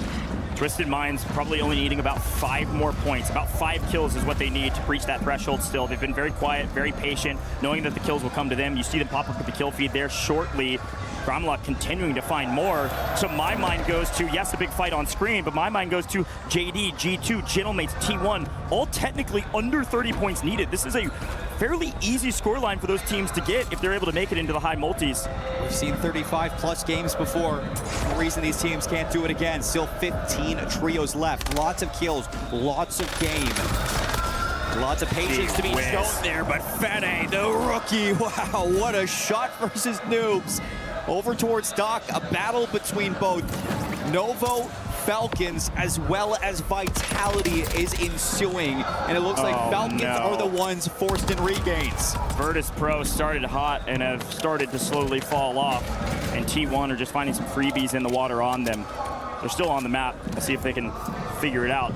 At this point, people are swimming, just trying to hold on for dear life and keep themselves in the lobby, which they're doing a pretty good job of. We still have 15 teams on the map. As we move into new, it continues to go central. You can see our new zone on screen now. It's going to cover prison, but it will still also cover the boat and control center on the northwestern side of the map. So folks on the south, folks in factory, JDG going to have to get a move on either through living quarters to fight Gentlemates and PBJ, who are now on your screen. Yeah, PBJ trying to hold the Gentlemates back. You also have Ravens at the top of this hill. Be potentially third party. Ravens going to take a look at Control Center. That's going to be the third party for King Chalk onto Vortex. A wipe onto Virtus Pro, finally leaving the lobby. That's going to bring us down to top 14, and it looks like Twisted Minds are going to start working up the factory into JDG's position. Let's do a quick listen in with Twisted Minds. They only need a couple more kills. And on the boat again. Yeah, by their louder zip. Careful, the other team trying to look to third us from HQ, by the way. Yo, HQ 30, HQ is 30. Yeah, do that. You should have got out or no? I'm with you, Shifty. He's close, he's close. I don't see him. He's close to his teammates looking over. Yeah, he's weak, he's weak. We got your factory. One's on the ground. He's on the box weak. His teammate's looking over again. Yeah, I got you. We need to make sure someone plays out, bro. Yo, the other team's gonna third us in a sec. Careful. Yeah, he got a scanner. He's back in basement. They're taking the scanner. Yeah. One's on the railing. Cracked on this one. He's second railing. Yeah, I have one on me. Can you double this? Yeah. Where are you? Basement. Yeah. Bitch hands, ready? Yeah, go. There's gonna be 2 there now. You're not. Still on the left. 2, with advance. I need it. I got 2 of them. I'm starting to ground and get backing up a little. Yeah, we need to just play for these fucking points. Yeah, they're gonna play with Brad. Yeah, just run out to my side. You can tell Twisted Minds is playing patient. Unfortunately, Blast goes down low and gets punished for it. Almond last alive for his team. Fire Sale was active, and so you saw a couple teams. You even heard the comms. Advance were in the air. Twisted Minds are being hunted. Twisted Minds may not have enough points yet. Almond has to stay alive. He's got him most wanted. He might go down here. Shifty is back up in the lobby, but Twisted Minds, enough in a blender that there's a chance they do not cross our threshold, especially if Shifty gets gunned down upon landing onto the map. I'm sure the comms of JDG right now are tracked down this last last Twisted Minds player and keep this lobby going, keep them away from match point. You can see that Resurgence is now disabled, so Shifty is alone. He's got to buy back. He doesn't have plates. He gets Blast back in at least. So 2 players able to regain for Twisted Minds. JDG have left them alone. So Twisted Minds will be able to stabilize. It's going to be the battle for Prison, ladies and gentlemen. We haven't seen one of these circles in a while. Everybody moving to mid-map, and the Gentlemate's on a bit of a heater. Little Prince on 7. Plenty of damage to boot. Been backing up his teammates. I was about to say they're at least on double digits. Reminder, Gentlemate's probably only about 20 points or so now, on their way to reaching that threshold as well. I'm sure you all can hear the drums. It's all Gentlemate's fans right now, hoping, praying, and screaming that their team will be able to breach the threshold first. Vitality have done a great job of changing up their drop spots and finding a changing of the tides for them. They're about mid-pack right now, a lot more to do, but the Gentlemate's back on screen because they're winning their trades.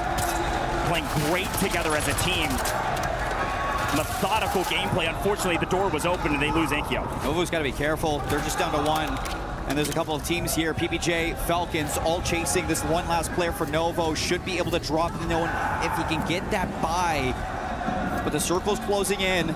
There's not a lot of room to work here if you're any of these teams. The circle pull is all the way center, Prison, and look at the kill feed. It just lights up with Ravens going down to Twisted Minds. A squad wipe on the Ravens. Ravens full wipe. Twisted Minds have fully regained. Look at them. They're on the bottom side of Prison. They're going to have to work their way in through the low side and work their way into new. Down go the Falcons. That is official. Falcons are out in 12th. Dongi tried to put the team on his back there and unfortunately fell short. Falcons have a long way to go on the leaderboard. Twisted Minds might be there already or very close. If they get top 10, just that multiplier should push them past 150 points. Twisted Minds likely in a position to win this competition in the next map. But JDG could potentially be there as well. All of our top 3 teams are still alive, JDG being one of them. Moving through the Prison, looking for positioning. Top 10 multiplier achieved for not just Twisted Minds, JDG, Gentlemates, T1, all plus 130 points. A win here could put any of them over that 150-point marker. NIP still on the map. Leviathan. We got 10 teams in Prison. I got to come up with a new term besides layer cake. My goodness. And we're going to pull outside of it, or at least mostly. Down to the south side we go. Not quite to Grandma's house, but close. G2 still on the map. Easily well within a position to win this map and also breach the threshold. The Twisted Minds, they want to create some margin for error. They want to jump well beyond the 150. G2 going to play low side, Twisted Minds high side, NIP wiping PBJ. As Anxiety tries to drop down all the way to the low, but can't get over the rocks in time. Shifty, a nice take. Vitality's going to be eliminated. Leviathan still alive. JDG gone. No more number 2 team on that leaderboard, so it's really just Twisted Minds, Gentlemates who are looking to cross that threshold now in this game. G2 still with 1 left alive. If he gets the win here, if he clutches up, then maybe you'll be close, but I don't know if the kills will be enough. Yeah, I don't think so. They haven't had the game we've seen from them. Usually still a solid map, but Enkyo as a solo. If there's anybody that can do it, he can. We've seen it before, right before this competition. But this is going to be a tough one. With New Zone going all the way to Factory, it's going to be the team that early rotates. First is Shifty, but unfortunately a full team of 3 NIP who have been basically silent this entire competition in the finals, finally starting to shout at their opponents that they can win this game. Twisted Minds move to the low side, but they get top 5. Twisted Minds likely passing our threshold with that multiplier. Enkyo cut down. G2 does play spoiler in sight. Gonna hold on for dear life with a couple stems. NIP, another full wipe. Top 3, it's gotta be NIP. 3v1v1, G2 going for the full rotation, now left alive. NIP have the pole, have the numbers.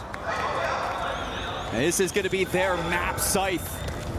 Stay alive as long as you want. Yeah, big man. Buy back by a big man, but now Scythe is going to be gone. And he gets vision, actually, so hold up. 1 versus 1. Big man. What a buyback from Scythe. Great resilience in a 1v3. 2 are down. King AJ versus big man. NIP desperately need the points. G2 within striking distance of being able to pass our threshold. King AJ on 14. Can he make it 15? Yes! NIP, they needed a big map and they got it. From bottom 3 to at least in this competition. It's been a while, but they're back. Something about G2 on Rebirth Island, man. They make it close, but not close enough for AJ. 15 kills in the map. That is unbelievable stuff. And you see towards the end that layer cake in prison, the pull down to factory. You see NIP recognize that. They get that early rotation, smiles on their face. It may not be the greatest day for your team, but that's going to feel really good. All smiles here for NIP. You can see their coach Wars, formerly on this team, laughing it up with his team, saying it's about dang time. Here's a quick look at that final moment. Big man with a great play off getting bought back, but King AJ just coming in a bit too hot. Nice win. Let's listen in. 1v1.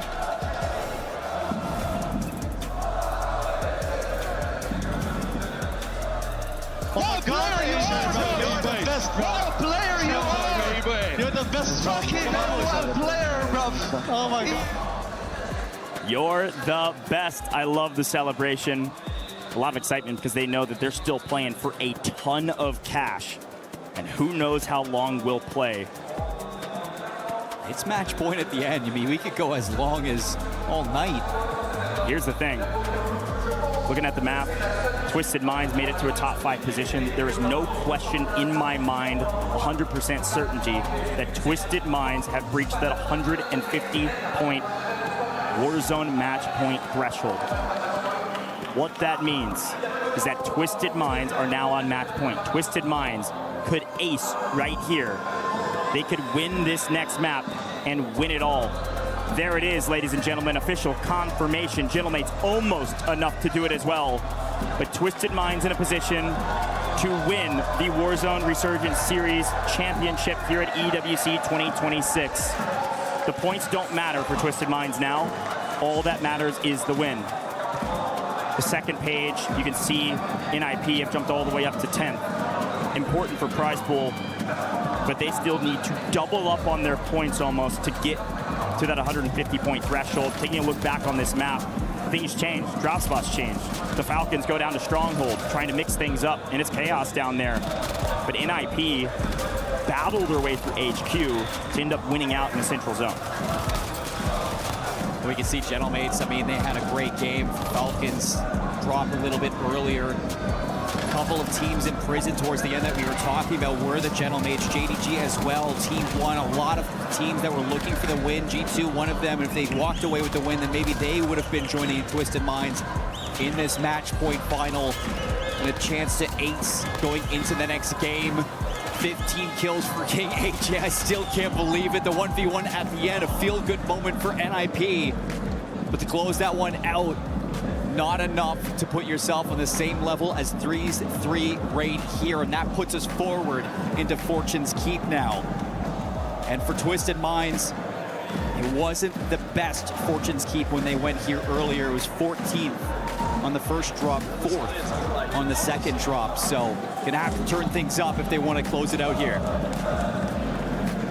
Twisted Minds go back where they usually do, up that Keep Terraces area, up on the north side of this map. Everybody knows they're going to be there. I wonder if we see the Falcons land square on their forehead. Ladies and gentlemen, this could be the last map, or it could be the first of many. You're not going to want to miss it. We'll be right back.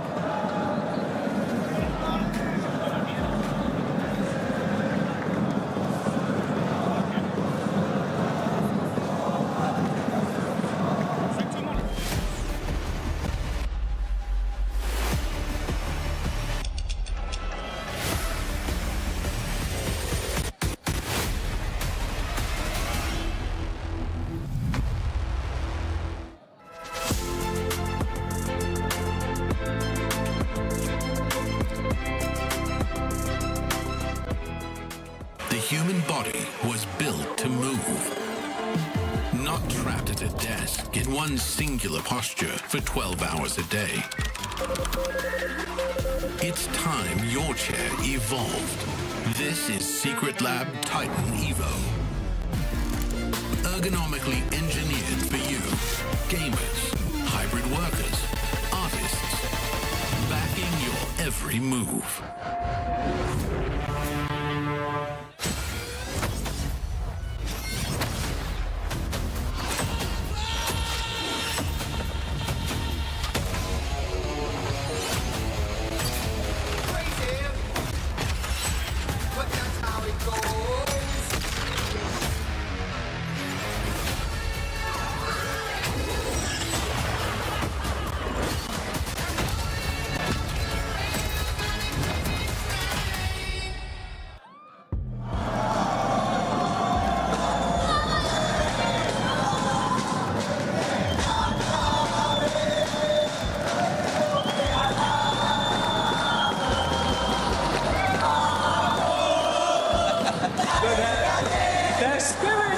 Their spirits are still high. Of course, Leviathan fans are absolutely popping off nevertheless. Now, we talk a lot, Luti, about consistency.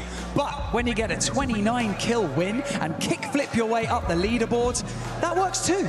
Yeah, and that's how you just get match points first. Not like it's the only team with match points, so every single team gonna have what they have to watch them and they have to deny now, because if you don't deny Twisted Mind, they are champions. That's true. Creeping up close behind them, we've got JDG, we've got G2, we've got Gentlemates also really creeping up. It's very, very intense, Luti.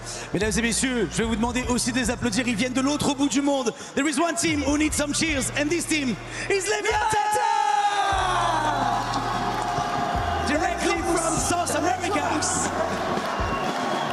What's the encouragement here on the main stage? It's getting spicy. Let's go over to the casters and bring us into our next map. We love our super fans, and Leviathan came out in strides.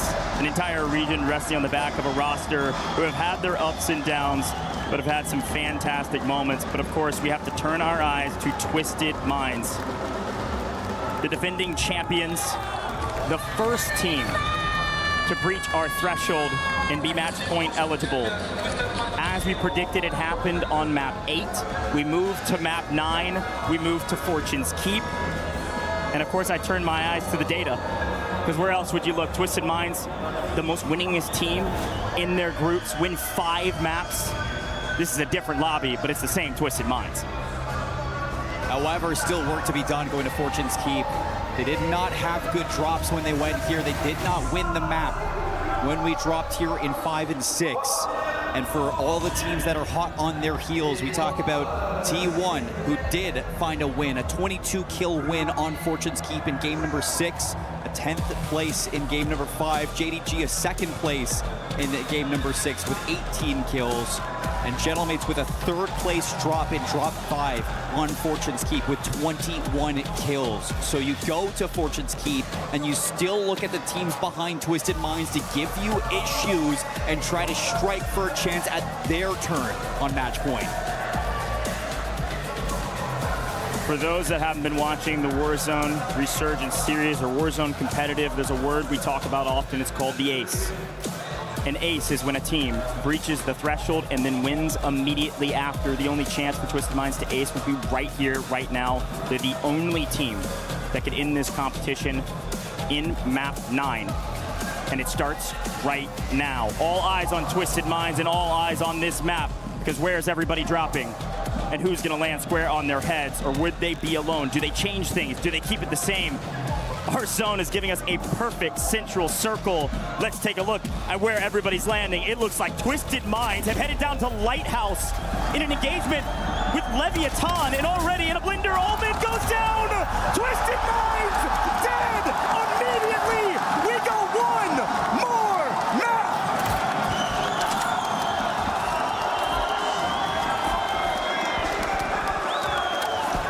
No doubt in my mind that was painful for Twisted Minds, but we get to see more Warzone today, and today is a good day. G2 on Eclectic, you got Leviathan still at Lighthouse, they got AG Global, NIP alongside them. And because Twisted Minds went all the way down to Lighthouse, that means VP is going to be alone in the town. You get Ravens in Keep uncontested. And now we start talking about the teams ready to take control of this opportunity that are right behind Twisted Minds and need a map here to put them over the threshold. T1 picking up some well-needed kills. They're only 13 points away. Gonna get a couple more here as well. Aiden can't get his gun up over the banister, so Disrupt gonna shove his right in his back. Dip, dive, duck, dodge. Aiden able to skirt away. One of the most winningest players in Warzone history, unfortunately. A former EWC champion himself in a blender today. The teams that are close, the teams that can easily do it. Gentlemates, 9 points away. JDG, 11 points away. G2, 12 points away. T1, 13 points away. Ladies and gentlemen, we got a game on our hands. And it looks like G2 wanted to tangle a little bit with JDG. They're going to be forced away from Smuggler's Cove on the regain at Bay, as well as middle of Grotto. Take a look at the scores that I was just talking through on the right-hand side. You can see T1 slowly shifting up as well. Those are live. Even Eclectic potentially could put up a 30 bomb and jump it, but on your screen, PBJ catching at least one member of the Gentlemates out. A lot of teams have been able to turn up to Fortune's Keep this weekend. It's been a great map to watch. First time that we've seen it in an official LAN setting. And it has not disappointed, and it's not going to disappoint in this one. Vitality are out. And that is going to, again, put them in a pretty tough situation. Raven's going to start sending things onto Gen G. Nice, and cleans up Gabe Kun. Ravens in a position where they desperately need to just full send every fight. Had a brutal day today. The opposite side of that, of course, the Gentlemates. All three back up. They're playing through town. They're on the south side of town, but their anchor is way back. All the way bottom left, all the way to the southwestern side of the map. So these two gentlemen on your screen, Gromalok and Ankyo, are gonna go hunting. They know they need the kills, but they also need to stay safe. Quick look at JDG, a lot of the same. Two a bit split, actually all three together as they push up and look for Leviathan right around the corner at Lighthouse. 14 trios still alive. And you've got a team in the water that's going to be Novo on the boats.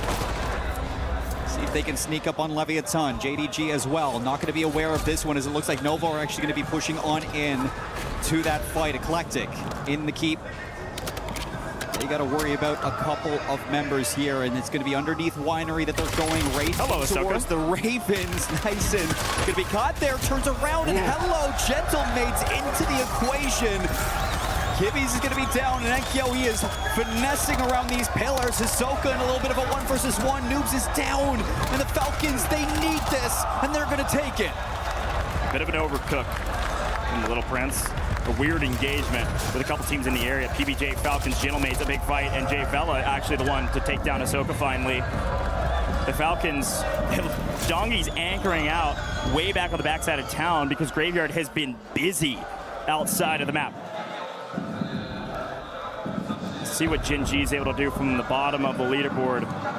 Anything can happen. It's Warzone, but these guys need a miracle. A couple of 30-point games, one after the other, and a lot of denial to the teams at the top.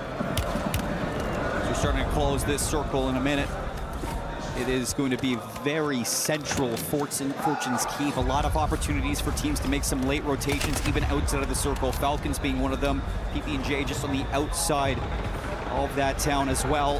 Gentlemate's going to be moving in, but we look back over towards the action inside of Smuggler's Cove. It's Eclectic pushing into Novo, keeping them out in the water. And just above them, it's JDG continuing to farm. Melvin's got 4 kills already. Yeah. They're just going toe-to-toe with this Lev team and cleaning up anybody that wants to step into their domain. Yeah, it's a great job from JDG. Just kind of hold their own, play patient. They really don't need that many kills, so they're just picking up the stragglers. It's a great check-in with them on the south side of the map because everybody's trying to fly in and find some real estate. There's plenty of it on Fortune's Keep, but nobody on the south side of the map wants to fly anywhere near JDG. Look at the Gentlemates again. Fraggers chilling. Gentlemates in an okay spot as they rotate in from the west side of the zone. Everybody's starting to advocate from town and work their way closer and closer to mid-map. Falcons restabilize as well, but they're in the area, and a mistake here from Noobs could mean a full send from the Gentlemates, but Not quite. Hisoka up at the tower. Gentleman's having to decide, do we want to go north or do we want to go south? And it looks like they're swinging hard north. They're swinging right into the Falcons too still. So PBJ just going to avoid them. To the north we see Virtus Pro. Falcons got to be aware of that. I'm sure they have that noted. But they're going to walk right into Virtus Pro if that is the case. Closing into the next circle, PBJ getting caught by Gentlemates. A little bit more KP for Gromalok. There's another one. Dongi going to keep PBJ on the regain. Finished off. Falcons in trouble. Gentlemates are recognizing this, and they're holding them in the graveyard. Noobs again able to snake his way out of going down early. And Hisoka gets landed on and gets obliterated. Gromalok, a nice win. Reminder the Gentlemates, they probably need 4 more kills, or maybe some multi. Doing a great job of keeping the Falcons at bay. And even Donkey sells the Falcons. Getting shot from multiple angles. They try to get out, and they go down in 14th. They can't get anything going. The Falcons are near bottom of the leaderboard.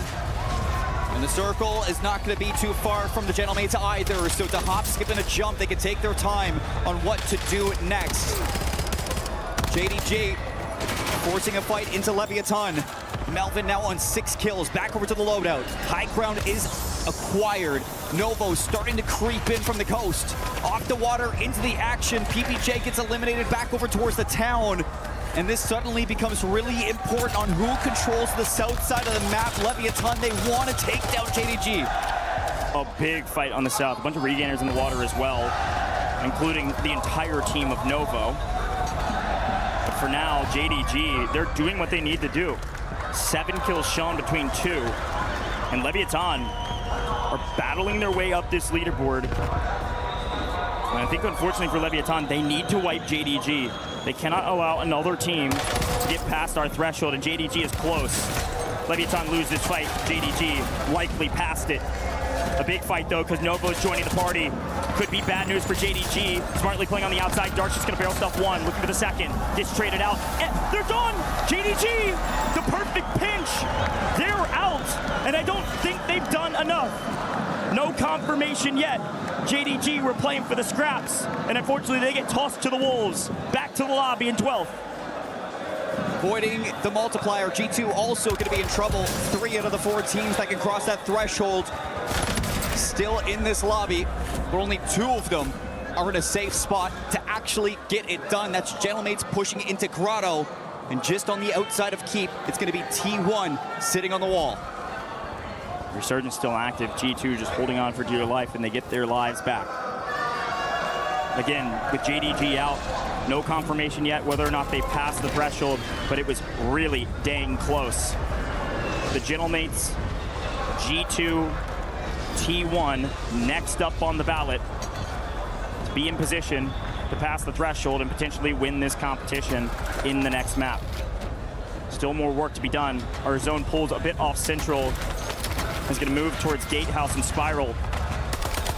In IP, they heat it up and they're staying hot. Vision's on 6, but they are playing southeast. They're coming from Winery, and they've got a team right on their back. Watch out for Gen G right behind you trying to play spoiler. Yeah, Gen G's going to be pushing into this one, and not far behind them will be Leviathan. Still trying to avoid Novo. On the bottom of Grotto, that's big man down, but he was able to get both of his teammates back into the mix.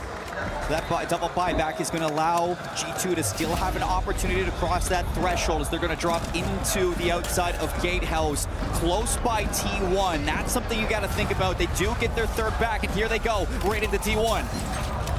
A big fight. VP finally rearing their ugly head again, finding some kills on Novo.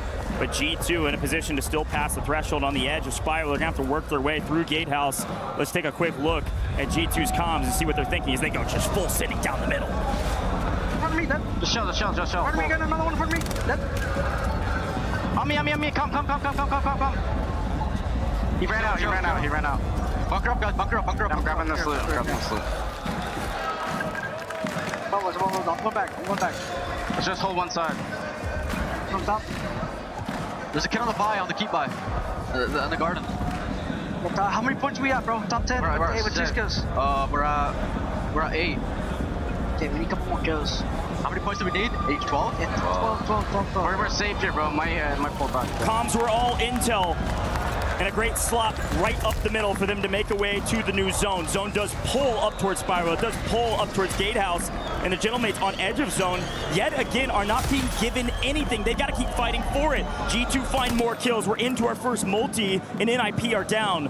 Gentlemates close. G2 extremely close. The Gentlemates have to fight for this new position, and they got to fight through Eclectic. Yeah, look at that zone pull, too. It's going to be a lot of work for Gentlemates, but we've known Gentlemates to do this work in the past for Fortune's Keep. All the way underneath the grotto is where they need to get into this spiral keep. Can they find their way into the circle? We did see Vitality go down. Z1 still battling their way through. In front of them is going to be Ravens, and Ravens now down to G2. Spam gets caught by VP. Disrupt's in trouble, all alone. Needs top 5 multi to have a chance. He doesn't get it. That's 7th. I don't think T1's done enough, but it is extremely close. Too close to call. The mathematicians will have to do the work. And M8 find themselves nearly top 5. Yeah, Gentlemate's going to push into the church. They got VP above them. On the outside of the circle is going to be Eclectic trying to make their way into the safe zone. Look at the pull. And you are going to be a rooftop warrior trying to get through this courtyard. But the only thing that's really going to be blocking you, shrubs, a little bit of natural cover on the walls, and one lonesome building on this cross. And look, G2 actually just pick up a car. They're going to go for the early rotation. Great rotation from G2. They're here first with stims in hand. They're going to be here potentially last as well, but we have to pay attention to the top 5. You desperately need the multiplier. Gentlemates are still here. They're still fighting, and they're still not getting a zone pull. They need this multi desperately. This multiplier will push them past 150 if they're not there yet. VP. One more team has to go. Could Virtus Pro be the team that sets them up? Eclectic's gone. Gentlemates have done it. Gentlemates are past our threshold. With the top 5 achieved and a new multiplier, the Gentlemates have made it. They can't win here, but they could win in the next map. But the question is for G2, they made that early rotation and they're just down to 1. They still need to cross that threshold. You still need to do the work. Virtus Pro on a heater. It's about damn time. 10 kills for Grimy.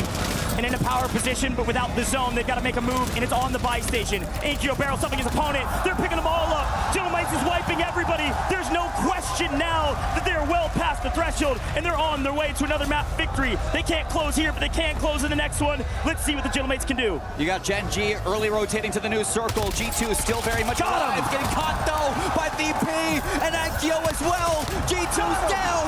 Gen G's down, and the Gentlemates are charging. Gentlemates have won the map.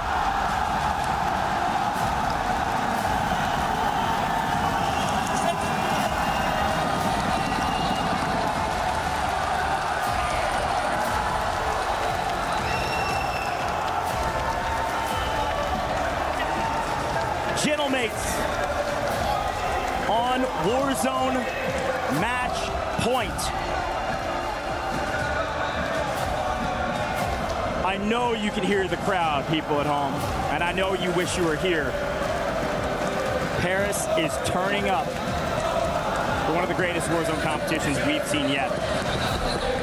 At least 2 teams on Warzone match point, and I have a stinking suspicion there might be a couple more.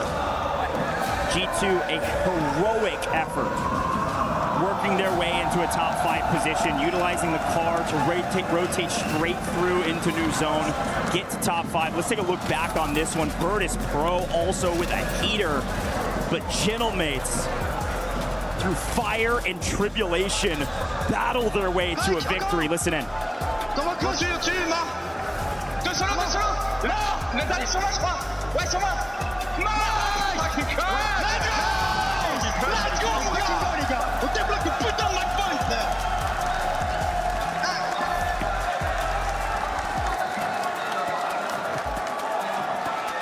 It is so close at the top.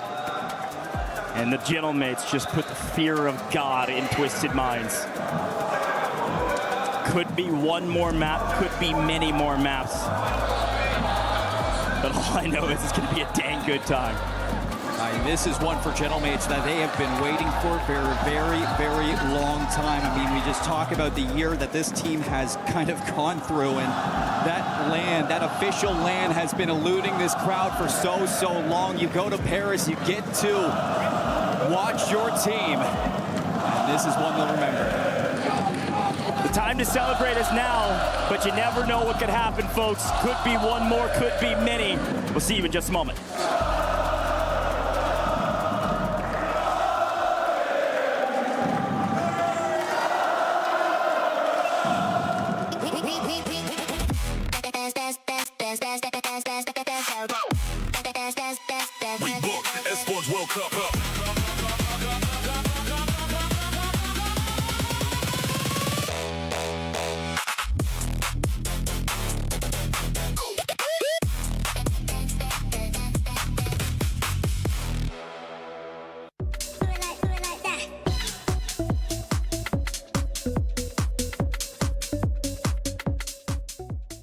He can come in here and play my game. Let's go. He knows nothing.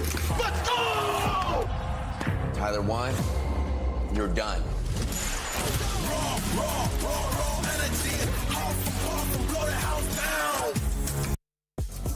I'm side stage here while the games are taking place, and I thought I would catch up with my friends, the Ghosts. They've had a lovely time so far, and I thought I'd just...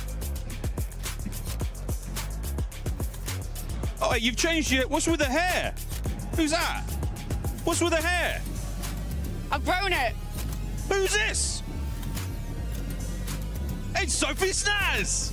Sophie, come here. What are you doing? Who let you in here? Sorry, I snuck in through the back.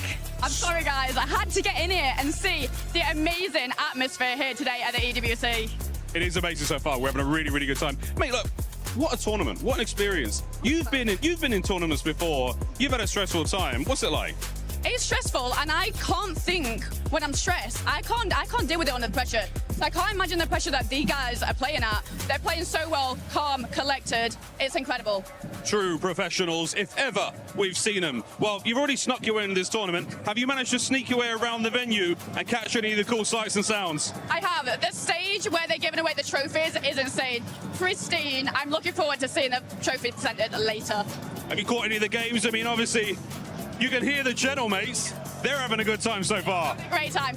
The Gentlemates is amazing. Like the atmosphere from the Gentlemates that they're bringing. The drums, insane. They're bringing a lot of fun, a lot of vibes. Great times. Still games to go here at EWC 26. Thank you, Sophie. Now, get back to work.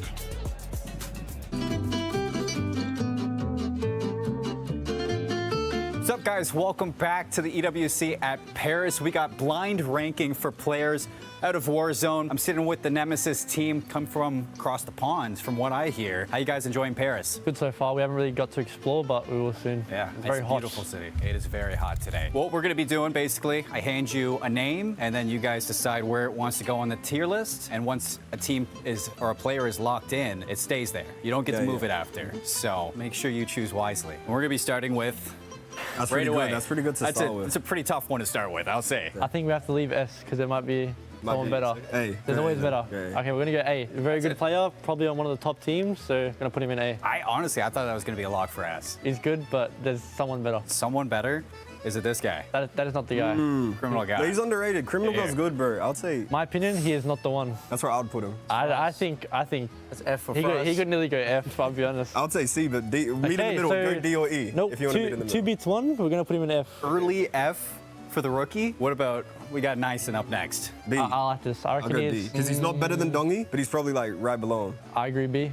I think B. Yeah. He's B then. All right, shaping up the top. Lots of room for the bottom still, so keeping it open just in case. How about Gabe? I don't rate him personally. What do you reckon? I mean, yes, C. What do you reckon? I'm tired of top 5. I reckon D. D or C? C. D? Okay, we go D. A bit inconsistent at times. How about Scumming? E. I wish we still had F. I'm 100% F. I do not like this guy, and I don't think he's good. No room at the bottom. No room at the bottom. Oh. Round it out. S and C left over. We got Shifty up next. You know what I'm saying? Like, I've just been doing this. It's S. Yeah. There's only one. Can't be below Nyson. There's only one person I can put above this guy, and he's not going to be on it. So we're going to put this guy S. Multiple world champion, won multiple lands, so I have to put some respect on his name. I think Dongy's teammate's going to have something to say about that one. I'd say they're about tied right now. I'll speak to him. How about the last one? We got another rookie for the year. That works. That actually works out. Yeah, see. Yeah, he's that works out. Pretty good individual player. A bit inconsistent in the team recently, but I think that is actually a good order. I maybe switch these 2 around. That's about it. You guys feel the same way? Yeah. Everything maybe looks good? switch those as well. But yeah. I think that works perfect. Yeah. I think we did pretty good. I think that's a good tier list. You wouldn't change anything? Me personally, I don't know about them, but I'd switch these 2. And then I'll be honest, I'll put Gabe over Spam. Yeah, I like Gabe. So I switched, He's a good switched dude. D and C and F and E. Yeah. All right. Well, there you have it. We got the tier list for players coming from Nemesis. I'd say couple hot takes, in my opinion. I think I would switch these 2 around. Oh, in that's my valid. opinion. That's I would valid. switch them around. This guy's but EWC champ. other than that, it's looking good so far. Chat, let us know. What do you think about the tier list? If you would change anything, make sure you tell these guys. Shifty is an EWC champion. He's looking to do it once again because Twisted Minds right now, they are performing here and they're also performing at a different stage. Yeah, it's time for a quick CC update because there's a lot of chaos going on here today. Specifically, if we're talking about Overwatch, Twisted Minds versus Zeta Division. Now, this is a big one because they're actually 2-2 right now in their best of 7. It is back and forth. This is a day where if things go their way, potentially Twisted Minds could be taking home 2 wins, and that would be insane when it comes to CC standings. It would be. Thank you, Glitter. We appreciate your time with that CC update. Now, for some of the other squads, we just saw Gentlemates being able to get that win here, and we now have 4 squads in match point, baby. Dude, Gentlemates look unbelievable. The only slight you can knock them for right now is the fact that they dropped a couple of 1v1s that they really should have been able to win, but that's all in the past. Now it's about what happens from here on forward. You know you've got teammates that are looking like they're absolute demons in the lobby right now. You know that you shouldn't be afraid of the other names on the other side once you start squaring up. They got to close it out, and I think they have a chance to do it right here. Yeah, I mean, I was a little bit worried because, like, watching in their previous matches, they were making, like, slight mistakes that could have got them the win earlier. This is not to take away from their dominant performance in getting those kills, but the fact that they could then close out that has given me a lot more faith. That's definitely right. Yeah, you can see Gentlemates right now in first place with those 164. Twisted Minds, keep in mind, Twisted Minds could have won it in this match, but they ended up getting eliminated by none other than Leviathan because they ended up switching their spot. Yeah, that's just one of those things that, again, we talked about this in the pre-show. We talked about it early on.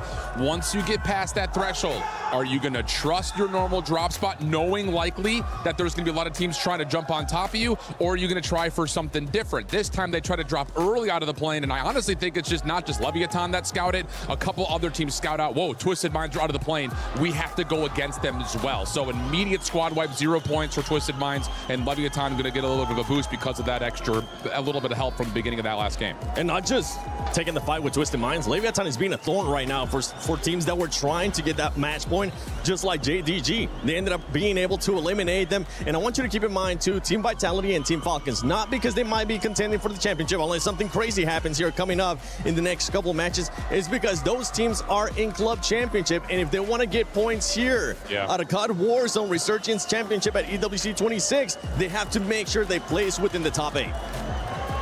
I mean, for Falcons, what the heck? Like, you just start to think that they're starting to build a little momentum after yesterday, and then today they've gotten 2 wins, but it's been like under double-digit kills for those wins, and neither time have you been able to really see any of the pop-offs come through that we're used to, because I think they understand that they're just not keeping the same pace that we were used to seeing in Birmingham and Atlanta, and so far throughout the weekend, they really haven't shown us much except for the survival stage, which, you know, kind of is what it is. Yeah, and I'm just feeling like the vibes aren't there. They're a little bit down, and they're holding on to that too much. As a powerhouse team, they should be able to shake this off. They are not unused to being on this LAN performance, but you can see it on their faces, and every time that they get into a contention or a fight, they aren't winning it. They're able to get those like later positions. You know, we've seen them get those and collect those wins across the board, but unfortunately they're not able to take on these 1v1s properly, these 2v1s properly. So it is a little bit disappointing to see that from the Falcons. But I mean, look, Gentlemates, they are like, I was super worried. I thought they were going to be one of the teams. Okay, guys, I drew a little frowny face because obviously I said twisted minds, and I brought no notes to this here desk segment for the sheer fact that they got eliminated. But look, I do like the fact that we have added more people into the total top pool, because then you can't have that much sabotaging on 4 teams, you know? So Twisted Minds still. I still think, though, these guys behind us, I don't rule out as of wanting to contest somebody early on in a drop spot. Novo's kind of in that same ballpark. No strangers to dropping on teams and forcing a fight to have to happen. So, yes, there are more teams, which will mean that, okay, are we going to see as much opening grief? Probably not. but there are squads that are desperate, Falcons included, that are going to want to try to challenge these squads right off the get-go. And talking about squads just becoming a little bit more desperate, we're going to talk about the squads that are also within that range of match point as well. If it doesn't end in this match, we could have other squads being able to come up. I mean, we have Eclectic, VP, and JD Gaming, which are pretty much just right there. VP Gaming, I know you've been having your eye on them for a bit. Yeah, but it's just like they're hitting their metrics, but they have not had a chance to get into a high kill, high finish game as of yet. They've survived into the late game, which is great news for VP fans. They're not finishing in the bottom 6 all that often, but their kill tallies as they get to top 5s have not been up to the metrics of the teams that have already through that wave. So next wave of 150s, I think will probably happen in the next game or 2. It's kind of one of those things of now you're in a rush to have to get those points and then be able to follow up with a win. You get to go back to back. Yeah, and of course, like, even if they aren't sort of collecting those kills, they still have that opportunity to take that win away from those other 4 squads. So they still want to be competing to get to that end zone. You may not have the kills to back it up, but getting that win stops everyone else. is it going to be game 10 that we're going to be seeing a new champion crowd? Twisted Minds could be back-to-back, even if most of the squad isn't here. This is game 10. It could end here, or we could go one more game. One more game, the ever-favorite saying of everybody in Call of Duty Warzone. Man, we were in the green room. We're sitting there. I'm thinking, Twisted just crossed. They're on fire right now. I wouldn't be surprised if they aced here. And what happens? They go Lighthouse, and they are immediately knocked out by none other than Leviathan. Now, here's the real question. We're coming back to Haven's Hollow, a map that they know, they love. It's the bread and butter. Do we see the same mistake, or do we see them just try and play it out of Mansion? Honestly, I think I'd go back to the map we just saw in order to kind of give us the gleanings of what we want for the future. And for me, Twisted Minds changed their drop spot despite an average placing of 2nd playing out of Terraces this weekend on Fortunes. So I think the reason they changed it, they expected Falcon to go and fight them up at Terraces, change it up, and invite and say, this is actually our home turf, our backyard, get the hell out. So the question for me is, do they want to change it, or is that an admittal to the rest of the lobby that they don't believe they can deal with the contest? The problem with that, though, Enigma, there's 3 other teams trying to take the crown in this game. You have the Gentlemates, you have G2, you have T1, all formidable rosters looking to take the crown alongside those defending champions in Twisted Minds. Gentlemates on your screen right there. You can see Hollow getting the boys ready, hyping them up. They're coming off of a map win. They feel the energy in the crowd. They feel the energy of the arena. They feel the energy in game because they are shooting. As we get ready to load in, ladies and gentlemen, it's a Western zone pull. And when we're talking about what some of these teams on Match Point love, it is a Western side of the map. Certainly is. Gentlemen to be immediately into the fray. Nox coming on through. Hollow will drop Fraze. You lost Gromelot going the process. Hollow's then going to be under pressure. Enkyo tries to dive back out. Timing nearly goes completely against him. PA going to be dropped in from the top just to ensure you stay up. Got to make sure you don't run into your own path line there. And, well, thankfully with the new update, you know where they're coming from. So at least he's able to guide his way to safety. But scary for a moment for the Gentlemate onto T1 under pressure at Church. And they don't actually even land directly at train station for them. It's about, let's just land a little bit away from us. Let's not try and take this heads-up fight against Vitality if we don't have to. But here in the Mansion, we were questioning it. Shifty slides on out. He's not ready because look who's here. It is the Falcons. They have decided to land in Mansion, a spot that they are very familiar with. The Falcons will try and seize this into their own hands to push us one more game, but they have a long road ahead of them if they need to make that happen. Yeah, it's a gauntlet that we have run through here, and this one will feel like a sprint, but much more of a marathon. Gonna stay alive till the very end. Spam tucks himself into the wall, just making sure to avoid any trouble for now. Echo brought back into the skies. The 2 young guns will start to press towards Church, and unfortunately, well, disrupt, and Spam won't get very far. And Echo in trouble as well. T1 all at sea right now. They will just about get one player back into the skies and off to the east of Maine. Either way, another match point team hanging on by a thread. Twisted, have picked up a pocket of space on the north side of Mansion. G2, they're doing the typical. They're out at lumber. They will have a fountain of contracts. They will have a amount of opportunities here to stack cash, get themselves all bought in and ready to go for the long rotation. I think if you're any of these match point teams, you're probably happiest if you are G2.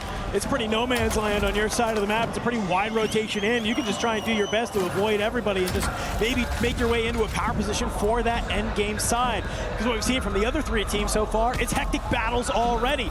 Continuing to rage on here at the Mansion. In shock, trying to take it against Shifty. He realizes, I don't have to take this fight. Let me go ahead, let me back on up.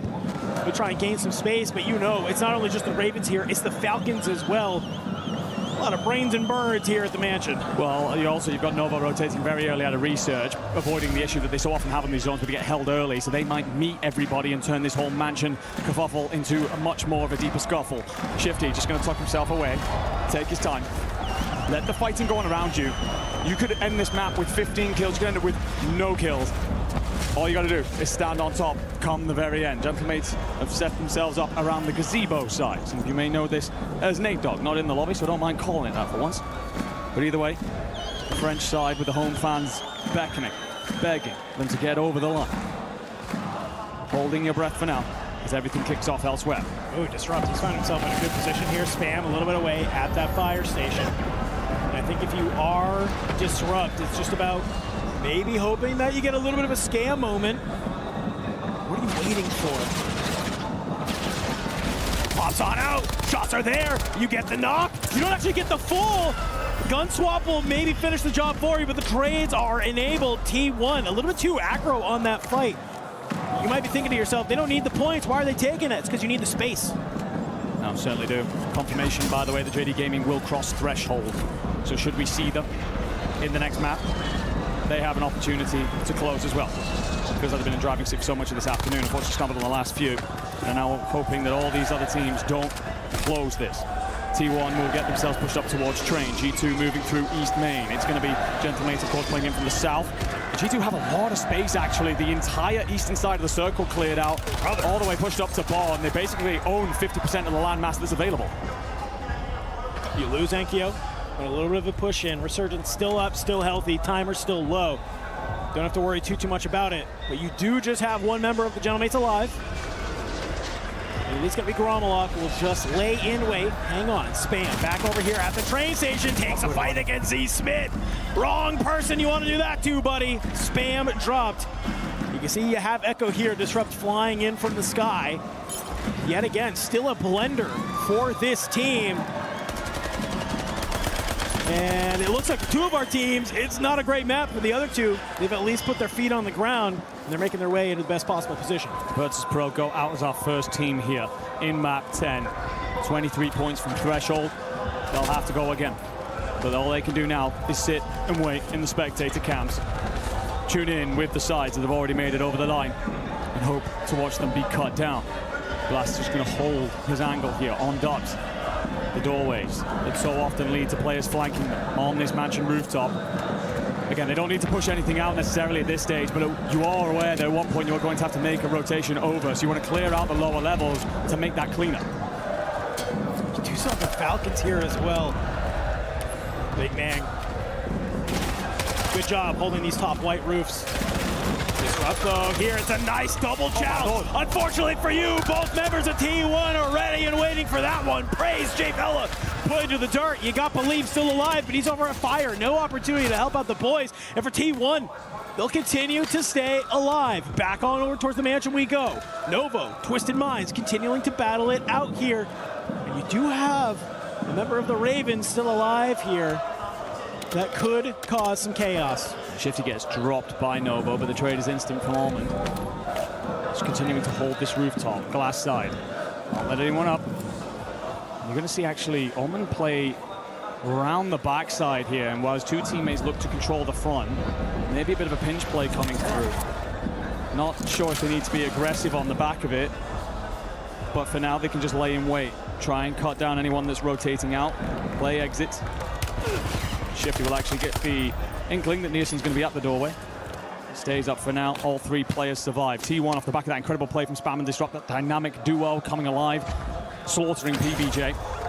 will set themselves up at the chapel, hoping it will be the safe haven and answer their prayers for the later stages. G2 have had the easiest rotation in ever. They've just walked their way all the way from Lumbermill here to Barn. They've taken out a couple players along the way. You saw Scythe getting in the kill feed there with some kills on the Ravens, but it hasn't really been any opposition. The problem is where they are, you have T1 right in front of us, so maybe they finally will meet some opposition there. JDG on that southern side. Well, meanwhile, here at the top, the battle continues to rage on. King Chalk dropped alongside Soka. And you're just holding the glass side if you are Twisted Minds. Fully aware that the Falcons are continuing to fight this. And it goes absolutely bonkers in the kill feed, but Spam and Co are going to tuck themselves in as G2 roll up. Two teams on match point, squaring over center circle. Scythe does a great job. They're trying to order the fight with a nade. You catch Spam in the room there. Anxiety, he's going to use that as an opportunity to push on forward. Spam gets dropped. You're going to replay. Hop on up. You go for the full teammate. Surge on forward. Can you find the trade? It fires in, but you run out of bullets. Thankfully, you do get the knock inevitably. Disrupt, drop. It's Echo. He is sprinting away, trying to stay alive, but look at these blue arrows from G2. They are on the hunt. They are trying to bring him down. Guns up, G2, take out T1. Taking destiny into their own damn hands. They deny their greatest rivals in the moment and will claim all that center match. And there they go, Twisted Minds. The Falcons hung around, stuck around, and continue to slaughter them in their own damn backyard. The Falcons will push this yet further, as we're down to now just two more teams on match point. If there's anybody who's going to take this map into their hands, it's Hisoka. It's been a torrid day for them, but they will do what they can to make sure that they will have a shot at glory. The problem is you still have two teams in this lobby that are looking to end it here, one of them being G2, and they look pretty damn good. They're not looking bad at all. Got all this barn space and can roll as far forward as Chapel, relatively uncontested if they wish. The Falcons, you might have dealt with Twisted Minds, but how long are you left for this world? Soka and Dongi are going to make a stim play here. Again, not going to keep you in the fight for very long. Going to move at some point. For Athletic, it's all about tucking yourself in at Rick here. Right next door, the Gentlemates. Our other team on match point. Still playing on the sim side though, down below. It's a couple of different players. It's going to be Athletic here. Gramalok, Hollow, they're doing a great job. Athletic tried to move into their house and take it, but the Gentlemen, they're going to say, no, no, no. This is our house. The only problem is in all of that, you lose Enku. It takes you an extra half a second to get that kill through, so for now you're going to be outnumbered by several teams rotating over. JD Gaming going to be one of them that's stuck to getting to the nearest buy. So you're hoping and praying to find a timing and move on up to be involved in the later stage of this fight. G2 starting to move forward, sending some shots over to AG Global, but you have Leviathan stopping you in the way. You have to be perfect about how you want to play this rotation. And I like the positioning where you just have one player just kind of looking at that mansion cross. Gentlemates will manage to get into zone. You cross here into fire. The problem is Slappy from above. He pops up at the right time alongside Melvin. You drop Hollow. Gentlemates, it's now just down to Gramalok. He has $6,900. If he can finesse his way to a buy station, you get the boys back on in. But that is a huge ask, and they must win now. Yeah, he's praying that someone's going to shoot at JD Gaming. If he tries to rotate train station side, he'll be met with company. Can't really get out north. It's all banking on the one play where JD Gaming faced pressure from elsewhere. For now, taking his time, holding his nerve, the best play. And as the zone starts to creep inland, as train station is mostly dissected, as G2 squeeze up towards Chapel, they'll have two other sides nearby. Yet more checkboxes that edge them ever closer to closing this tournament out. Another team drops in the back. That will be Ninjas in Pajamas. And if you are G2, you're taking a look at that team's remaining number. And you're starting to feel the pressure as it continues to tick down. You can see on the top left side of your screen there, Zone will pull heavy left. So what stands between G2 and Destiny is going to be a number of teams, potentially one member of the Falcons, Leviathan, and also PBJ. Well, just hoping that the JD players vacate the area. For G2, it's about trying not to attract too much attention, but Anxiety keeps his head out for far too long. Soka cuts him, ensures that G2 bleed going into the later stages, so now none of our match point teams are at full strength. Soka will get found out. G2, they're starting to push forward. Let's go ahead. Let's see how they're feeling. The far right strangled up, bro. You can't even go right. He's holding. You have Sims? You have Sims or no?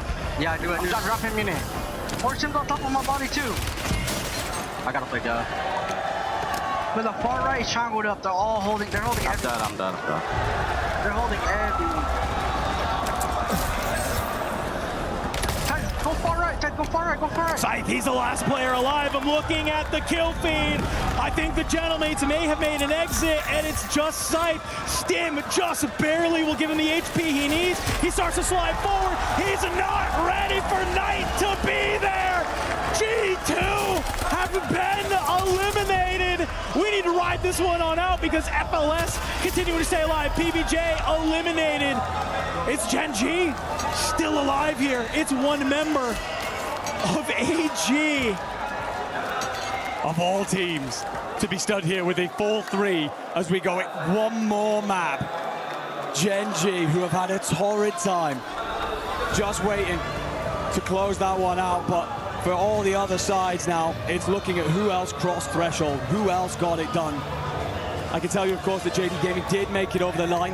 Eclectic were incredibly close. And yeah, we aren't done yet. So much for AJ. Oh, absolutely not. Misery. Aiden seals the deal. Knight is done, points on the board if you are Gen G, and a reminder of the fact that some of these teams will start to now mount massive amounts of points because the match point size must slow down. That opens it up for everything else. We could still have a ways to go. You and me, my friend, we cast a match not long ago. It went 14 maps, 12 teams hit match point. There's nothing to say that we couldn't do that yet. No, I mean, that's kind of been the case, right? Everybody I've talked to, the number of how many games are going has been 12, 13. It looked like it might end there, my friend, but like you said, you and I have been here time before, and really right there, if you want to ask what happens, how does G2 not close that one out? That's just good old zone pulls, ladies and gentlemen.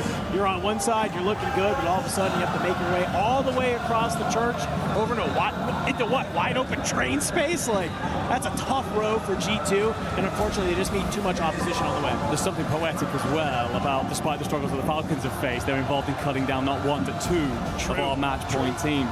Gentlemates will look back at that fight of bricks and grit their teeth a little bit, suck the air through the room as they watch Enkyo fall, to feel the energy suddenly disappear inside of the venue here at Paris. But we will see another map, and to be honest, you and me were talking about this in the green room. We're not surprised to see it go on yet again. All these sides that are not on match point, even if you've had a torrid time, you believe you can get it done. You spot one of those players in the kill feed, you will hunt them down to the last.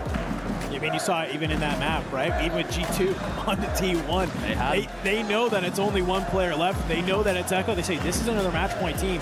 We have a chance to make this a lot easier for ourselves. And what do? They just fly, and they're able to take down Echo. So you are probably blessing the stars a little bit for Hisoka. If you are any other team in the lobby, he'll gladly take that, maybe in Twitch gifted subs or any other form of currency. He could be ball. You know, that's there, but able to push us even one more map further. But I want to take a minute to talk about something because you brought it up, my friend. With that game, very early on, JD Gaming was able to cross. And we got to talk a little bit about them here in a minute. But we'll be right back, ladies and gentlemen, as we get ready to head into the next map and potentially the last on Reaper 5.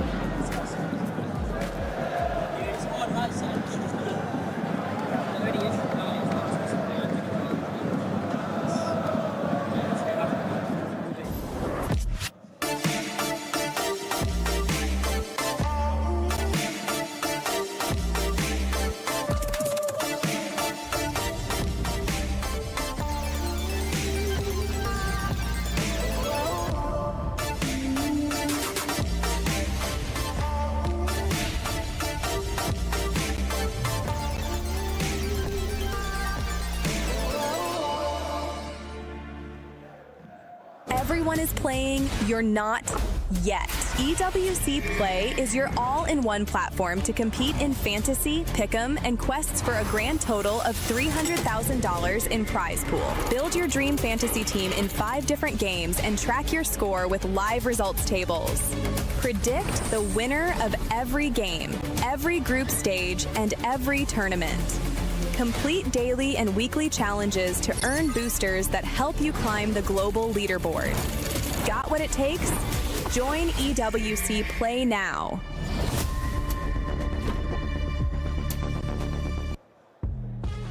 Miles Goach here on stage as this match point marathon continues. A nail biter. A nail biter. Mom, you better get the camera. Holy cow. We've got like 5, maybe 6 teams past our threshold. We'll see that leaderboard here in a little while, but all I know is that we're going at least one more game, baby. I guarantee you one more, an absolute guarantee. But at that point in time, we're going to find out soon how many of the more teams are on match point, because that was a big one, a real big one indeed. Yeah, it was really fun to watch because in the green room, I'm freaking, I'm jumping out, I'm doing jumping jacks to keep my heart rate high because frankly, it was a nail biter. But that zone pull ruined everything for G2 and Gentlemates. A different zone pull, there's a chance for either of those 2 teams. But instead, shoot, it goes the other way.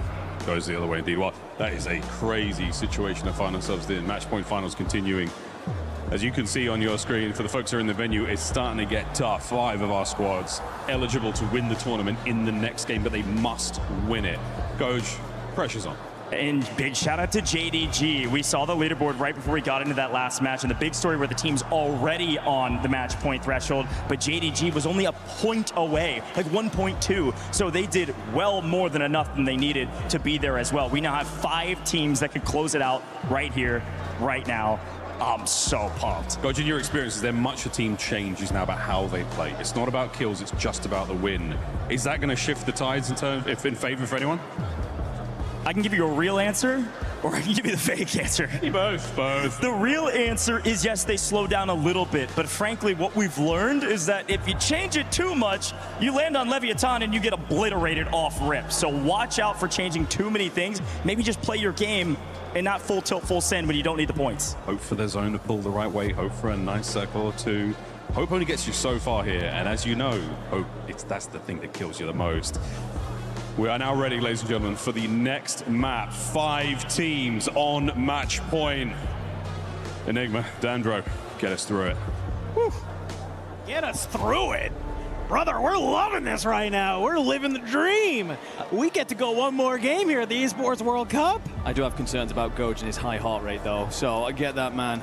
As Anax or something. Either way, we got ourselves 5 teams cross match point threshold. T1, G2, Gentlemates, JD, and of course, Twisted Minds. Now, I like a point that Goj brings up because he talks about the drop spot change that Twisted Minds did back on Fortune's Keep. They go to Lighthouse for some reason, probably expecting a heavy Comet Terraces, and it all goes a little bit pear-shaped. And I look at them again here on Rebirth Island. Their average position on Rebirth coming into today, 2nd. So there's not many reasons for them to change it up unless they believe that someone's headed in their direction and they're nervous about that. One of the teams that has been happy to contest them down there at points has been JD Gaming. I highly doubt that happens here, but you just never know. Of course, heavily circle dependent.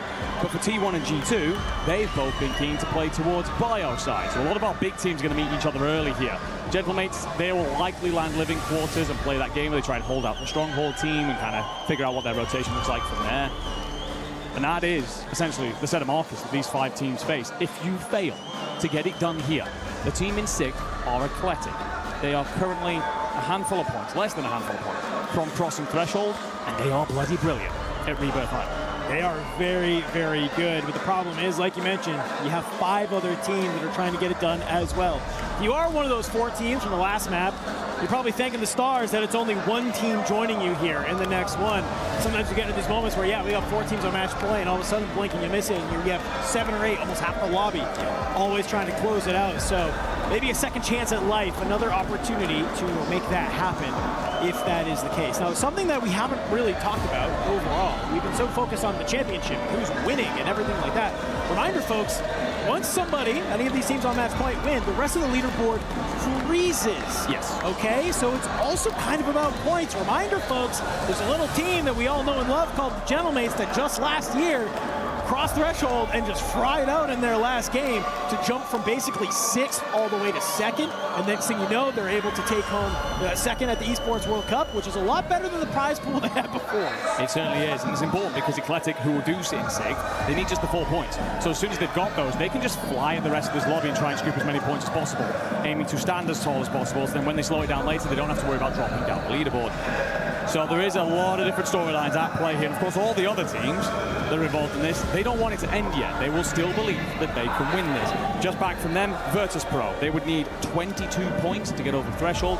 They're more than capable of that playing out of the control center side. Team Novo, they're a bit further back than that, but that is a side that has dropped 30, 40 point bangers very recently on this map. So they will think we can close that threshold, and it goes on and on. The Gentlemates fans banging the drums, sending the energy to their team to try and close it out here in map number 11. I didn't want to say this. We closed Birmingham in map 11. We closed Atlanta in map 11. Do we close the Esports World Cup in Paris on map 11? Of so many of those players, 15 of them in fact on the stage, they will be hoping so, and in their favor. The remainder will do everything they can to push it on yet. The island is unforgiving, unrelenting. It will demand high pace, a ton of kills, and everything that you can truly muster. But for the sides that are looking to just slow things down and close it out, it's about choosing your fights. When to pump the gas, when to hit the brakes. You have to really hold on, especially in a map like Rebirth Island, right? You have to make sure that you understand, when do we surge forward? Do we need to take this fight? Is this the best position for us to try and play out the rest of this game? So much of Warzone is honestly zone dependent on how you want to move from one side of the map to the other. We've seen time and time again today where we've had these maps where it pulls heavy to one side, and there's always one particular team that seems to be able to take advantage of it. So we get ready to hop back very quickly here, ladies and gentlemen, into map 11. Who are you looking at in our list of match point teams that if they get one of these heavy zone pulls, they're going to be sitting pretty, and you think it really elevates their chances to end the tournament here? It's a good question. I think it depends on the contest situation. G2 are so good at closing out from that bio side. Should the zone situate itself somewhere there or around industries, they'll take their time. They'll third-party chem when the fights kick off, and they'll just clear that space out. And every now and again, pop themselves inside of industries just to ensure they have a giant buffer, a barrier that will keep them out of trouble until the later stages, until they have to come out guns up. So that's probably the side I'm looking towards. Now, whether T1 decides to contest them over there or play Turbine will be interesting from the very beginning. But I think from an individual perspective, one thing that we haven't really talked about, top fraggers. Yeah. Top of the list, Enkyo on 56, joined by Shifty on the exact same number. In behind them, Disrupt on 53. This is only his second year of competition, and we've been demanding more from him on the main stage. Of course, his duo is a rookie. Should they close this out, what a story that is to begin your career. Well, we are getting ready to head back into map 11. We have a great piece of content for you around the Falcons fans. So while we get ready to hop back on into the game, let's go ahead. Let's take a look.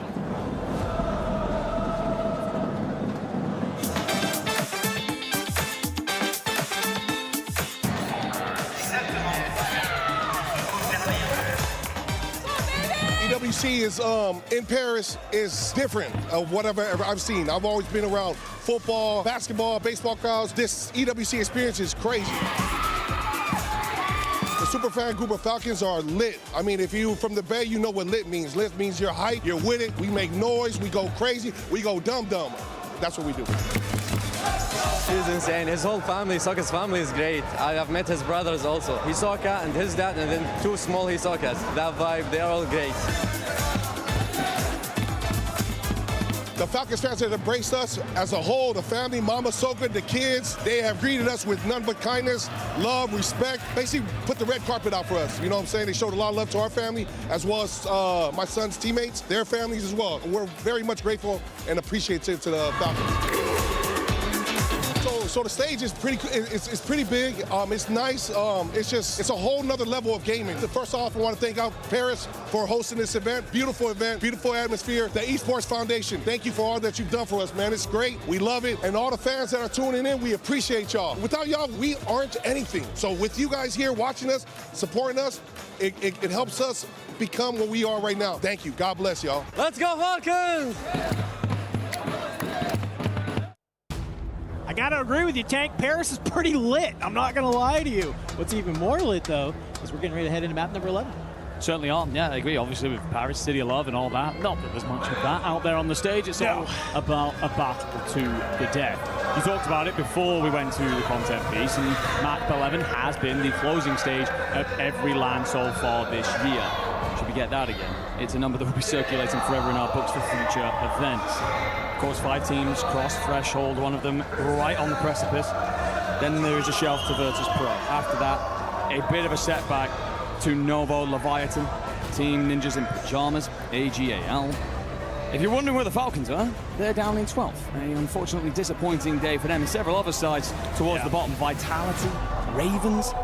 I mean, we all had them in our books as dark horses. These are just teams all year long that have looked phenomenal, just through different points, right? They've all been absolutely lights out. I mean, Ravens kind of kickstarted our first stint of the year leading into Birmingham, like being the team to beat, right? They got to land. We were kind of had our questions like, okay, you've done great online. How do you do on land? We got our answer very quickly. They were lights out, shooting everything that moved, and really kind of made a name for themselves, right? But now that we're here in this moment, we know Call of Duty, you could be day to day on this, and it just seems like for today, some of the top teams, just things maybe aren't clicking in the way they expected. No, certainly not. It is a tough read for some of those sides, but I mean, we'll keep uttering it because it does happen time and time again inside of Warzone. We could go a long way even still. You're probably thinking, those of you who tuned in to watch, my God, these Warzone tournaments are long. We might not know nothing because the thing is, all these teams are going to want to push this onward. Eclectic, of course, right on the edge of doing something historic for Italy, a nation that has slid down the pecking order over recent years, enter this tournament with two teams that currently sit in 6th and 8th. That is a much better showing from them, but imagine getting them on threshold and onto the watch party coming out of that country where all the fans unite behind what they would do to see their side take a crack at the championship. Shout out Last Safe, man. Help putting on for the community, help putting on for their region, a region that we have come to know and love. But we got to hop into Rebirth Island here, friends. So we have to always ask the question, does it end here, or do we go one more game? I know we got some emotes of that from a Mr. Repulse. I want to see those spam in the Twitch chat that you're in right now, because who knows what can happen here. Rebirth Island has been the birthplace of Call of Duty Warzone Resurgence, and it could just be the ending point here for the Esports World Cup. Certainly could. And oh my God, I just got to look at the circle that we are heading off to. Ladies and gentlemen, prepare your eyes for a feast. This is going to be a bloodbath. If you wanted to send it on to more maps, you get a circle like this where it pushes everybody into one corner of the map. Bioweapon's going to be heavily contested. G2 are going to be squaring down with Leviathan, of all people who go at them. And right next door, JD Gaming, another match point team, and they're actually going to push this to third party. Ain't no party like a third party, as we always say. How are these teams going to battle it out here? Already kickstarting it. G2, I think they get a little bit of an idea that there's some other players here, more than they anticipated. Very quickly before we get in, look at the top of your screen, 15 out of 16, Virtus Pro, potentially already white off of some early engagements, but back to the action. Melvin takes the fight against Scythe in the stairwell, is able to get the drop, able to get the full. Anxiety answers back though, kill on to Zark. It's just a nice little trifecta of action here. Diving in and out of the windows. Good shots from Anxiety. You gotta jump in. Self-denied. No opportunity to get back into this. And for Anxiety, I think he's done enough to stay alive, get the teammates back in. Now the question is, do they fly immediately onto Bio to help secure this power position for this zone? Or do they try and maybe stay alive, play a little bit more cautious? And they're rotating off towards Chem, where they will meet Gen G. It's had a very torrid afternoon. AGAL and Leviathan will continue to send it at bioweapons. The rotation away for JD Gaming only gets so far. Slappy sat down, members going to try and cover. Does drop Aiden. Slappy will get back to his feet, both at low health. Go, try and turn and burn. Won't get it. Gabe, Kuhn and Len cleared things out. FLS off into the ocean. Not a great play from Gen G there. It's a great swing at the right time, in order to make it stay alive. And oh my God, yet again, we're down at the factory side, and look who is here. The Falcons, yet again. There's 4 other teams in the lobby that they can chalk, but they're putting it on their back to say, we will make sure Twisted Minds do not make it further. They will not be the champions of this event. Screams of so-called if ever I saw one. If you want to know where the rest of the match point teams are, you will see Gromlock in the feed, knocking the lead. That is over at Stronghold, where the Gentlemates landed and have now begun a wild swimming route all the way up the northern side of the map. Not sure about that game plan, not one we see very often. T1, they're fighting a turbine, have garnered themselves a pocket of space. We already know about JD and G2, and of course your Twisted Minds, they're trying to deal with that Falcons pressure. So much action happening elsewhere around our map, but down at Bio, JDG taking a fight against G2. Scythe, he's still here, playing cleanup. Slappy, Melvin dropped yet again into the blender. Does JDG continue to go? FLS taking absolutely zero risks. The deepest breath of your life, and to the floor of the seas we go. Gentlemates on this swimming route that I was talking about. To be fair, if you don't run into trouble, it will literally lead you all the way to bioweapons. It just depends on where they want to get off, where they do want to head back to shore.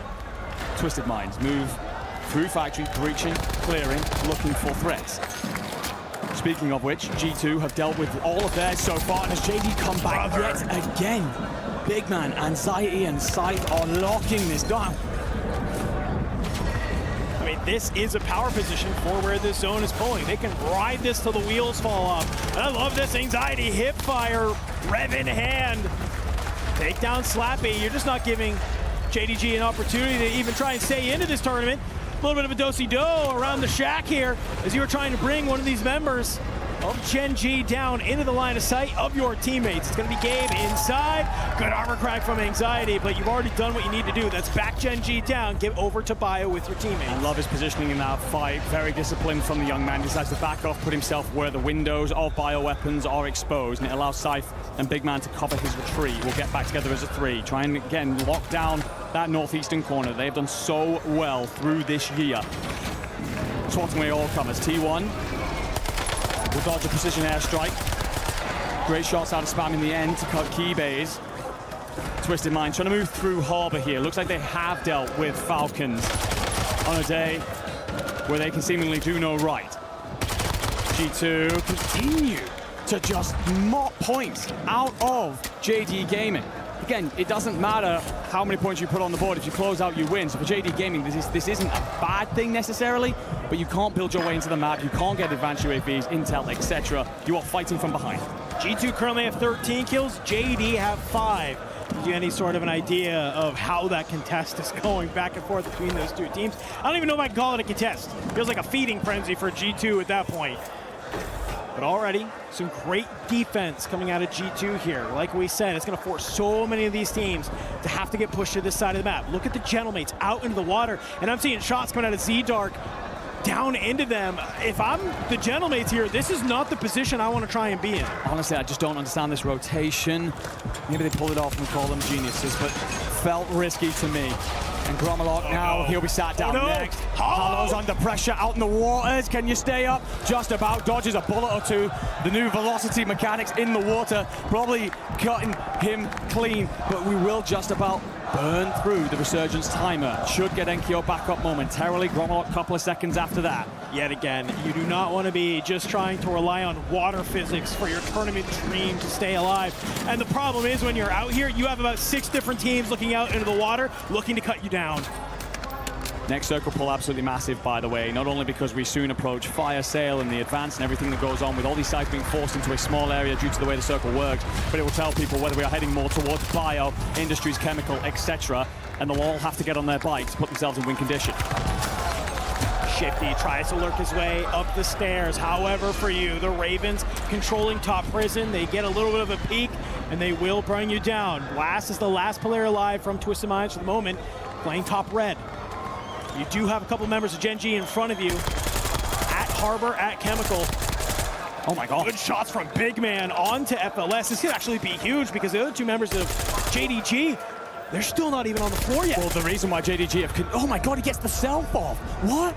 I think Big Man expects him to just bleed out, so doesn't bother taking the remainder of the shots, hits the reload, and FLS just about gets himself back alive and swimming yet again. But this is the reason why JDG can continue to suffer, why you're seeing Slappy die in the feed and such, because FLS is out there, so it's safety for now. Gromalok into the water. Twisted Mind under pressure, and it will be JD Gaming wiped. They're done here. Over. One of our match point teams finished.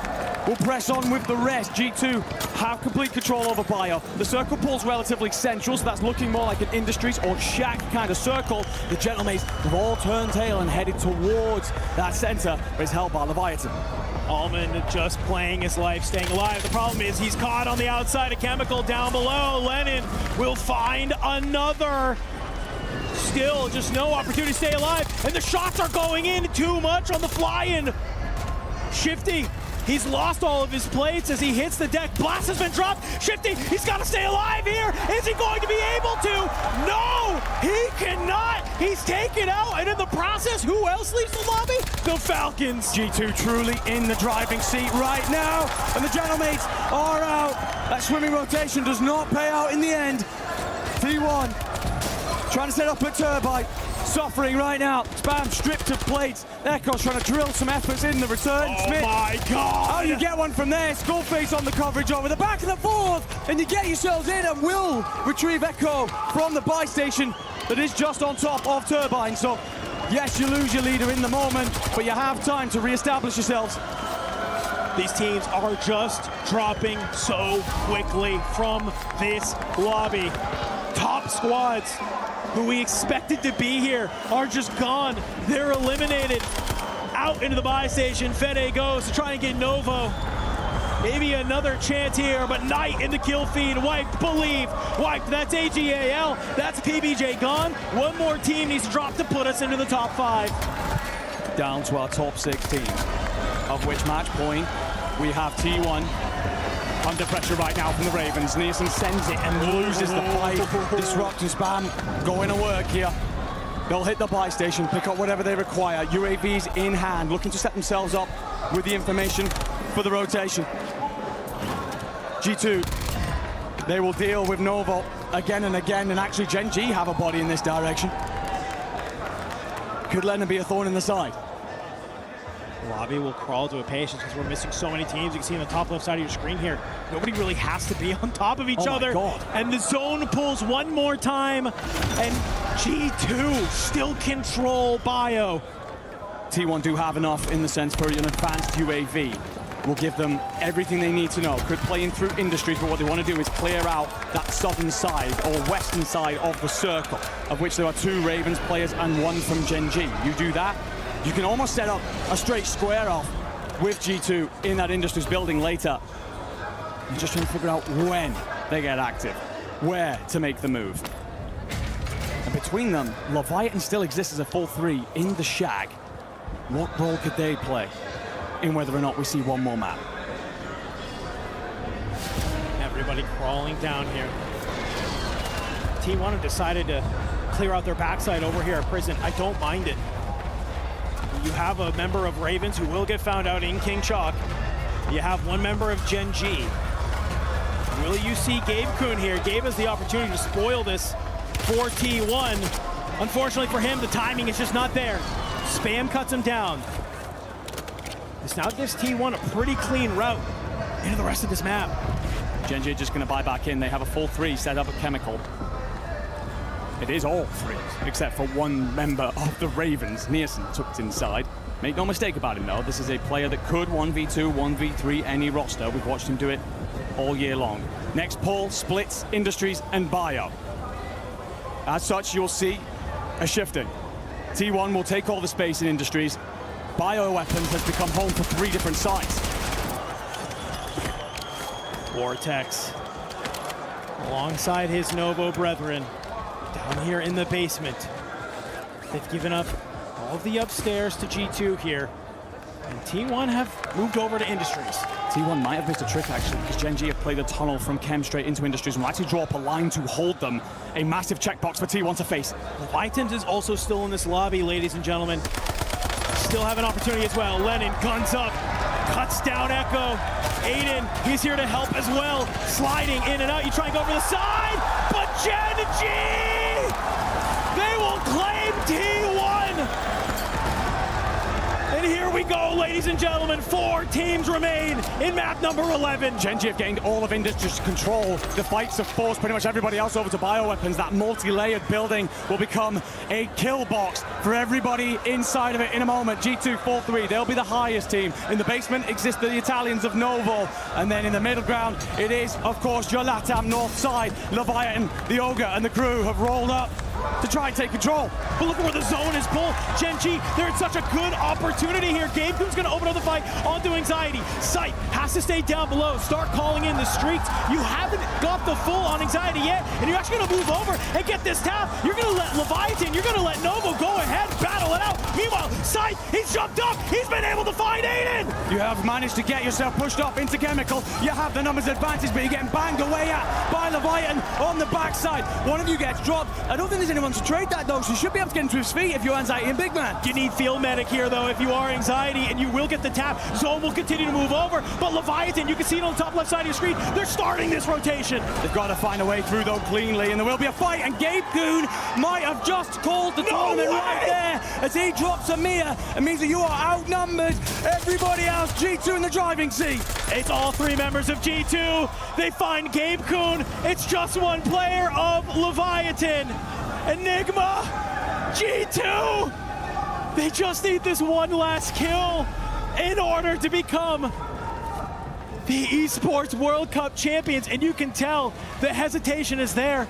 They don't want to throw this away. Zero risks, zero concern here. Nothing to be worried about. Actually, Site's just going to get aggressive. They're sending Krimi. Krimi just trying to make the 1v3 of his life, Rookie of the Year for a reason, but it doesn't matter! G2 have done it! The mono! Nothing is granted! Everything is earned! And if there is one team who spent the entire year earning it, it was G2! They came into the Esports World Cup last year with no expectations. Everybody had all of this noise, everything to say about them, everything to say about Big Man. And what did he do today? He shut them up. He silenced the haters. The brotherhood that is G2 shall get it done. A roster that has been doubted immensely over not just this year, last year as well. They finished 17th in the end at the Esports World Cup 2025. Everyone questioned them. You had no nerve, no bottle. They've improved bit by bit through this year. Anxiety showed his level in Atlanta to top frag. But could the rest of them make it happen? The answer, a resounding yes.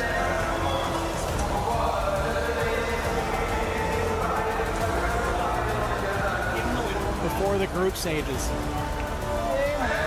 G2 had never won a map on land. All it took was one to put belief in those boys that they could do it. All it needed was a map win on land for them to be in the driver's seat here in map number 11 yet again to close out the Esports World Cup here in Paris. What a fantastic moment for those three. You can just see the elation on their faces, the sacrifices they've all had to make to be a top team. And already you can see the chatter has started across the aisle. Soka's going to do his damnedest to try and get in the head of Shifty, but I'm going to be honest with you, one of you had a day where you had a chance to close it out. There will still be those closing questions, of course, but I think for Soka and the Falcons, this is very much a walking away with your tail between your legs. Again, going back to G2, all the questions, everything that they have faced this year, no one took them seriously. They couldn't do it online. Online Reapers, that was the type. Yes, but here in Paris, they have been so incredibly consistent. It's the balance as well between the roster. The kills, Anxiety and Scythe, 52 apiece. Big Man, 46. If you need your brothers, if you want to put your arms around your friends and ask them to drag you to glory, that's how you do it together. 26 kills and a win to end map number 11 here for G2. They were not going to go quietly in the night. You saw them. You get the zone pull. It's been a year of controlling bio for them. They see that and they say, great, we don't got to move here. We know exactly what we have to do. Everyone else around them had to move. They had to go from one side of the map to the other. For G2, it was let's plant our feet strong. Let's hold the line and make sure nobody can take this from us. And by God, they hold the line. And when you think about how many teams sent them, at least 5 that I can think of off the top of my head, JDG went again and again and again. And even in those late stages, you had a knock come through. Instantly, Anxiety and Big Man raised Scythe to his feet. We're not done yet, though. Let's get this one done. Let's close this out. Aside with incredible spine and just understanding that they were never the side that we all said they would be, that they would get here underneath the lights in front of these fans. They would feel far too much pressure. And you can see for a lot of those players on your screen, Blast from Twisted Minds. You know, they're giving some props where props is due, right? They're saying, hey, you know, you guys have been a competitor all year long. Like, G2 is not some random team that came out of nowhere. they were top of the board. They were always top of the line, sometimes being the first team to cross match point threshold, but they just were never able to close it out. So I think for a lot of these competitors, they're giving respect. Respect is just saying, hey, you guys went back to the lab. You figured it out, right? You're here. You are now Esports World Cup champions. But we got to talk about some of these other teams here, my friend, because yes, G2, they're going to take the title, but we have so many other teams. Because we got to talk about second place here, man, in T1. Surging from behind out of nowhere. A team that started the year incredible, had a little bit of a lull in the middle. And I understand you don't get the championship, but you do get second place. So let's take a look at some of these final moments here of how G2 was able to close it out. I mean, it just comes down to a 3v1v1, my man. I have the buy. He's tunnel. Do you want to aim from? Yes, let's go. Aim from. I'm watching the buy. Go. He's not here. He's up right. He's weak. He's on the stairs. On the buy, goes. He's running deep. Hold. Let's go.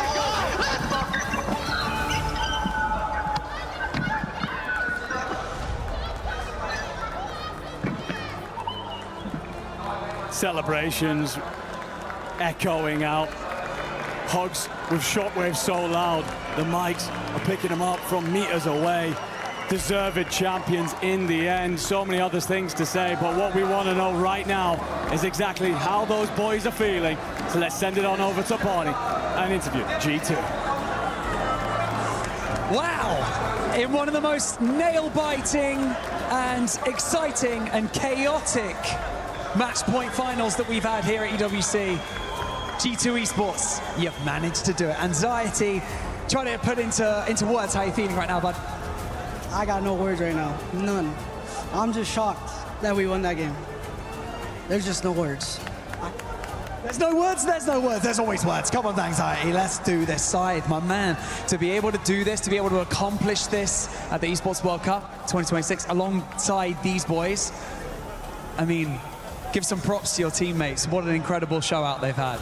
I mean, bro, I've been playing with them for the past 4 years. Last year at EWC, we almost got dead last. And for this year, just to prove all the doubters wrong, especially this guy on my right, it doesn't feel real. Just to keep it honest, it's crazy. Big man, I'm coming over to you. To perform like this on the main stage when it matters the most, that's got to feel good, right? Yeah, it feels good, especially from last year. I was laying on rock bottom from fucking everyone calling me a cheater, all this shit.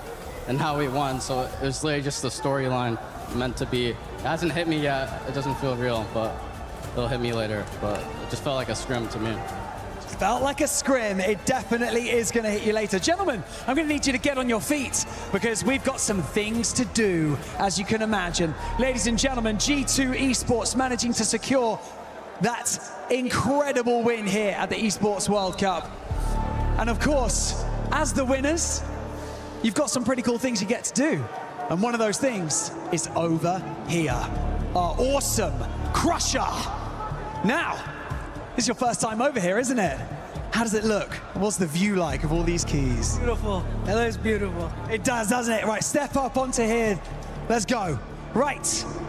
Keys to crush, trophies to lift, you know, all that jazz. It's just another day at the office, isn't it? So, before we crown you guys as champions, of course, we've got to do this bit. Now, all of these teams that you're about to eliminate from the competition, namely the best in the business, but right now you guys are the best in the business. Is there anything you'd like to say to the teams before you crush their keys?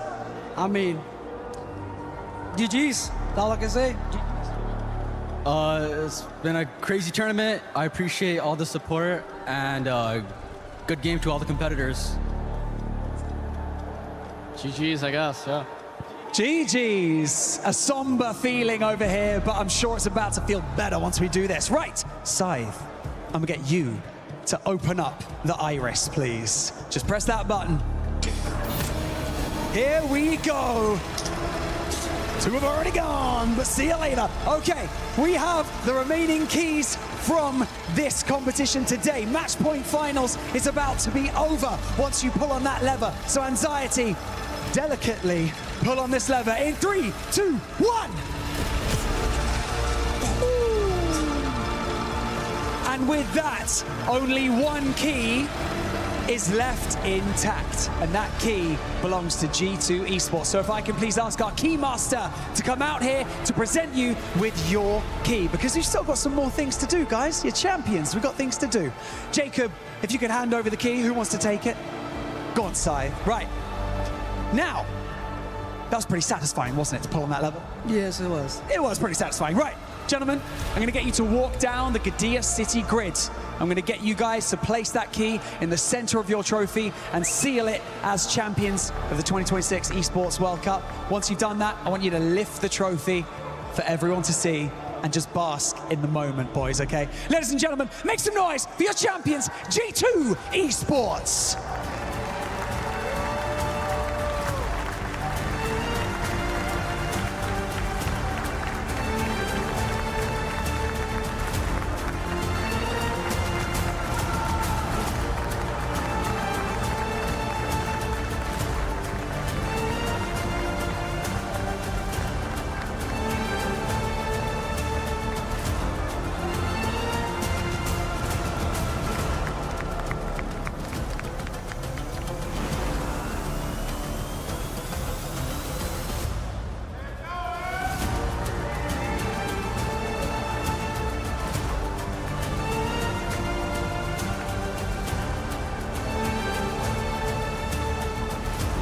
Ladies and gentlemen, your champions of the Warzone Resurgence Series Championship at the 2026 Esports World Cup, G2 Esports!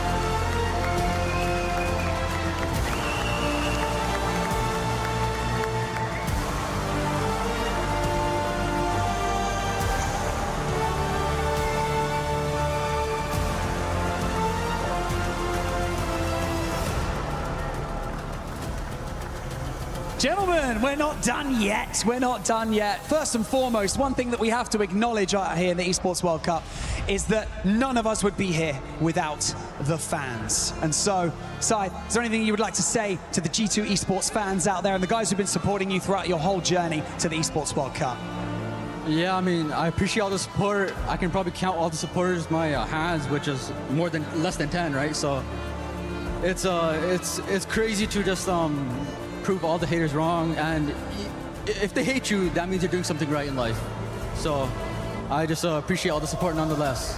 You're not wrong, and obviously Coach has been having a great time running over and celebrating with you as well, so I'm sure that there'll be lots of celebrations to have later. Now, we have one more thing out here, don't we? We have our Sony Tournament MVP Award. And so one of you has indeed won our MVP Award. If I could get Jacob to come over here. Your Sony Tournament MVP is Anxiety. Congratulations. Make some noise for Anxiety, everyone.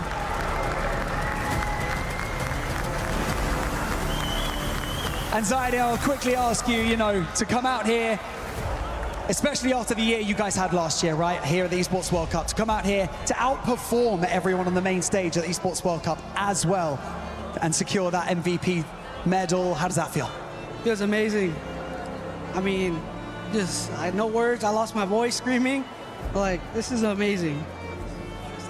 Honestly, it's been amazing to see you guys come out here, perform so well, to silence the haters, like you said, Scythe.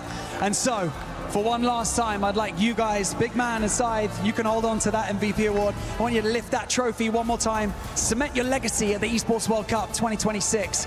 And we'll do this one last time. Ladies and gentlemen, for the last time, make some noise for your Warzone Resurgence Series champions at the 2026 Esports World Cup, G2 Esports!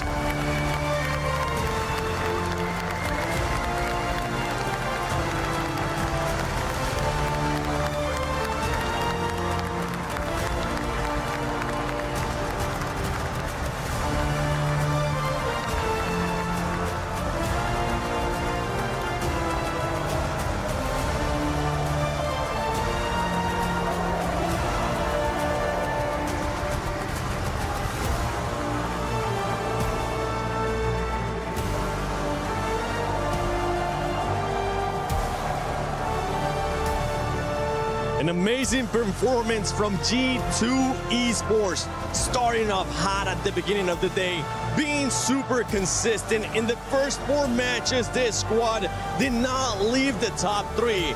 And boy, did they show up here at the end, getting the final win and securing that championship. I mean, it's been such a pleasure and an honor to watch this team rise through the ranks in the group stages, making us question a little bit if they could close it out. That was just me, by the way. But to be able to come through right at the end there amongst some juggernaut teams, I mean, G2 deserve it. Tenacious squad. They never gave up. They really did fight ferociously throughout the entire competition. Talk about maybe not feeling it, not letting it sink in. You don't realize you're a champion just yet. I think it's starting to hit. And anxiety as well. That MVP, so well deserved. That 2v1 against the Gentlemates, that shook the whole venue. We felt that one in our bones. That was a raunchy moment in a long-standing tournament. These guys played their hearts out, and it shows. What a great, great match. An impressive match, honestly, an impressive day here from G2 Esports, and you can see it now. It is starting to hit them. They are starting to realize what they have just accomplished here at CUD Warzone Resurgence Championship at EWC 26. Overall, an amazing day for them. But when we end up talking about some of the other squads, right? So many squads that were also being able to be consistent throughout the day.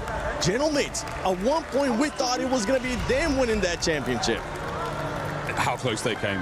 How close they came so many times. And the scariest thing as well for so many teams, especially towards the last few games, 5 squads there on tournament point. There's 5 potential winners at any given moment there in that matchup. I mean, what an insane thing to do. And G2, we saw them, you know, just chilling, sitting in the backside of blue. No one's moving, no one's giving up anything. They let the play come to them. And then on the rotation we saw, leading through the smoke, going out to their left-hand side, wide open ocean on their left.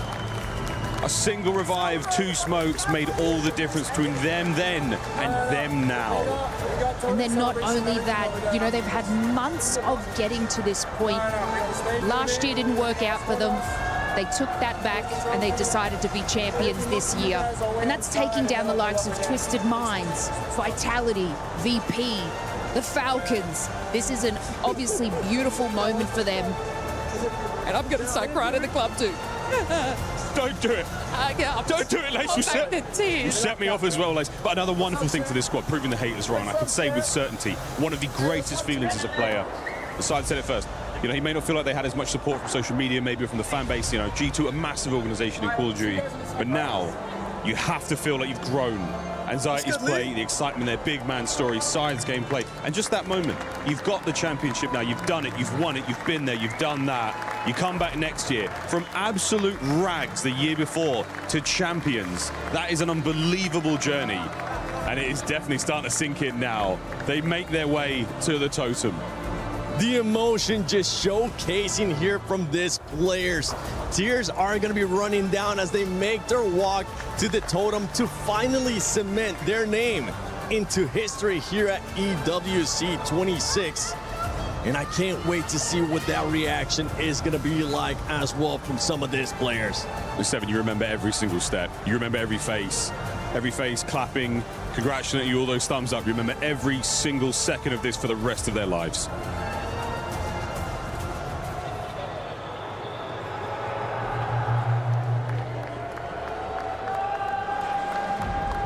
Please once again, welcome to the totem, your Warzone Esports World Cup 2026 winners, G2!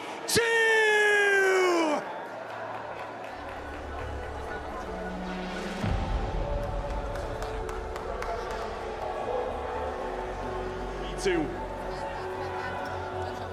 Well done, guys. Excellent. Please, take to the stage, grab your frame, and engrave your names in Esports World Cup history.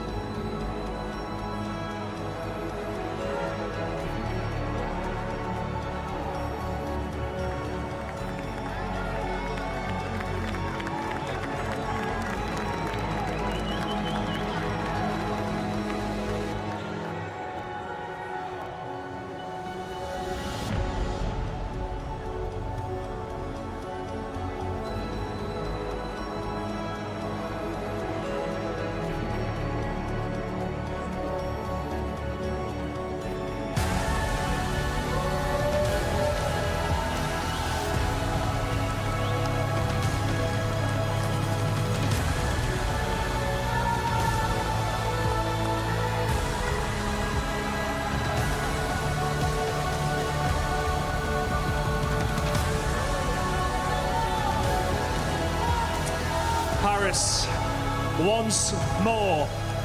Your Esports World Cup 2026 winners for Warzone, the enigmatic G2 Esports!